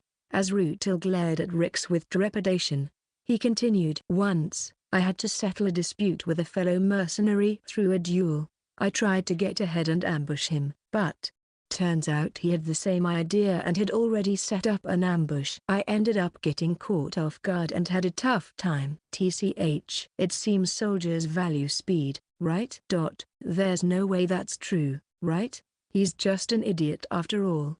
Rutil felt a sense of relief as she brushed off the unwelcome agreement. "Well, anyway, since our meeting came about earlier than planned, shall we start the date now?" "Oh, I'm totally fine with that. Hee. So, where shall we go?" Rutil asked with a smile, though there was a hint of testing in her tone. Men generally fall into 2 categories in response to this question. Those who come with a pre-planned date itinerary and those who go with the flow and haven't thought about it at all. The former are often men who are somewhat experienced with women, while the latter are either inexperienced with women or very experienced in romance but have a more spontaneous approach. Well, let's see. But, now that I think about it, I haven't thought about where to go at all. As expected, Rix-kun falls into the latter category. And he's the type who isn't experienced with women, just as predicted. As a result, Rutil had prepared a response pattern to match her partner. For the former, she would simply enjoy being escorted by the man. For the latter, she would take the lead in planning and making the date enjoyable. In romance, there's an optimal solution that fits the type of partner you have. You shouldn't expect to be escorted by a man who wants to take the lead. Nor should you expect to lead if the man isn't capable of it. It's outdated to think that a man should always escort and respect a woman. The woman who can adapt her character and response flexibly and appropriately to match her partner's type is the one who wins his affection. Well, it might make me extremely disliked by the same sex, but that's irrelevant. However, this is a bit of a problem. While Rutil mentally scoffed, she fell silent for a moment. Naturally, she had meticulously prepared a date plan for when Rix couldn't take the lead, but arriving 2 hours early was beyond her expectations. 2 hours early was a gap she hadn't accounted for. Therefore, she had to come up with a plan to fill these 2 hours. She started to think about places Rix might enjoy. At that moment, Rix suddenly made a suggestion. How about this? For now, let's take a stroll around here and chat until noon. Campbell Street has a lot to see, so I think it'll be fun just to walk around. What do you think? Despite not having thought of any date plans beforehand, he was able to propose an activity on the spot. And it wasn't a bad suggestion at all. Moreover, he was able to suggest the choice of making conversation to fill the time, something even relatively experienced men often struggle with. Without hesitation, I thought he was inexperienced with women. Though, in reality, he probably isn't very experienced. This Rix was a bit different. Rutil slightly revised her perception of Rix. All right then. Let's go for a stroll right away. As Rutil agreed, Rix suddenly took her hand and began to run. Wait, hold on? Senpai, did you know? At this time of year, there are lots of flowers blooming along the New River, and it's super beautiful. Let's go see it. Of course, Rutil knew that. In fact, anyone living in this city would know. This kid is really forward, suddenly dragging me along. It's common for inexperienced men to feel nervous and shy in front of someone like Rutil, avoiding eye contact and even flinching at a touch. But this Rix showed no sign of hesitation or shyness at all. There was no desperation or ulterior motive from Rix to impress and seduce Rutil. He remained entirely natural. Despite his lack of experience with women, he behaved as if he were a seasoned pro. This inexplicable demeanor of Rix was what set him apart. Well, he'll probably slip up sooner or later. When Rix does make a mistake, it will be Rutil's chance. How well she can cover for him and showcase her qualities as a good partner will determine the outcome. This has been an unchanging rule since ancient times. In romance, the one who falls in love first loses, while the one who makes the other fall in love wins. Until then, I'll be watching Rix closely. Suppressing the slight agitation from suddenly having her hand taken by Rix, Rutil maintained her composure and followed him with ease. By the way. And so, as previously announced, we will now commence the first Rutil countermeasures meeting. At the dormitory of the white class at the academy, Serafina and the others were holding the Rutil countermeasures meeting. Walking leisurely along the New River, lined with colorful blooming flowers, Rutil was engaged in conversation with Rix. In romance, conversation is a crucial factor. Even if someone isn't very attractive, mastering the art of conversation can allow anyone to win over beauty. The pattern of why a plain man ends up marrying a stunning woman often comes down to this. Romance actually involves a reproducible science. The basic principle of romantic conversation is, let the other person talk more than yourself. Ideally, the ratio of talking time should be about 7 for the other person and 3 for yourself. Rutil smiled to herself. In essence, you let the other person talk as much as possible about what interests them, what they like, what's important to them, and what they're proud of. And you respond with proper reactions and listen attentively. That's the ideal approach. In conversation, people find the most joy when discussing their interests and important things, and those pleasant memories and feelings of "I enjoy talking with this person" gradually transform into affection for them. However, this is more challenging than it seems. It's difficult to draw out what the other person is interested in and keep them talking about it. Some people don't even know what they're interested in. Even if you manage to draw out the conversation, making a wrong reaction can quickly dampen the mood. It's not something that can be fixed with a quick fix. It comes from experience. Naturally, Rutil had both experience and confidence. Be prepared, Rix-kun. I'll make sure you have a good time. I'll make you like me more and more. With that determination, Rutil started bringing up various topics with Rix. Section. Ugh. That sounds like a punishment game. How did you keep it up, Rutil-senpai? Yes, exactly, Rix-kun. Do you understand? Haha, being the student council president is really, truly tough. I'm a girl of my age, too, right? There are things I want to try and enjoy, but I have to constantly be a role model for the students, which means a lot of patience and stress. And on top of that, this academy is full of problem students. Many in the upper management are questioning the current approach of letting students act freely. So, if we don't keep things in check, the students' freedom might be restricted. School days are a once-in-a-lifetime experience. If possible, everyone wants to enjoy them freely and happily, right? I want all the students to have a memorable and enjoyable school life, which is why I'm putting so much effort into this. But it's not just hard work. I'm also blessed with great companions like Harold-kun, Liz-san, and Rami-san, who are way too good for someone like me. So, despite everything, the work in the student council is really enjoyable. It's hard and you get hated, but there are also students who understand and appreciate you. There are many times when you feel like giving up, but every time you're thanked, it makes you think, I'm glad I did this. I understand. Just being appreciated can make you feel like you can keep going for another 10 years. Although there are those scumbags who exploit your sense of purpose. Huh? Even in your world, there are people like that? Yes, they're everywhere, judging by your reaction.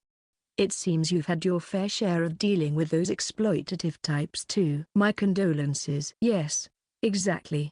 Let me tell you, Rix-kun, among all the student council work I've done, the worst of those exploitative types came to us.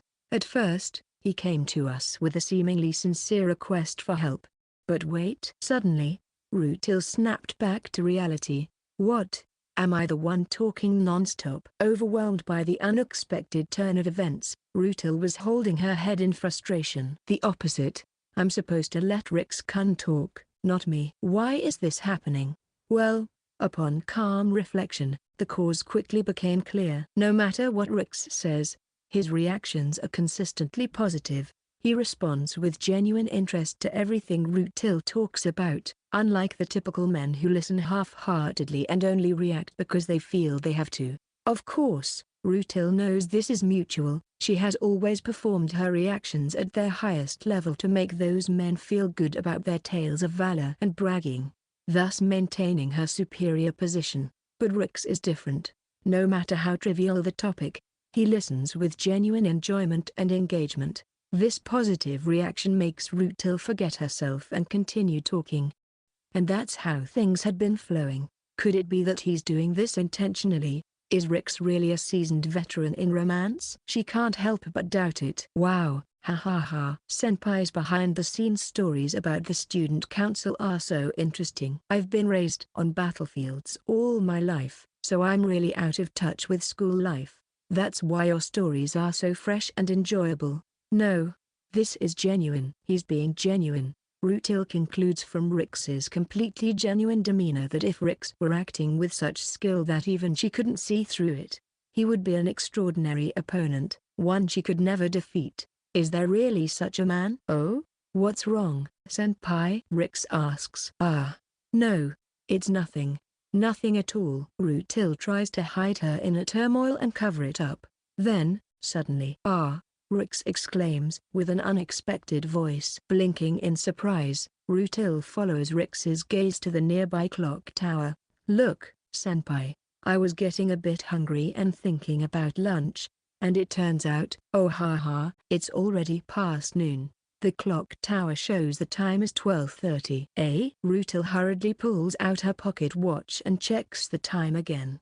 Indeed, it's unmistakably 12:30. It's already 12:30. No way. I completely lost track of time. How could I, of all people, forget the time? This was an unbelievable occurrence. It had never happened before. For Rutil, conversations with men were typically excruciatingly dull. Engaging in enjoyable conversation to win someone over meant enduring a significant amount of personal discomfort. Of course, it depended on the person, but Rutil generally disliked it. She genuinely didn't want to spend even a second on such interactions. She would pretend to be interested in topics she found utterly boring just to make the man feel good. Listening to men's tiresome boasts, trivial knowledge displays, and annoying personal stories with a facade of enjoyment was pure torture. She often wondered, half amazed and half dismayed, how they could endlessly talk about such uninteresting subjects without any shame. There was no greater feeling of time dragging on slowly than these conversations. This was how Rutil had always viewed conversations with men. "Hey, what's wrong, senpai? Are you feeling unwell?" No, I'm fine, haha." Suppressing her inner turmoil, Rutil forced her usual smile. "Well then, since we're both getting hungry, how about we have some lunch?" "Sounds great. I'm starving," Rix replied, laughing innocently and happily. Rutil found herself almost genuinely smiling back, but she managed to resist. "However, what should I do? This is problematic." Rutil's inner thoughts were tinged with concern. I had various restaurants lined up based on Rix's behavior. But now it's 12:30, it's the peak lunch hour, and there's a high chance that all the places will be full. Rutil had never dreamed she would make such a mistake. If she had maintained control, she would have subtly steered them towards lunch as the time approached. She would have seamlessly and smoothly executed the date under her control. This is all because Rix keeps doing unexpected things. This was a dire situation. It was a pinch. During a date, there's nothing more disappointing than being told a restaurant is full and being turned away at the door. If this continued, Rutil's meticulously planned strategies for winning over Rix during their date could be completely derailed. Has such a thing ever happened before? It's okay, I can still recover. Maybe that place, or that other place, the quality might be a bit lower, but there's a chance we could get in without waiting at this time. While Rutil was mentally gambling on which restaurant might have availability, Rix suddenly made a suggestion. "Hey, Rutil-senpai, at this time, all the restaurants will be crowded, right? So why don't we just grab some food from a street stall and eat outside? I know a good stall. My buddy Randy recommends it." "What?" "Street stalls. Popular spots for the common folk." Rutil, who had always dealt with noblemen, had never considered the option of casually getting lunch from a street stall during a date. But, if we just grab food from a stall, it'll mess up the rest of the plan." As Rutil hesitated at this unexpected development. "Well then, let's go, senpai." Rix grabbed Rutil's arm and, with the momentum, started running. Wait!" Rix-kun. Almost tripping, Rutil had no choice but to hurriedly follow Rix. How much more does he intend to mess up my plans, this boy?" Internally screaming and holding her head, Rutil desperately kept up with Rix. She hadn't yet noticed that the pounding in her chest wasn't just from the sudden exertion. In fact, the hot sandwich they bought from the stall Rix recommended was delicious. Sitting side by side with Rix on a park bench with a nice atmosphere, enjoying light-hearted conversation under the blue sky while eating a piping hot sandwich, was, to put it mildly, fantastic. Rutil felt a bit frustrated. Chapter 9, Rix and Rutil's date continues. They browse various shops, stroll around different landmarks, engage in casual conversation, and take breaks at random cafes when they get tired. Rix spontaneously comes up with things to do on the spot, making the date extremely impromptu and far too random. In the end, nothing went according to Rutil's plan. Rix unconsciously kept throwing her off balance. There were no ulterior motives, no attempts to impress her, no desire to show off his manliness. Of course, he was excited about the date with an exceptional girl like Rutil, but he was simply enjoying his time with her, innocently and wholeheartedly. This is really difficult, incredibly difficult. Up until now, Rutil had successfully turned men's ulterior motives and vanity to her advantage during dates, pulling their feelings strongly towards her. However, with Rix, these elements to manipulate were absent, leaving her at a loss for how to proceed. On top of that, time seems to fly by strangely quickly. My plans are all over the place. At this rate. As Rutil was glaring at her pocket watch. "Hey, Rutil-senpai, aren't you going to shoot? Rix's voice snapped her out of her thoughts. The place they were currently at was one of the amusement facilities at the corner of Campbell Street, an archery range, a facility where ordinary people could compete by shooting arrows at targets set up at a distance, a pastime entirely unrelated to magicians who could easily and accurately perform long-range attacks with magic. Frustrated by being continuously thrown off balance by Rix, Rutil had forced a proposal for a place she thought Rix might enjoy to try and regain control, which led them here. Huh? Oh, yes, I'll shoot now. Rutil put away the pocket watch in her right hand and readied the bow she was holding in her left. A longbow. It's so big and heavy. If they hadn't whimsically decided to come here today, she would probably have never touched such a weapon in her life. Tentatively, she nocked an arrow and nervously drew the string. Giri giri giri. The sound of the bow bending could be heard, and Rutil's body started to tremble. This is so stiff, heavy. What is this inefficient, defective weapon? Do regular people who can't use magic really fight with such weapons? If she used body-strengthening magic, drawing and aiming the bow wouldn't be a problem. Unfortunately, according to the rules of the archery range, magic was prohibited. This was purely a competition of archery skills. Fine.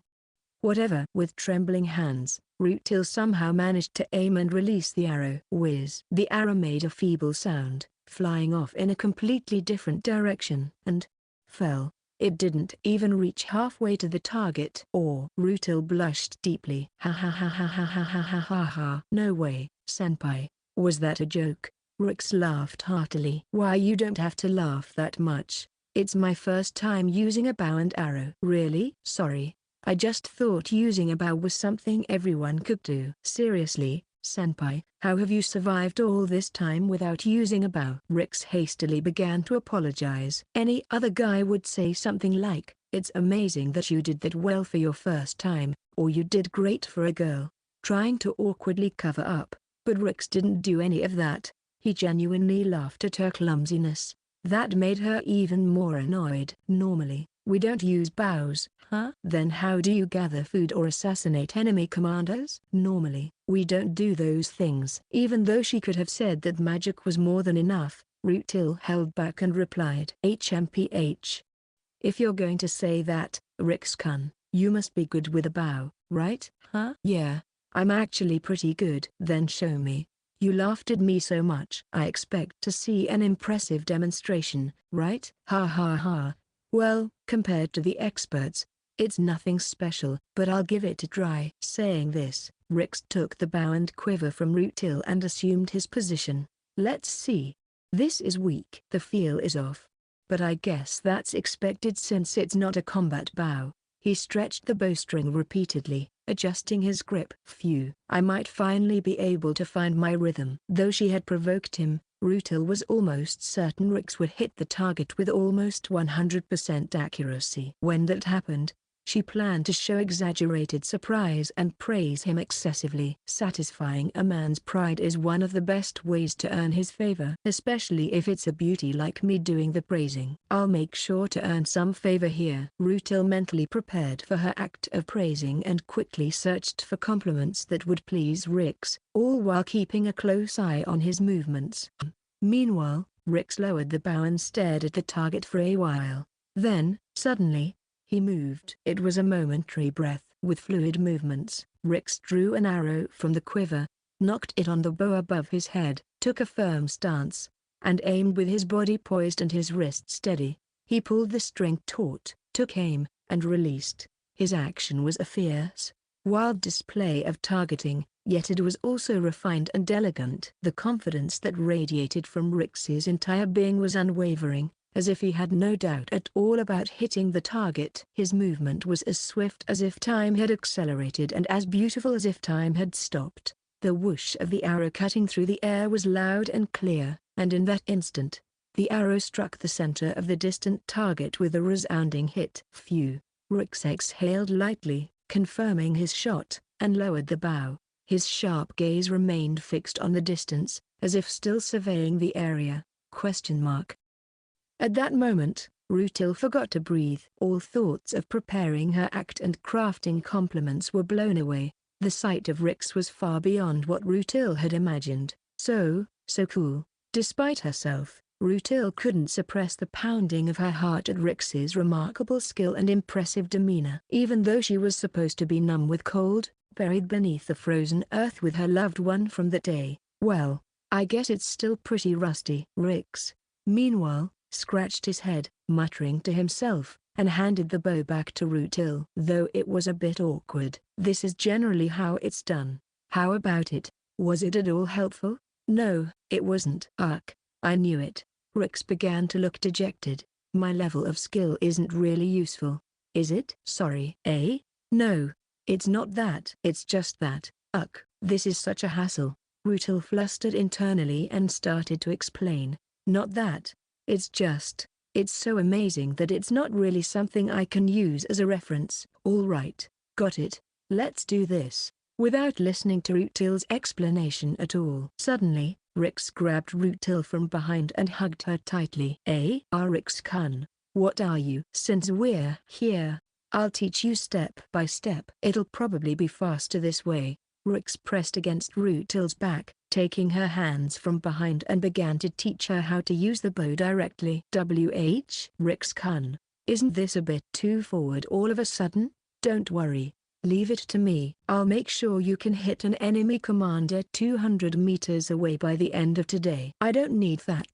Rutil, trying to escape from Rix's hold, began to squirm and writhe. Well, I guess it's okay. Sometimes an unpredictable situation like this. Somehow, she felt like it was okay. Rutil decided to let herself be guided by Rix. Extend your arm like this while holding the bow, and hold it lightly here. Rix-kun, that's a bit ticklish. Oh, sorry, did I touch you in a weird place? No, don't worry about it. So what's next? Okay, next is aiming. Closing one eye actually doesn't help much, so for a while Rutil diligently attended Rix's impromptu archery lesson. Of course, she wasn't able to achieve the power and accuracy needed to blow off the head of an enemy commander 200 meters away. At best, she could manage to hit the target, though not necessarily the bullseye. The two spent a reasonably enjoyable time together. Meanwhile, where the heck have Rix and Rutil gone? Elsewhere, Seraphina and the others were wandering the city, endlessly searching for Rix and Rutil. We've checked all the places a couple might visit on a date in this city. Where on earth are those idiots wandering off to? Hey, useless dragon, can you smell them? Sniff. I can't track the scent of those guys properly. It's like it's being blocked. Probably that Rutil used some sort of scent masking magic perfume. That sly woman. While Seraphina, Annie, Shino, and Tran were pondering Rix and Rutil's whereabouts. Suddenly, Randy said, "Hey, wouldn't it be better to look for places where a couple wouldn't likely go on a date? For example, yeah, like a shooting range." "Oh, that's right, Randy. Aniki would totally be at a place like that." Tran agreed with Randy's suggestion. PFFT. What are you talking about, Randy? That's just impossible. Even if Rix is completely clueless and an idiot, there's no way he'd go to such a dull place on a date with a girl. I don't think Rix would go somewhere like that, Randy. Seraphina, Shino, and Annie started laughing. Well, that's true. Indeed, that makes sense. Tran doesn't quite agree, though. Randy, who was awkwardly embarrassed by his off-target comment, and Tran, who puffed up her cheeks in dissatisfaction, still had a long way to go before they would reunite with Rix and the others. And so, the time that Rutil spent with Rix flew by so quickly. The sun had completely set, and it was already nighttime. Today was really fun. Rutil walked alongside Rix down the street in the evening. Gazing absently into the darkness of the night, Rutil reflected on the day's events. If asked whether it was enjoyable or not, the answer was undoubtedly.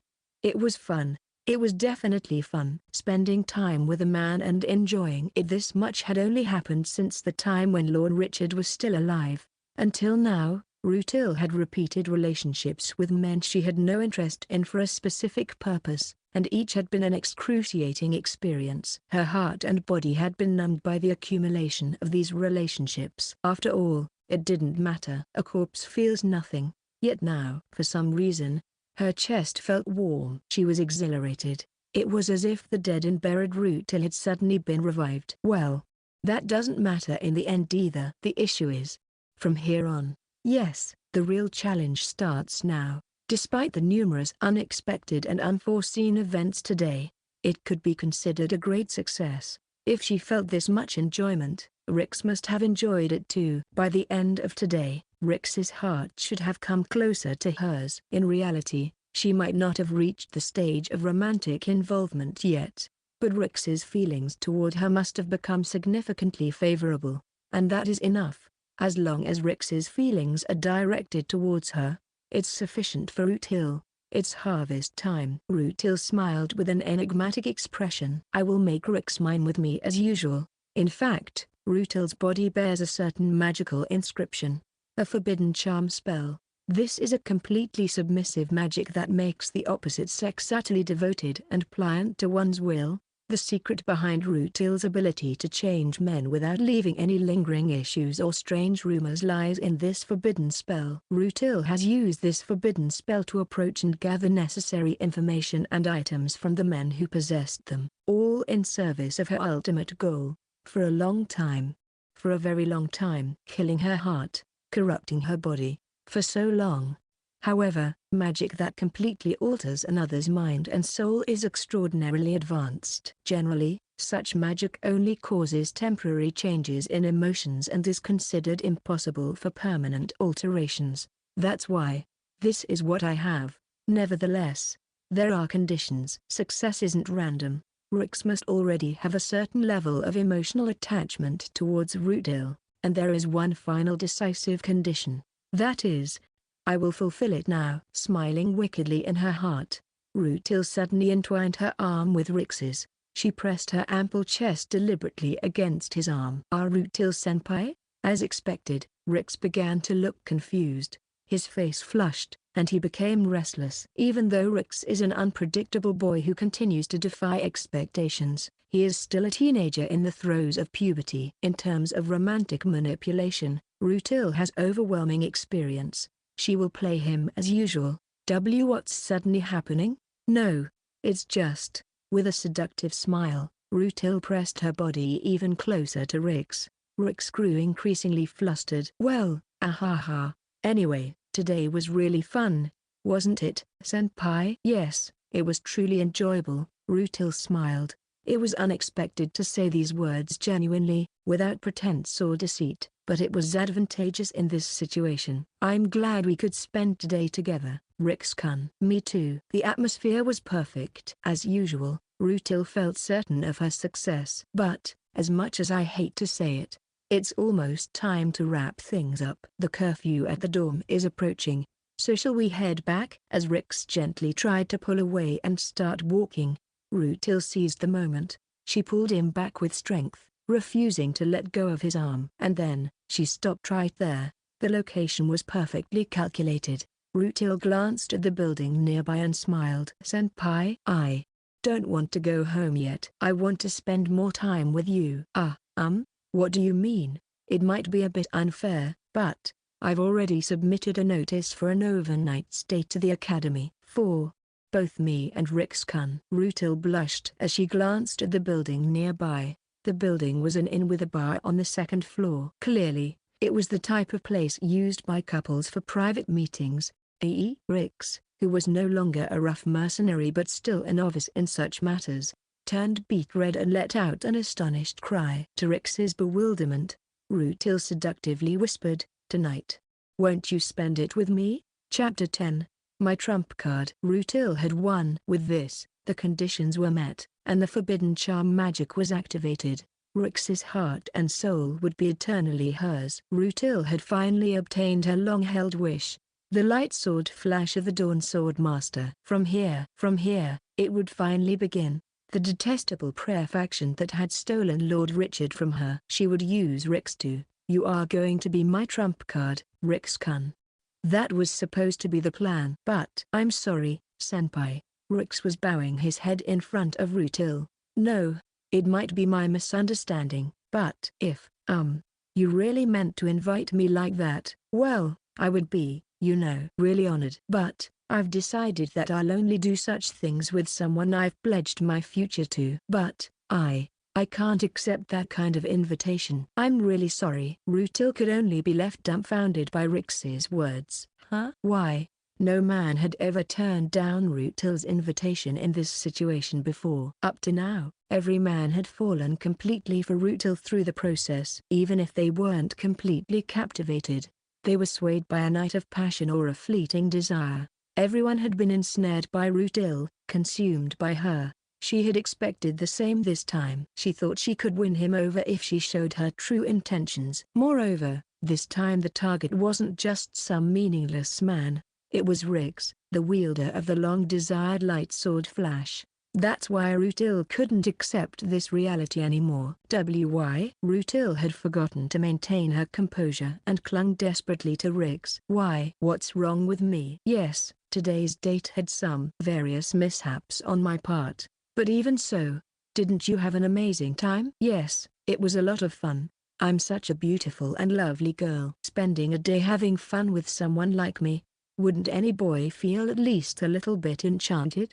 It's normal. Yes, I did. So why can't it be me? Then Rix replied, but senpai, there's probably someone you like more than me, right? Rutil was struck speechless by the unexpected and direct hit to the core. Huh? Rix continued, seemingly unfazed by Rutil's stunned reaction. Well, I don't have much experience with romantic relationships, so I can only talk based on intuition and feelings. But, let's use an analogy. When people are in a life and death situation, like in a fight, the strong feelings of intent to kill or hostility become focused directly on the opponent. Seeing Rutil's bewildered expression, Rix continued calmly. When both parties decide to kill each other, they can only see their target, thinking only about them. I've thought about it, even though I'm just an idiot.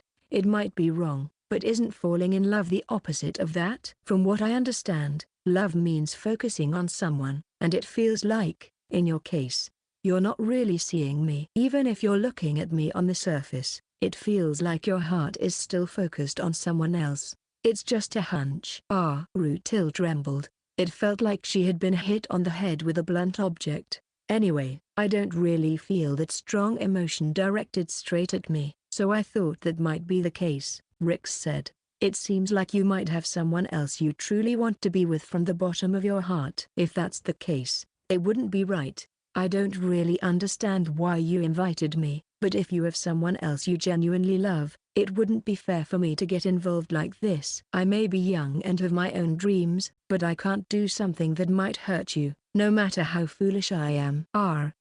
You, Rutil stammered, clutching her head and beginning to shake. So, really sorry, but let's just call it a night. Just as Rix was about to finish his sentence, Rutil desperately grabbed his arm. Rutil-senpai? No, this won't do. This isn't right. It's not acceptable. Rix's arm creaked under the pressure of Rutil's grip. Senpai? Rutil, with a face twisted in anguish and desperation, stared at Rix with a look that seemed both intense and driven by a sense of impending doom. I need to make you mine today. For my great wish, I need your power. To achieve my goal, I've allowed my body to be used by those despicable men. Only Lord Richard was supposed to touch me. I betrayed Lord Richard. I severed ties with my dear friend, Serafina. Tears streamed down Rutil's face, dripping onto her cheeks. All of this is to settle the Dardrak tragedy, to slaughter those detestable prayer sect who killed Lord Richard. Senpai? I need your power. Your light sword of flash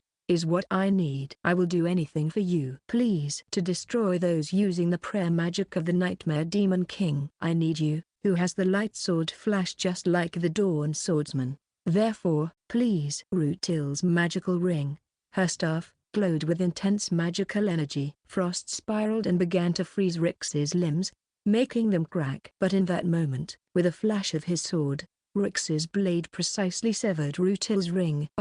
In that instant, her magic was sealed, and Rix's sword was pressed against Rutil's neck. Realizing her defeat, Rutil slumped to the ground in shock. The forceful swing of Rix's arm had caused it to split open, with warm blood dripping from it. But Rix, unconcerned, said, sorry. Compared to the last class, you're really weak now, senpai.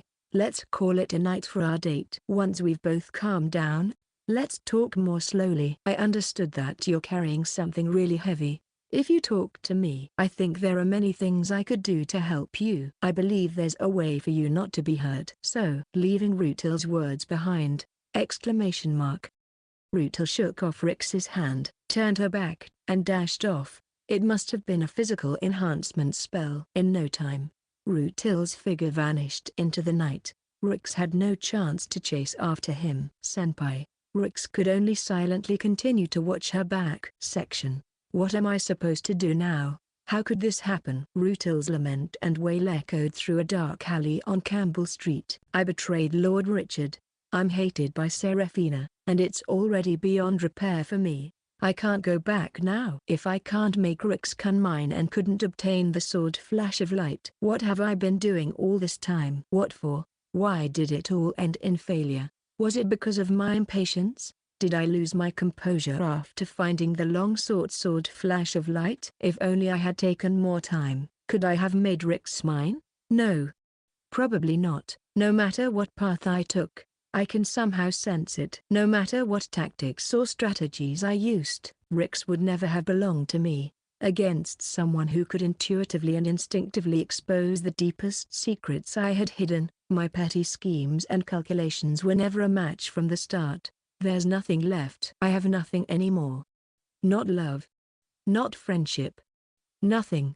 As Rutil wept and aimlessly wandered through the alley, she suddenly sensed a presence up ahead. Feeling a dangerous atmosphere, Rutil stopped. Soon, the figure that appeared before her was, I've been looking for you, Rutil. Carcass. It was Carcass, whom she had supposedly sealed away in ice. It was surprising that he had managed to break free from the ice prison she had perfected, but something about Carcass was different now. Carcass's entire body was brimming with a horrific magical power. Rutil recognized this magical aura. Yes, it was that same dreadful power that the hated prayer faction boasted about as their divine relic. Hey, don't take it the wrong way, Rutil. It's your fault for not accepting me. It's your fault for repaying my efforts with betrayal. Carcass, radiating overwhelming magical power, advanced toward the frozen Rutil.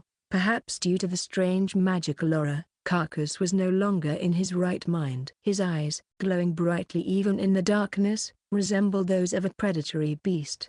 I'm going to make you mine by force. It's useless to resist or scream. With overwhelming power, absolute power, I'll crush you, ravage you, and dye you in my colors. I'll make you sign a coercive subjugation contract, drug you, and keep you as my slave for life. I'll make you regret mocking me. Hey. I have the power to do that now. Ha. At that moment, a more violent magical power surged from Carcass. It was a devastatingly powerful magic, a glimpse of the evil beyond humanity. In the face of such despair, Rutil suddenly smiled. Oh, I see. It was a serene smile, as if a sage had achieved enlightenment after long years of training, or had experienced a profound revelation. Thank you, Carcass. You've taught me something important. Huh? That's right. Why didn't I realize it? Come to think of it, it's the simplest principle of this world. If you desire something, feed the desires of others into the furnace.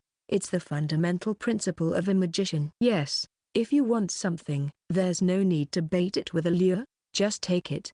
Just like how I was unjustly taken from that day. The moment she said that, a massive, overpowering chill emanated from Rutil's entire body, swallowing even the malevolent magical power of Carcass, filling the alleyway with an intense whiteness, transforming it entirely. Chapter 11, The Stolen Past and the Flash of the Sword of Light. Ha. How foolish. That Rutil got turned down by Rix. Ha. Serves her right. On the way back, Rix had joined Seraphina and the others, who had apparently been searching for him all day. Upon hearing the situation, Seraphina burst into laughter. Don't laugh so much, Seraphina. She looked really sad.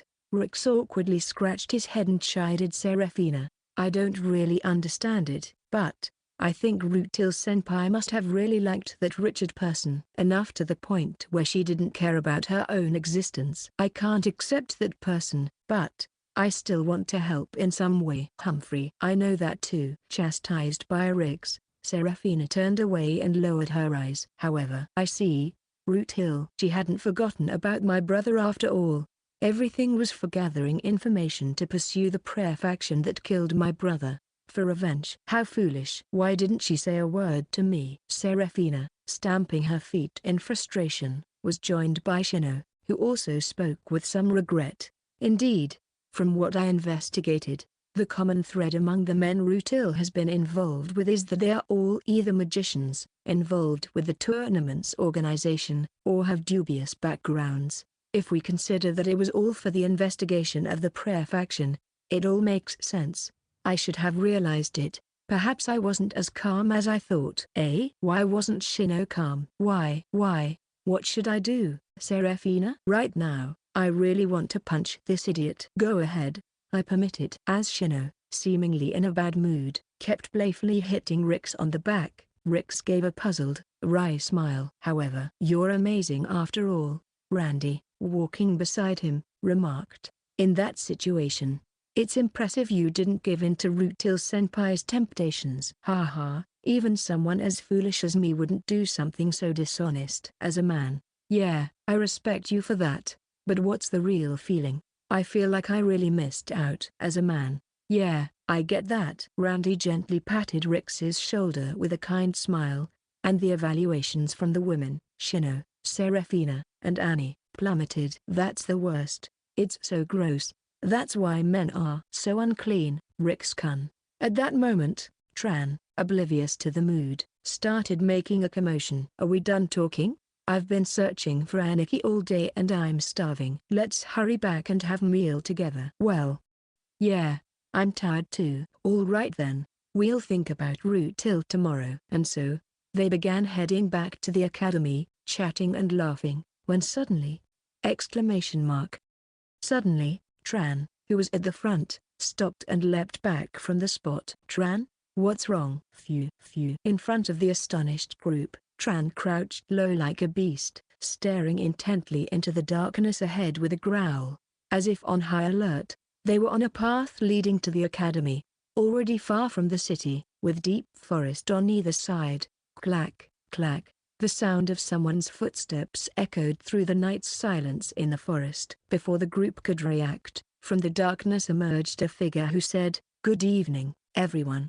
It was Root Hill. She wasn't wearing the artificial smile she had before. Instead, she had a genuinely happy smile, as if some burden had been lifted from her. No, according to what had been said, the Root Hill from before should have been like a burned-out corpse. If so, this smile seemed more like it was possessed. It was an unnaturally natural smile. Root Hill Senpai? As Rix tried to rush forward, Seraphina stopped him and stepped in front. Root Hill. I've heard the story. Everything was for my brother, wasn't it? I'm sorry. I didn't realize you're in a conflict. I never imagined you were so driven to the edge by losing my brother. So, next, you've been fighting alone all this time to avenge my brother's grievance, haven't you? But you're wrong this time. For you to keep hurting yourself like this, there's no way that kind brother of mine would want that. Stop it already. Stop hurting yourself any further. No matter how much you've been hurt, even if you get revenge on the prayer faction,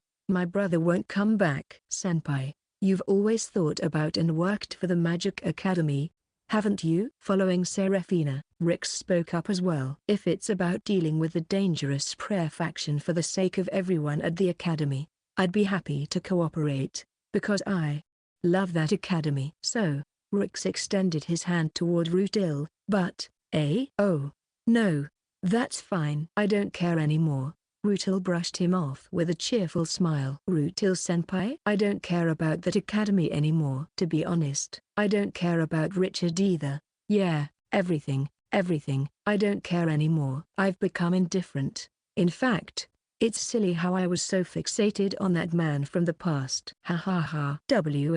What are you saying, Root Hill? Unable to overlook Root Hill's words more than her strange demeanor, Seraphina was enraged. Have you lost your mind? You cared about my brother more deeply than anyone, and yet you...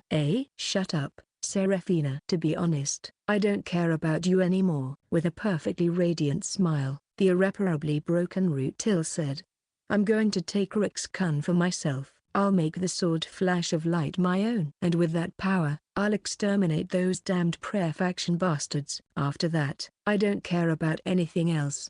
Ahaha, ahaha, ahahahahaha. The moment Rutil let out her maniacal laughter, the world exploded into white. An explosive, freezing magical power emanated from Rutil, spreading to the surroundings, and the area instantly transformed into a blizzard-covered, icy, extreme cold silver world. WH, ahahahahahahaha, ahahahahaha. And overlapping with Rutil's laughter was the vision of a phantom angel clad in a white mourning robe, with ice flowers blooming all over her body.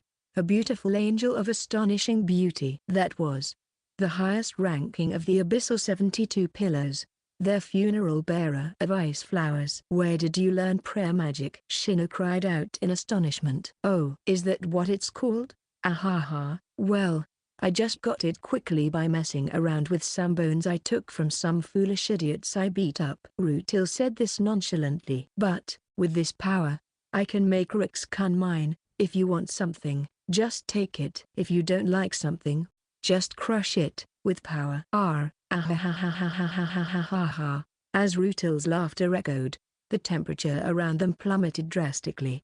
As if there were no limit. What has happened to you, Rutil? You're like a different person. That's what prayer magic is like, Shino said bitterly. Prayer magic is essentially a type of magic that assimilates with beings of a higher existence than ourselves, like gods, demons, or angels, but they are formless, violent entities beyond human understanding or logic. Those who master prayer magic gain immense power, but in return, they inevitably lose their humanity. Their thought processes and actions become distorted. Their primal impulses and desires become warped. Yes, their means and ends become reversed. They abandon everything else. That's why I, who once sought power to protect my homeland, have become nothing more than a demon king of the twilight. Now Rutil's only desires are her longing for Rix and her murderous intent towards the prayer faction. Seraphina murmured bitterly. What should we do? To Shino and the others, Rix asked while drawing his sword. How can we save Senpai? How can we bring her back to sanity? Then Shino, wrapping her hair around Rix's fingers as usual, said, from what I hear, she must have obtained the relic and learned prayer magic only recently. If that's true, then she is either a genius at prayer magic or had a particularly good match with the relic's components. In the past, I used to summon and command great ones through 72 of the 206 bones that constitute the human body. That's intense. If we act now, we might still be able to separate the relic from her and destroy it. Understood, Rutil-senpai. With that, Rix readied his sword and confronted Rutil. At the tip of his sword, light began to shine. Section. The extreme cold, mercilessly approaching, was a blizzard of death that froze and stagnated all life. Shino's wide-area magical barrier, deployed to protect the group, intercepted it. However, the fierce cold began to freeze even Shino's magical barrier. Kaya Seraphina unleashed a powerful inferno, trying to push back the blizzard. Randy generated a powerful gust from his fists, propelling the inferno forward. Tran exhaled a breath of fire. The intensity of their combined attacks tried to counteract and push back the freezing cold. But, too warm. With a snap of her fingers, the angel standing behind Rutil intensified the magical power, causing the cold to explode, freezing Shino's magical barrier, freezing Seraphina's flames, freezing Tran's breath, as if mocking them all. An overwhelming, despairing, and intense cold surged toward the group. My arms, my legs. What kind of freezing cold is this? Randy, Seraphina, and Tran's limbs were instantly freezing up, with their bodies rapidly encasing in ice. The group was moments away from instant death. Just before that half-second, the sword flash of light erupted. It was Rix. The flash of light from Rix's sword cut through the encroaching cold, slicing it cleanly in half. The split cold dissipated like a lie, and the bodies of the frozen comrades began to thaw at the same speed they had frozen. Blood started flowing back into their frozen limbs. Thanks for saving us.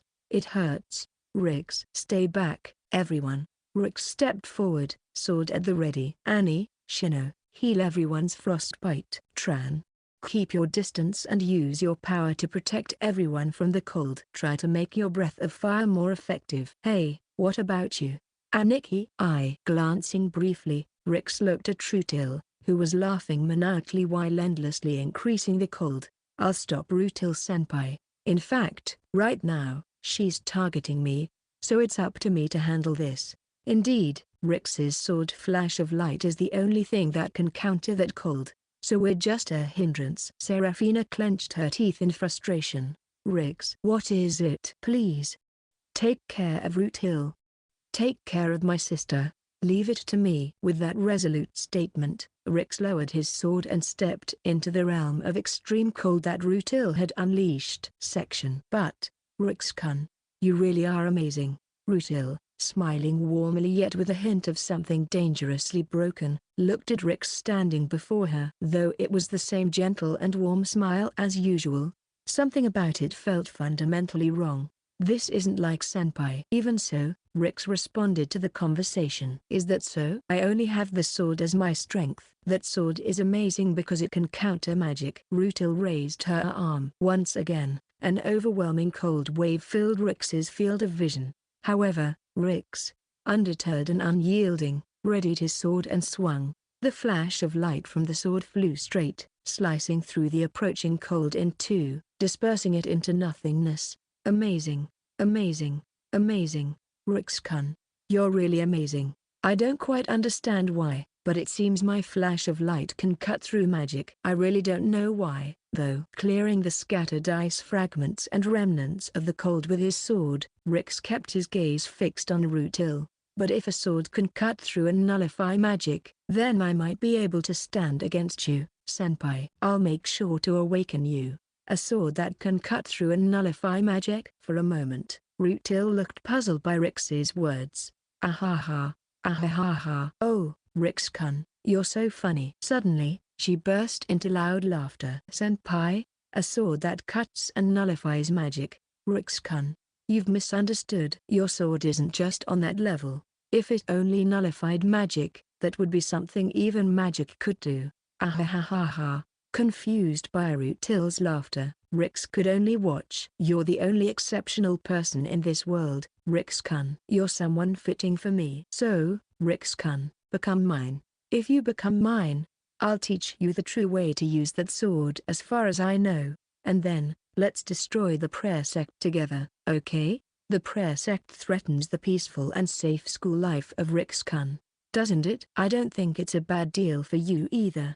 I refuse. Rix firmly rejected Rutil's offer. I don't want you to do such things. I don't want you to become a killer. Isn't that too late now? Both you and I have killed many people until now, haven't we? So why now? The past is unchangeable. We can't alter it. What matters is the present and the future.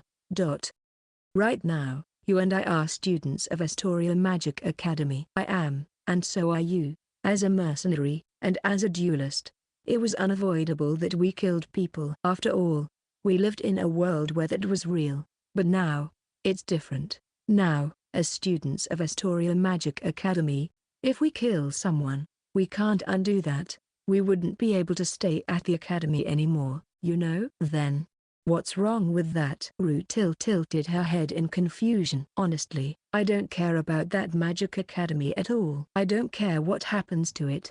From the beginning, I had no attachment to that academy. As long as I can annihilate the prayer sect, nothing else matters. That's right. Nothing matters anymore. But, that's a lie, Rix declared with conviction. You're lying. Huh? Lying? What do you mean? It can't be that you don't care. It's true that at first you wanted to avenge Richard and were pursuing the prayer sect out of revenge, right? The Magic Academy.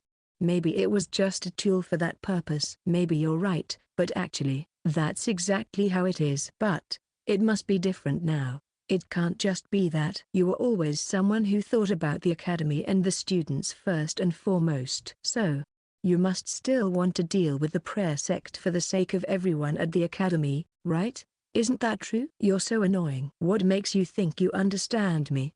What do you even know about me? Rutil turned her cold, icy gaze toward Rix. You're just like all the other useless men. You think you understand me one-sidedly and impose your own ideals on me. Ha! Why are there no decent men in this world? Despite Rutil's scornful words, if you didn't care, Rix shouted back. On today's date, you wouldn't be able to talk about the academy and the student council members with such enthusiasm, would you? If what you say is true, then I'm out of options. But there's no way that the way you were talking with such enjoyment was an act. It's a hunch. I will trust this hunch, Rix shouted with a strong, resolute will. Immediately, Rutil stiffened. Rutil, who had always perfectly maintained her facade with others, was now wavering. She was breaking down. That's not true. Even if it were. Right now, I really do think everything is meaningless. Yes, that's the truth. That's just because of that weird bone you picked up. Your head's just temporarily messed up. If I take that bone from you and destroy it, everything will go back to normal. Even though it's all devious and manipulative. Deep down, you really love the academy more than anyone else and care the most about everyone. I will bring you back to the person you used to be. With that declaration, Rix readied his sword. However, hey, ahahaha, it's impossible. It's impossible. Rutil let out a dry, self-mocking laugh. This bone is incredible. It gives me unimaginable power. It provides an overwhelming sense of omnipotence.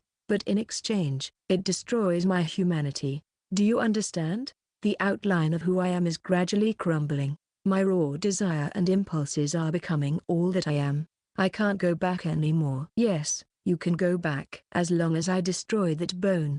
Desperate, Rix shouted this. Rutil smiled and placed her hand over her left chest. Senpai, here is where the demon relic I obtained is. My heart! Exclamation mark. I've merged it with my heart. In other words, unless you kill me, I won't stop. That's. Rix was struck with a sense of overwhelming despair. And I have no intention of stopping myself. I plan to inflict pain on you without killing you.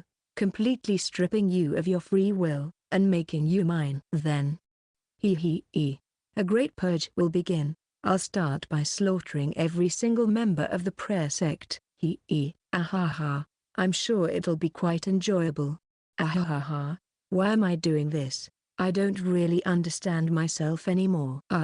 Rix takes a hesitant step back. The means to save Rutil are completely non-existent. The reality of it makes him break into a cold sweat. Now then, what will you do, Rix-kun? Will you kill me, or will you become my personal puppet? Come on. Saying that, Rutil further intensifies the freezing aura enveloping his entire body. It has become a manifestation of ice hell, where even just breathing causes one's lungs to freeze. Damn it! Rix, unable to hide his confusion. A violent blizzard strikes, and his vision turns completely white. Section R. An extreme blizzard approaches. The hellish cold draws near. It dyes the world white, freezing and stagnating everything. Rix slashes at it. A flash of light spreads from the tip of his sword. A single beam of hope that slices through the white darkness. He cleaves through, slashes, sweeps, and shakes off the overwhelming cold that approaches. The severed cold dissipates into nothingness, but it's as if there's no end to it. The angel that appears behind Rutil continuously hurls the hellish cold at Rix and the surroundings without limit. By now, everything around, except for Rix, has frozen and turned into a world of deadly silence. A whiteout world. Rix can no longer even tell if Seraphina and the others are safe. Moreover, the threat of Rutil's prayer magic is not just the cold. Laughing, Rutil raises her hand. The angel standing behind her also raises its hand, generating countless icicles above them. The icicles are sharp and pointed like spears. They are then dropped toward Rix like a meteor shower. Rix slashes with the sword flash of light. He cuts through the falling icicles one by one, slicing and cutting them down. The icicles shatter, and the fragments explosively scatter around. The unrelenting cold and debris scrape at every inch of Rix's body. It mercilessly steals his body heat. His breath freezes, and his eyelids, now frozen shut, make it nearly impossible to open his eyes. He no longer feels his toes or fingertips. Blood no longer flows through them. The hilt of his sword was frozen to his hand, making it impossible to let go. It's been only a few minutes. Though it felt like an eternity of hell, it's been just minutes. Yet, he has already been pushed to this point. This is bad. I can't endure a long battle. I need to decide quickly. But what can he do? In this situation, he can't even get close to Rutil, and moreover, the heart. If I trust what Rutil-senpai said, I need to destroy her heart.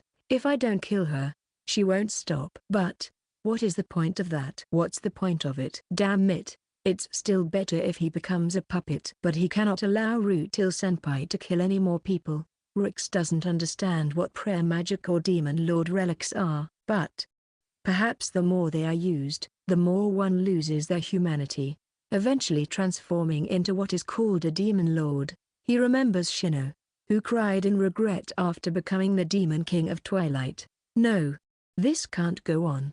But what should he do? At this rate, he won't just be unable to save Rutil, he might even endanger his own life. Desperate, Rix is just trying to fend off Rutil's unending icy attacks to prolong his own life when he finally misses a strike. Though he avoids a direct hit, the backlash causes his eyes to completely freeze. I can't see anything. Utter despair envelops Rix's entire body. Furthermore, Rix starts to feel an intense difficulty in breathing. The spell that Rutil demonstrated in class, which freezes the surrounding oxygen. Rix is too preoccupied with dealing with the approaching ice spears to manage that as well. It's as if a barrier has been completely set up.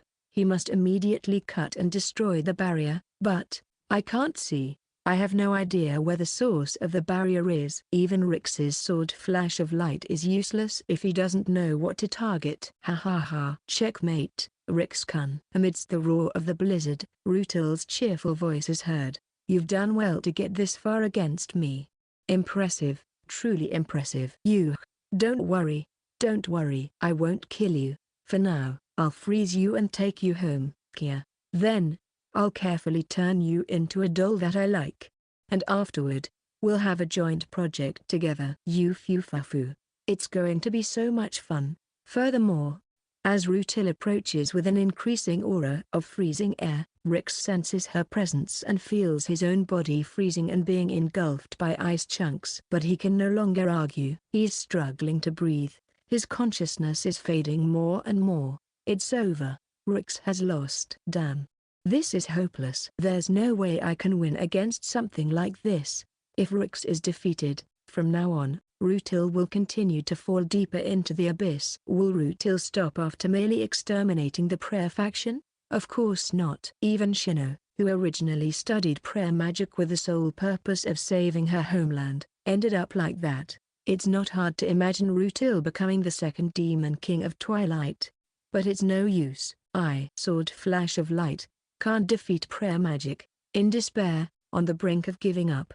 But then, suddenly, he realizes, if prayer magic is stronger, then why does Rutil-senpai want me? In this desperate situation, he had overlooked a critical point. Upon reflection, it's actually quite strange. The members of the prayer faction should naturally be able to use prayer magic. In fact, Anna-sensei, whom Rix fought before, was just like that. At that time, she was in what Shino called Twilight mode, but Rix was able to cut through prayer magic. Although the output of the sword flash of light has indeed changed since then, it raises the question, would a trump card be something that can easily be turned against by mere strength alone, to the extent that one would sacrifice everything to obtain it? Certainly, the sword flash of light may be a powerful card. However, if the enemy has an even stronger card, that changes things. Isn't a trump card something that should cut through anything, regardless of what the opponent holds? Is there a reason why prayer magic cannot defeat the sword flash of light? The world's accepted belief is that swordsmen cannot defeat magicians. Yet, the swordsman of Dawn overturned that belief and defeated the strongest Demon King of Twilight. The sword flash of light wielded by the swordsman of dawn. Rutil's earlier words. The sword flash of light is not a sword that cuts through magic. What is it? What exactly was the sword flash of light cutting? What did the swordsman of dawn actually cut? Concepts. Well, to put it simply, the world itself, perhaps. Rick suddenly looks up. Someone is there. Even though his eyes can no longer see, even though his ears are frozen and should not be able to hear, even though his skin has lost all sensation, despite losing all 5 senses, he can still feel a definite presence standing beside him. Humans can only perceive what they see, hear, smell, touch, and feel with their own senses, but what humans perceive is all there is to the world and the truth, right? No, that's not true. What humans perceive is merely a phenomenon that their senses can detect. It's far from the true nature of the world. Who are you? Without answering, the figure continues. The world you usually see is nothing more than mere phenomena. Magic is simply the manipulation of phenomena that stand upon the world. A sword is nothing more than the form of a barbaric physical weapon as a phenomenon. As long as you are trapped by phenomena, you can only cut phenomena. That's obvious. Therefore, you must perceive rather than see. You must discern rather than know. Use the concept of a sword to open the true concept of the world that lies at the root of the phenomena. Now that you have lost all 5 senses, sight, sound, and more, you can do it. You have been freed from the cage of the physical body, which is nothing more than a physical phenomenon. Now, you continue to exist as the concept of you, without forcibly sinking you into the depths of your subconscious. If you are your true self as you will surely understand. Probably. By the time he realized it, that presence had vanished. Now, all that remains here is himself. Who that person was is not something he can consider right now. There are other things he needs to think about. I can no longer see, hear, or feel anything. But the outline of myself hasn't crumbled. I am certainly here. Ironically, the experiences with the fool's elixir repeatedly administered by the former enemy, Anna-sensei, come into play. He's already accustomed to the sensation of his own existence disappearing from the world. Even after losing all senses, he hasn't lost sight of his own existence. Without that experience, he would likely be panicking in this situation and wouldn't have understood the words of the mysterious figure. My sphere does not extend outward, it is self-contained within. Because he recognizes this fact now, Rix can perceive his own outline. I see, this is it, this very existence of myself is my sphere. The concept of the ego has been aptly named, and now, because he has become a concept himself, he understands, to expand the sphere outward, this act essentially thins the concept of oneself infinitely to acquire and manipulate external phenomena. Thus, one moves far away from the true concept of the world, from the true nature of the world. For example, from the truth. It is indeed ironic. I've heard that magicians are seekers of truth. But in this case, the more one seeks truth, the further away from it they become. To grasp the truth, one must do the opposite. The world is the opposite. One should delve deeply into oneself. The sword, due to its historical development and concept, is the most direct way to confront oneself and approach the truth. I understand now. I can see. I can feel. Even though I see nothing, hear nothing, feel nothing, yet, there is something clearly seen. It's as if the frequency of self-recognition has aligned. By becoming a concept, he can now perceive beyond phenomena, the concept of the world. Though Rix sees nothing, what he does see is clearer than anything else. Far in the distance, Shino and Serafina are making a commotion. It's good, they're safe. Apparently, they are worried about him. They are trying to come to his aid but are being stopped by Randy. That's understandable.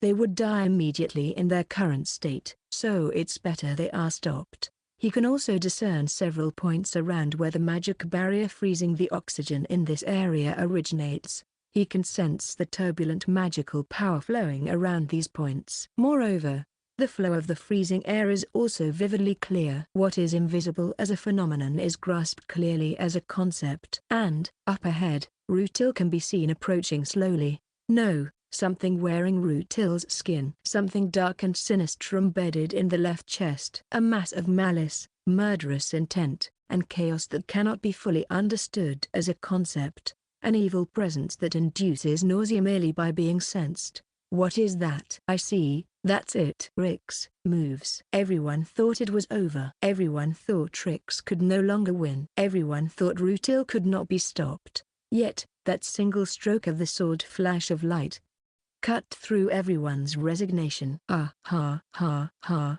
In that moment, all the freezing air around Rutil and Rix dissipated. The barrier that had frozen the oxygen was instantly destroyed and vanished. Rix, who had been completely frozen, rapidly thawed and began to return to his normal state. But more than that, what surprised everyone who had been watching with bated breath was, what was that sword flash of light? It felt different from usual. It's not the golden color of twilight. It's silver. It's like dawn. Is that the dawn of Shino? Eyes wide in shock, stared at Rix's back, and then, ah-ha-ha, ah-ha-ha-ha-ha-ha-ha. Rutil burst into a cry of joy. Yes, that's it. That's what I've always wanted, Rix-kun. Rutil began to raise the freezing air once more, reawakening the frozen hell. With all her might, she attacked Rix. It was a despairing freezing air that made their previous battles seem like mere play. The onslaught of violence increased, coming at Rix, but oh, it's over now. Inside, Rutil felt a sense of detachment, the true sword flash of light of the swordsman of dawn. The only means capable of overcoming the prayer faction's prayer magic, which Rutil had pursued for years. Now that Rix had achieved it, the outcome was already clear. As expected, Rix calmly watched Rutil, who was advancing wrapped in freezing air. With a deep breath, he slowly lowered his stance. The next moment, he cut. A brilliant, silvery sword flash of dawn burst forth, like the dawn itself. It was fast. Too fast. The reasoning was unclear, but it exceeded the speed of light. It completely ignored the physical laws of the world. This was it. This was the sword flash of light. In an instant, Rutil's heart was completely severed. Rutil's body was thrown back and soared through the air. A fatal wound. The body no longer moved even slightly. It's over, as expected. But somehow, the mood felt clear and bright. But it's finally over. I'm so tired. What has my life even been? It no longer matters. It doesn't matter. Since Lord Richard's death, it felt like I've been desperately struggling and wandering in a nightmare. It was a living hell. I've been enduring this fiery agony of living hell, constantly driving a dead body to keep going. I've forced my dead heart and body to keep moving. But I'm tired now. If this is how it ends, then that's fine. Lord Richard. Now, I try to think, with a wry smile, how could someone as filthy as me ever go to someone as noble as you? After all, it doesn't matter anymore. It doesn't matter. In the end, I felt my falling body being caught by someone. With that, Rutil's consciousness fell into darkness. Epilogue, New Beginnings. To be honest, I hated all men except for Lord Richard. It would be best if they all disappeared. Do you really want that list of tournament officials? However, it contains significant personal information. Even if it's a request from the princess. But if you're insisting, let's see. If you show some sincerity, I might consider it. What will you do? Disclose the information on the prayer faction's prayer magic? Well, that's classified even within our Bureau of Mysteries. Even for the princess, I cannot reveal it. But if you offer something of value, I might consider it. Hey, you understand, don't you? Princess? Of course. I'll be happy to cooperate, princess. If the princess becomes mine, I'll do anything. Ha ha. A vile voice. Lustful eyes. Skin oozing with desire. Filthy. It sends shivers down my spine. Every one of them. Every single one of them. Every last one of them. Every single one of them. Every single one of them. Every single one of them. But I have made my decision. I will definitely avenge Lord Richard. I will clear his name. For that purpose, I no longer care if this heart and body, which have long been dead and buried with Lord Richard, become fodder for these swine. Devour my rotting flesh as much as you want, you pigs. In return, I will consume you, the grotesque, fattened ones. I must repay this debt. I was kept alive for that purpose. To avenge Lord Richard. No, that's not right. Enough already, me. Stop defiling Lord Richard, me. Everything is my fault. Lord Richard's death, everything I sacrificed for Lord Richard, all of it, is due to my will and decisions. Lord Richard has nothing to do with it. Lord Richard would never wish for such a thing from me. He would never wish it. Lord Richard did not desire even a fragment of my revenge. He always wished for my happiness. But there was nothing else for me. In a world without Lord Richard, I could find no other meaning or reason to continue living. So, I have continued living in vain, without purpose. I was not strong like Seraphina. I was weak. I couldn't look ahead. I'm sorry, Seraphina. For hurting you. For betraying you, if possible. At least before I go to hell, just once more, I want to say one word to that child. I am. Wake up, Root Hill. I am telling you to wake up. How long will you keep sleeping? What a convenient delusion. I can hear that child's voice. Ah, how hopeless. How far have I? Root Hill, wake up, damn it. You slap, slap, slap. Consciousness, which had been completely submerged in darkness, surged rapidly back to the surface with a series of slaps to the cheek. Root Hill sat up abruptly. Then, she saw Seraphina peering into her face. Finally awake. "Awi, your waking is as unpleasant as ever." Seraphina? What?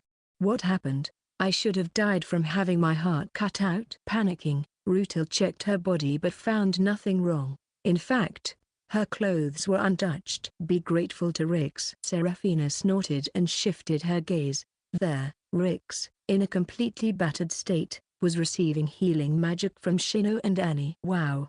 This is awful. You'll need to see Lucia-sensei when we get back. Idiot. Stupid idiot. It hurts. It really hurts. Be gentler. Oh, you're awake? Root Hill-senpai? Rix, noticing Root Hill's awakening, greeted her with a smile as if the earlier brutal fight had never happened. Rix-kun. Why am I still alive? I should have been cut down by you. Well, you see. I don't really know. Root Hill tilted her head in confusion at Rix's nonchalant response. Well, it's hard to explain with words, but I didn't actually cut Root Hill-senpai's heart. I only sliced the Demon King relic that was integrated with your heart. I don't really remember how, but that's basically what happened. Seriously. You always manage to surpass our expectations and common sense so easily. What on earth is going on? Wow. As expected of Aniki, I'm in awe. Seeing Rix and the others chatting excitedly, Root Hill was momentarily stunned, but soon, she exhaled as if the weight of the world had been lifted from her shoulders. Yes. That's right. If Rix-kun can really use the sword flash of light, then it makes sense that something like this could be done. But why? Rix-kun, you could have killed me. It would have been more certain and easier, isn't that right? Well, yes, probably. It would have been safer for me to finish you off with the relic as well. Then why? Frankly speaking, I wasn't the type of woman to receive leniency from Rix-kun. From the beginning, I approached you to use you. And until just now, I was trying to destroy your personality and make you a puppet to suit my convenience. Even though my ego was out of control due to the Demon King relic, it was still undeniably my own will. Why did you let me live? Why didn't you end it? At these words, Root Hill looked down, feeling despondent. Well, you see. It just felt bad to end it like that, Rix replied casually. Well, I actually like you, senpai. Despite everything. I don't want to be your puppet, but you're fun to be around. And once you get used to it, your dark and frightening side is actually interesting. Plus, you really care about the academy and do a lot for everyone, which makes you a good person. I genuinely respect you, senpai. Really? So, is it really that strange to want to save someone like that instead of killing them? But, of course, becoming your puppet is still a no-go. I'm a human, so I really can't accept that. If you try that again, I'll seriously cut you down for real. But, if you have any requests as a fellow human being, depending on the content and how it's done, I might consider cooperating. Well, like I said, it's better to start with a discussion, don't you think? As Rix spoke, Root Hill looked on in stunned silence. See? I told you. Seraphina placed her hand on Root Hill's shoulder, Rix is not someone you can control. He is truly a free spirit who cannot be made to follow anyone's will. With a wry smile, Seraphina spoke. Yes, that's right. It seems so. I was foolish. Rutil, with a look of disappointment but also with a certain brightness, smiled. This time, truly, it was as if something had been cleared away from her expression. A few days later. So, did you end up not joining the student council after all? After morning classes ended and during lunch break, Randy asked Trix while they moved to the cafeteria. It was a chance to build up achievements to avoid expulsion. Why did it fall through?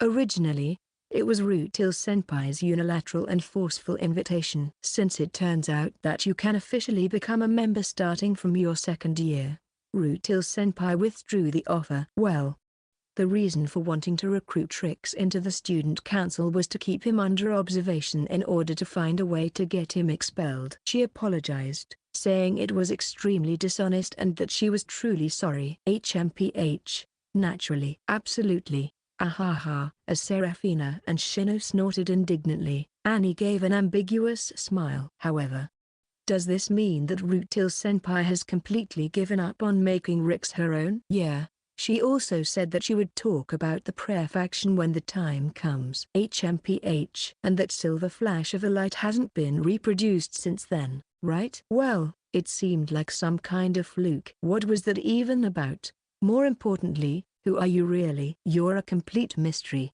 As they were discussing this, Seraphina forcefully concluded, anyway, the annoying girl named Rutil has finally disappeared from our school life. Ahahaha. It's so refreshing. Peace has finally returned. Ahahahaha. At that moment, Seraphina was laughing heartily. Rix-kun. Suddenly, appearing from around the corner of the hallway in front of Rix and the others was, Rutil-senpai? Rix raised a bewildered voice, and Seraphina and the others tensed up at the unexpected arrival of their enemy. However, disregarding Seraphina and the others, Rutil grabbed Rix's arm, wrapping around him. Hee, Rix-kun. The weather is nice today, isn't it? Eh? Oh, yes, it is. Actually, I made lunch. It's homemade. Would you like to eat outside with me? Eh?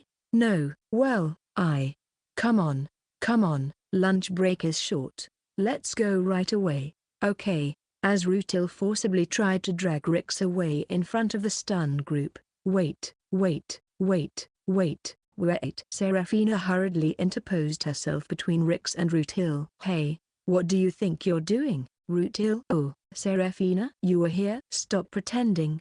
More importantly, what in the world are you thinking? Did you not already give up on making Rix your own? Seraphina, with her shoulders trembling with anger, demanded an explanation. Eh? Oh, yes, I have given up on that. Then why? Why, you ask? Oh, Seraphina, it's obvious. If Rix-kun isn't going to be mine, then it's clear I should become his. The goal is mutual love and a loving relationship where we are equals. What about my brother, Richard? At Seraphina's shout, Rutil replied with a hint of sadness, as if having come to terms with something. Of course, Lord Richard is a very important person to me. I will never forget him. But even if I continued to be trapped by my feelings for Lord Richard and hurt myself, he will never come back. And he certainly wouldn't be happy about it. After all, he was kinder than anyone else. That is true. Seraphina was at a loss for words and eventually nodded solemnly. Indeed, my brother would not wish for Rutil to be hurt. Rutil also has the right to be happy. I'm sure he is wishing for Rutil to be happier than anyone else in the afterlife. Finally, you understand. Yes. You're late, fool. I'm sorry, Seraphina. HMPH. Seraphina flushed and turned away from the apologetic Rutil. A somber atmosphere enveloped the area, but it was only for a moment. So, I will find happiness for Lord Richard's sake too. Let's go, Rix-kun, my future husband. Wait, Rutil-senpai. With that, Rutil forcefully dragged Rix away. Wait, Rutil. Oh, didn't you say, Seraphina, that even someone like me has the right to be happy? That's a different story. I really hate you. Seraphina yelled and chased after Rutil and Rix. Too funny. Randy struggled to suppress his laughter. I also dislike that woman. Me too. Shino and Annie, with serious expressions, drew their wands and followed after them. Is this a battle for the Big Brother? A battlefield? As expected of Big Brother, always in the thick of it. If it's come to this, I'm joining in too. He really never gets boring, does he? Only Randy watched with a wry but amused smile. Afterward. Hello, this is Hitsuji Taro. I'm pleased to announce the release of the third volume of my new series. This is Wizard's Last Card. I want to extend my deepest gratitude to the readers who picked up this book. Thank you all so much. As a writer, I often reflect on what the most important aspect of writing a novel is. For me, it always comes down to the characters. Of course, having a meticulously crafted, artistic storyline and beautiful prose is essential. However, when it comes to light novels, I personally believe that the importance of characters far surpasses those two elements. I constantly ponder what kind of characters might resonate with readers. The character Rutil Senpai, who appears in this volume, is one such creation born from my endless trial and error. Writing her was incredibly fun. Laughs. I imagine she might be a character that divides opinions among readers. But sometimes, I think it's good to have a character like this. Whenever I introduce a new character, I'm reminded of how they can create all sorts of interesting dynamics with the existing ones, leading to deeper explorations of those established characters. This experience has reaffirmed for me how important and exhilarating it is as a writer to fearlessly continue challenging myself with new characters. Also, I've realized that no one can truly control Rick's-kun. Laughs. So, how did you like Rutil Senpai? If you enjoyed even a little bit, it would mean the world to me as the author. Well then, I look forward to seeing you in the next volume. End of Volume 3.